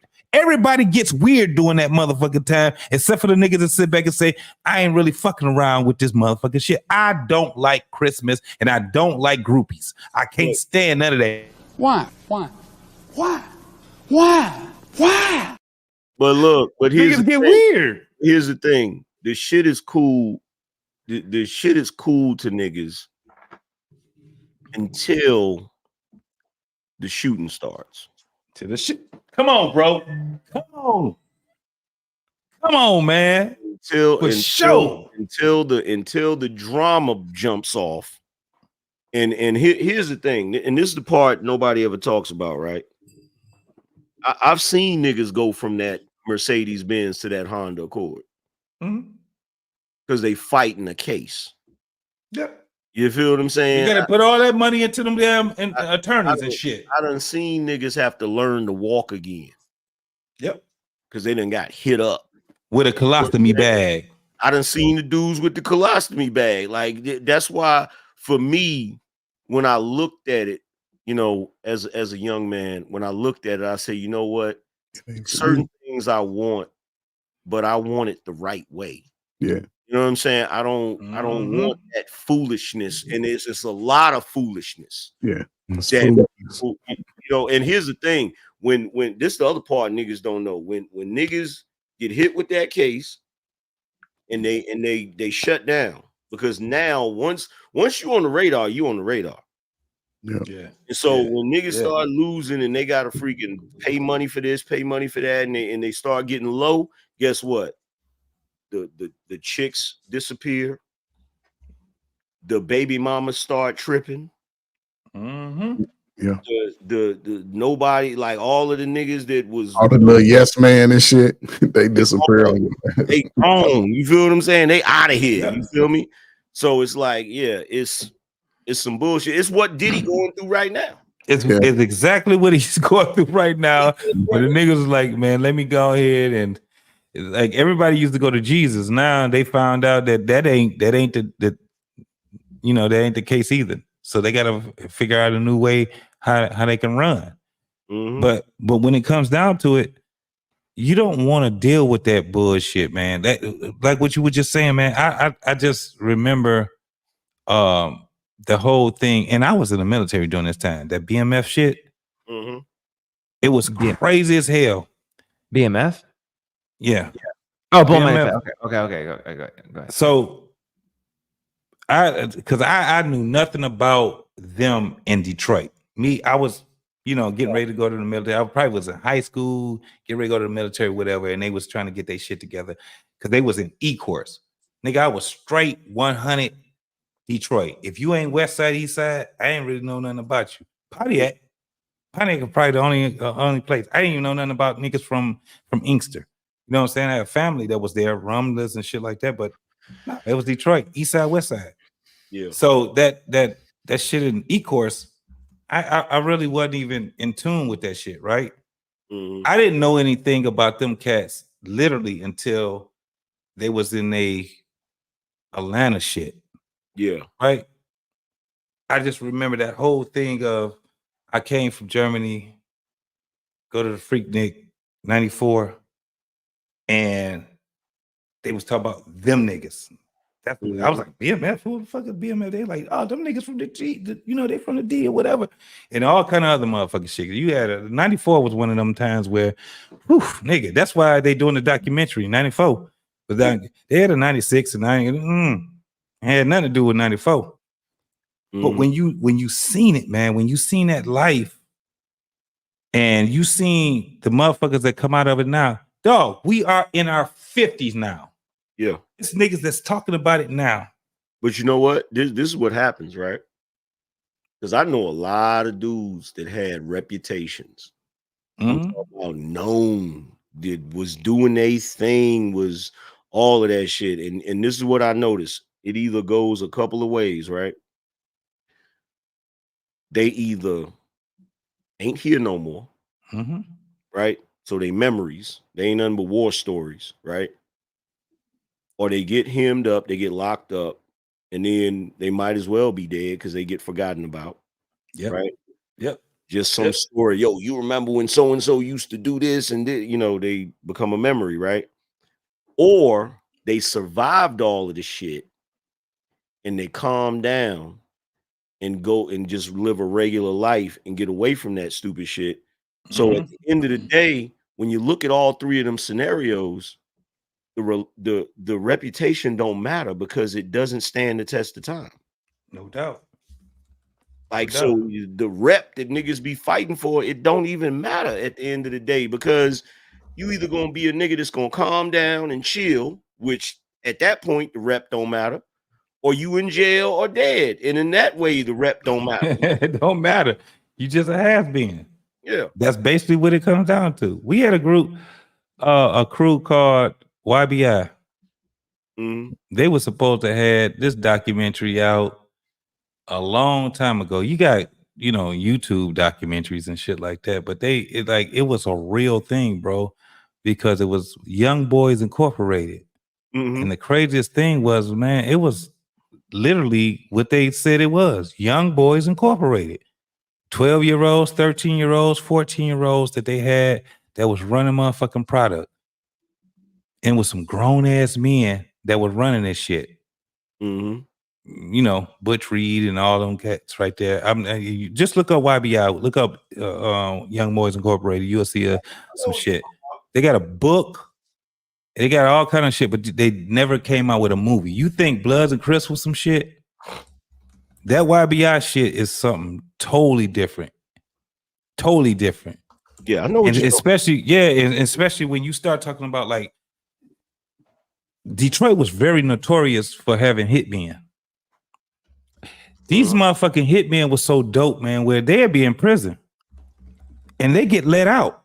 And when these motherfuckers get let out, the whole city niggas would come up dead. They had a crew called Best Friends. Detroit. Dog. I mean, you could go with Pony Down and all that shit right there, but that was after all of that shit. I'm talking about these motherfucking crews were organized crews. Pony Down was too. But what I'm saying is that street shit, a lot of us didn't live it, but we were affiliated with it. So much with, because you know our family was all into it. Our friends were all affiliated with this shit. So when we talking about, like, I know a cat right now, retired police officer. He was a Young Boy Incorporated. Yeah, Detroit was never nothing to play with ever. Yeah. That's why when a judge, not to cut you off, but with Judge, what's his name? Judge Mathis, right? He's not lying when he said it, that he was, no, I was in the streets. I went to prison and I turned my life around, right? But he's one of many. He'll tell you, I'm one of many. It ain't just me, but being in Hollywood and all that shit, it looks like it's just, him. But this man literally had defeated the odds. And he ain't by himself. It's a lot of other motherfuckers that came round about the time that he came or after or whatever, a little bit before, whatever. Man, they got some motherfucking stories. If you actually hear a story, you'd be like, God damn, I remember that shit. Like nigga that was his age, I remember that shit. Yeah. I remember this. I remember that. And they'd tell you some stories where they'd be like, it wasn't just I was in a gang and then I turned my life around. No, it was some horrific shit that happened in my life that made me say, I don't want to do this shit no more. Most dope dealers, that's what happened. That's why I tell people, when you have a nigga that's really in the streets and he's considered successful, that means he's retired and he survived it. Because the other motherfuckers, they either in prison or they gone. They ain't with us no more. That's just the reality of it. And a lot of those dudes that get into the game, as they get older, they will realize that it's only pretty much two ways to get up out this motherfucker. If you're trying to make this a career, there's no career in this shit. Nope. You out. Eventually, you gone. They either gonna catch you early or they gonna catch you later. I got a nephew. Catch you later. Yeah, but I got a nephew. I think the lucky motherfuckers are the ones that died. Can you imagine hearing a motherfucker that talk about what he used to do and how much money he used to have, and the nigga ain't got two goddamn pennies to scrape together? That's some fuck shit right there, bro. You like, damn, that's a mind fuck right there, bro. What we used to do back in the day when niggas started hitting us with that shit, we'd be like, man, I want to hear that shit. Nobody want to hear that bullshit. I want to hear them damn war stories, nigga. Fuck out of here. That's why in the movies, them niggas be mad because they didn't get killed. Yeah. I want to die legend, nigga. No, it was, that just goes to show the time difference, man, and just the lifestyle difference, because a lot of guys that sold, they understood that there needed to be an out. I know guys that sold and they started, owning companies and stuff, opening up other businesses. So that lifestyle didn't take over their life. Yep. And I think the OGs, you know, before me and guys my age, they sort of understood that. I know a guy who sold so much, he bought out of Kinko's and he was producing fake money for about 6 months before they caught him. Also, there was a movie. He made a movie. I was in the military at the time down south in Louisiana. He made a movie and they were showing the movie like, I don't know what channel was on, but they used to show the movie. I saw the movie 4 or 5 times before I even got to come home and talk to the guy. I played ball with the guy. I knew the guy. And he was one of those guys that within the city, all the women, flashy cars, I think he did like 15, but he was smart enough to put some of that money up. So when he got out, he's been out for like 2 years. You ever seen it? You ever seen a nigga that did 2 bids, dog? A motherfucker that did one, he did a 10, nigga get out, been out for 5 years, and then a nigga do another 10 and then come back out and nigga be like, yeah, nigga, I done did 2 bids. You know the mindset you gotta have to be able to do some shit like that, because it's one thing to go in there the first time and you do, 10 plus. It's another thing that after you done did a bid, that you gotta do another fucking bid. Most motherfuckers want to kill themselves, bro. Oh, what's funny is when I was over there on Fight Club and this nigga Jay Prince tried to tell me he did a bid. And I said, nigga, you ain't never did no bid. Now he's like, you ever? I was like, no, I ain't never did. I was like, well, first of all, nigga, I don't know if you understand this or not, but the point of being a good criminal is you're not supposed to get caught. You're not supposed to. You're successful. Yeah. So look, I tried to break this down to him, and I said, look, bro, I said because I guess he was trying to talk to me like I was green, like I don't understand the streets, and I'm like, bro, look, first of all, I know you did county time, nigga. That's not doing a bid. No, that's doing dumb shit and getting arrested for stupid shit, nigga. You a dumbass criminal. That's doing goofy shit. See, it isn't until you graduate. That's what the that's what law enforcement call it. When you running around here doing a bunch of panty-anty shit, and then sooner or later you do something that puts you in a position where you gotta get sent away. That's when you doing a bid, nigga. When you getting sent somewhere, when you getting sent down the road, that's when you going to the next state. When you going down south or up north. Yeah, that's why niggas be like, yo, when does so-and-so come home? Nigga, that's what they mean, because you got sent somewhere else where you might not know everybody there. I said, bro, if you in the county, ain't nobody asking you if you come home, because your house is probably around the corner from the fucking jail. No doubt. Talking about. No doubt. The fuck you talking about, nigga, when you talking about doing that, and that's that penny ante ass bullshit, and it's a whole different mindset you gotta have. Listen, this is some crazy ass shit. I've been locked up before, and it blew my motherfucking mind when niggas like, nigga, I can't wait to get to prison. Like literally, when these niggas was having a conversation, and this some real shit. Niggas was talking about prison like they were universities.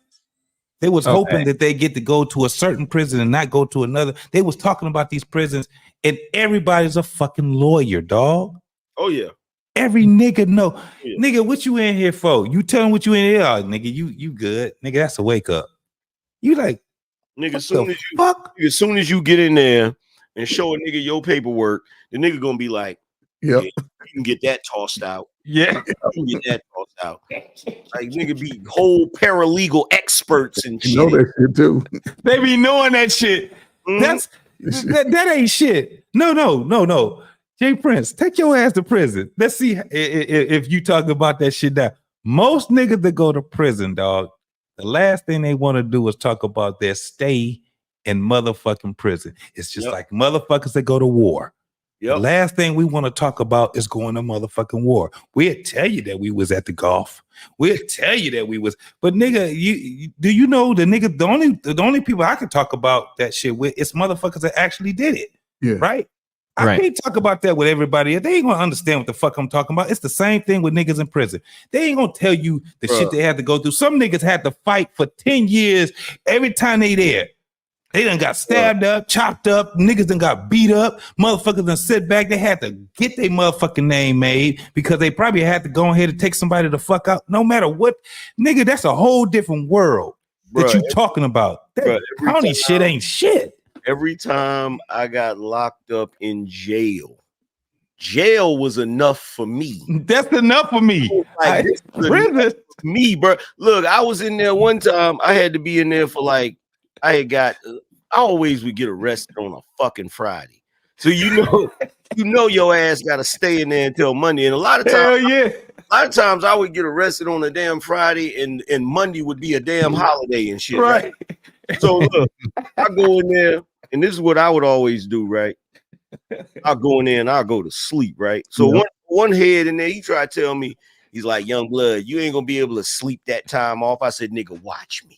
Yeah. I ain't in here but a couple of days, nigga. You think I can't do it? Watch. I'll wake up and eat and go back to sleep, nigga. Yep, that's it. Motherfucker would go, you will sleep and eat. If the TV isn't there, you watch that shit until you go to sleep. And that's it. And look, that's what I would do to cope with that situation. That's how I knew that I wouldn't, that it ain't gonna happen. Because you can't do that. Like with prison, you're not gonna be able to, it ain't gonna work. You feel what I'm saying? I had a friend, man, he was on a farm. He was on a farm, man. And I used to get him, and I was taking chances. Listen, I was in the military too, man. I was taking chances, man. I was bringing him packs and everything while he was in there, like, you know what I'm saying? So that's how laid back it was, but he did a couple of bids, man. Listen, going down river or up river, where you at?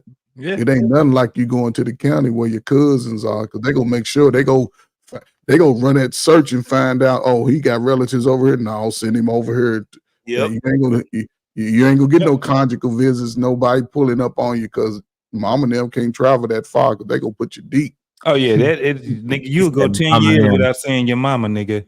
You go 10 years. If your ass is over, if you out there, you in Michigan and they done sent your ass to motherfucking Kansas. I'll see you when I get out, mama. That's it. No doubt.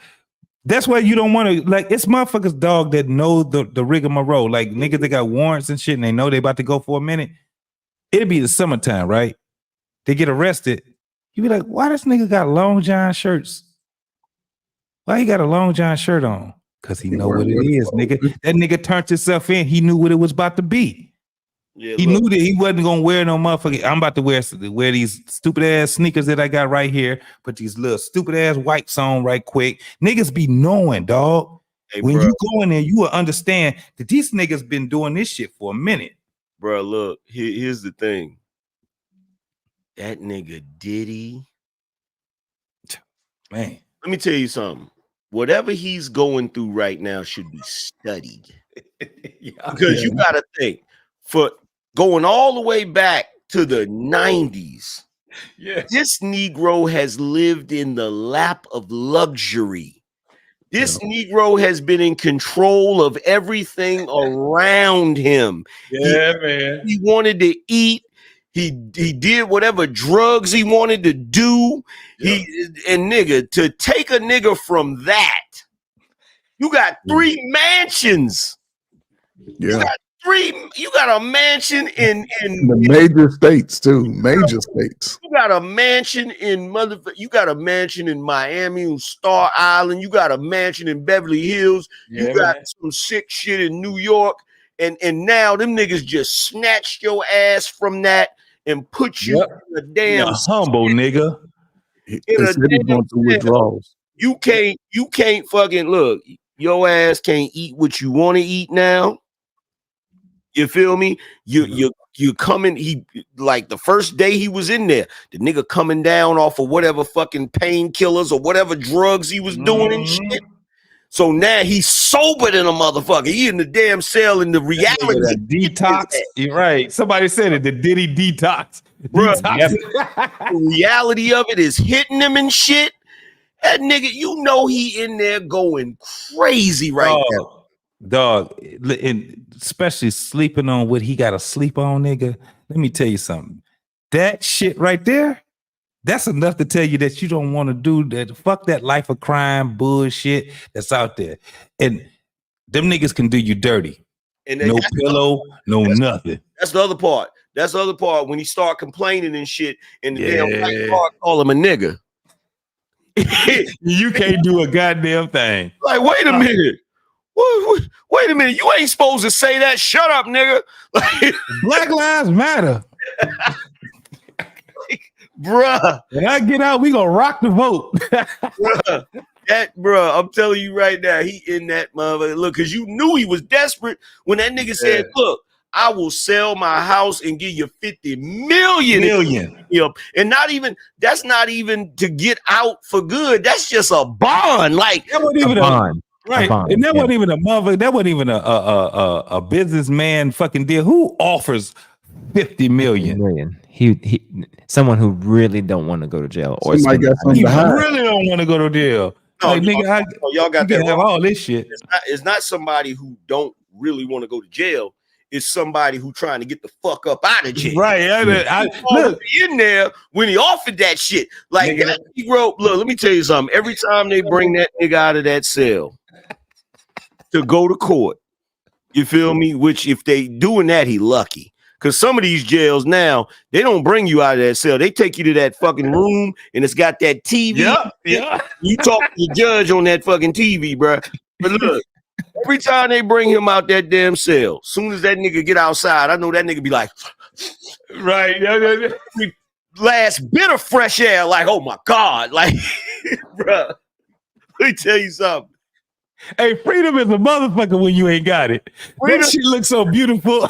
Nigga, when you in the fucking jail and shit, they finally let your ass out.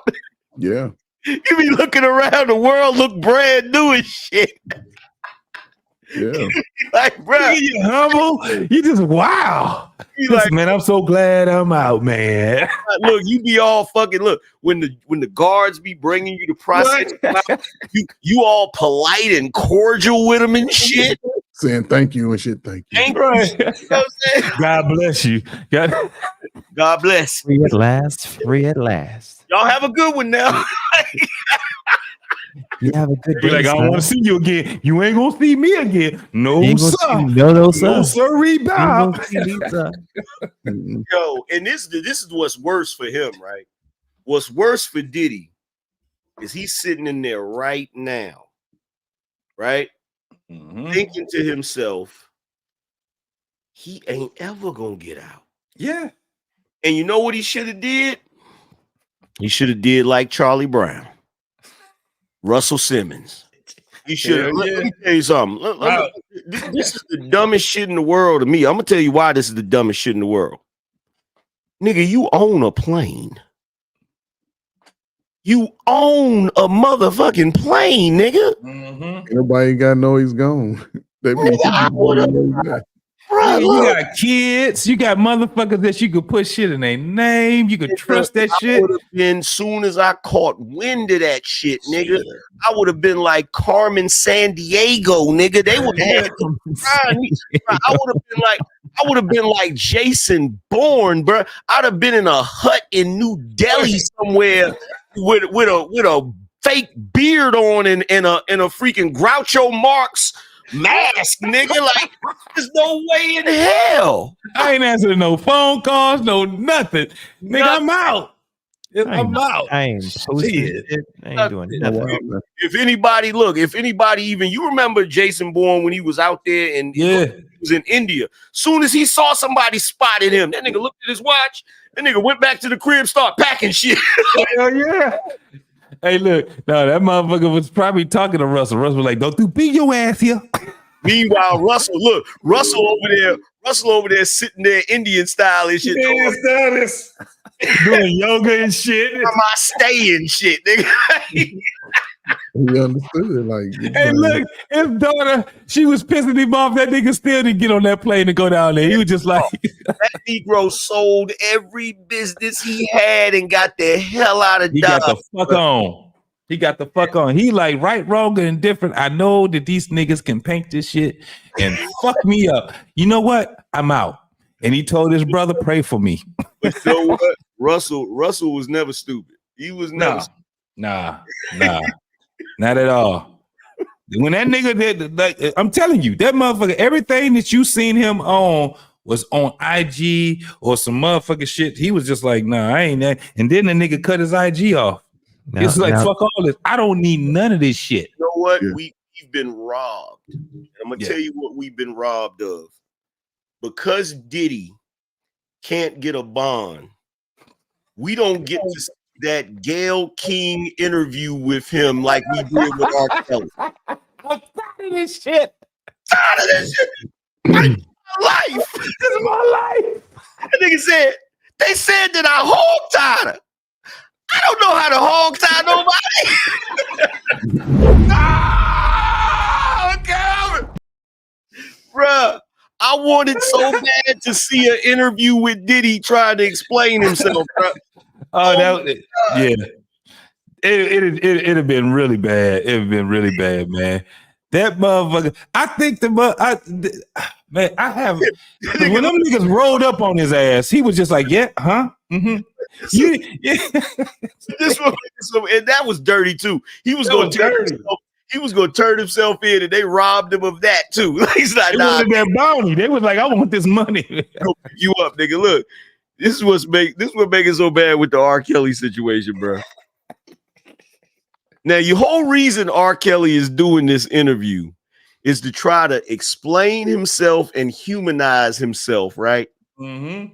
He did those interviews with everybody. So this nigga do the interview with Torre, and Torre said, so R. Kelly, what everybody wants to know is, have you had sex with teenagers? This nigga looked straight at him. He said, when you say teenager, what age are you talking? Yeah, that was like, no, when he did it. Why couldn't he just look? And he had to think about it for a second. As soon as he asked him, he said, when you say teenager, what age are you? Nigga, just say no. No, just say no. Hey, could you imagine the nigga that was witty? That was just like, wait. He's illiterate. His lawyers and what was it? Public what do you call them people? Public defender. Yeah, or no. Publicists. There we go. It was just like They resigned. They was like, oh. He was illiterate, man. Listen, I'm glad to get out of here, man. It's always a pleasure, man. You listen, y'all old school, old ass niggas, man. Listen, man. Stay easy, man. Take it easy on young folk, boss, man. Hopefully you get to Angry Man, happy birthday, man. What age is this, happy birthday, man? homie. Damn. What age is this? I stopped counting, bro. Okay, yeah, I'm probably older than all y'all, man. Salute, man. Salute to Gen Xers, man. We still fighting for that. The rest of y'all, we gonna kick y'all ass if you want to. Salute, man. My man, I'll be back, man. Most definitely, bro. Yeah, man. It's fucked up for the aura and Diddy. You know that documentary coming out too, right? Yeah, 50. He about to get that shit. That nigga is a whole nother level of petty, bro. Nigga, that shit's so petty. That shit is complicated and petty at the same damn time. That's like, God. When that nigga, I guarantee you, I wish I would have been a fly on the wall when 50 got the news that Diddy got arrested. I bet can you imagine a smile on that nigga face, dog? And smile, that nigga was giggling. I guarantee you that nigga was giggling his ass off, bro. Yeah. Hell yeah. Oh, well, people, we're gonna call it a night tonight. I want to thank everybody for coming out to the barbershop. Angry Man, thank you for coming out. I appreciate you. And happy birthday, belated birthday. I think it was yesterday, right? Technically. Yeah, it was yesterday. Happy birthday to your brother. JT, appreciate you. And everyone, Thanks for coming out to the barbershop tonight. Angry Man, you doing anything tomorrow, bro? Yeah, I think I'm gonna do a show tomorrow, probably in the afternoon. I think. For sure. I'll be over that way, man. I'll be looking out for it. Most definitely. All right, to everyone who donated to the show, appreciate you. Much love to you, and please like, share, and subscribe. And until next time, good night, everyone. We out, Peace. man. We out.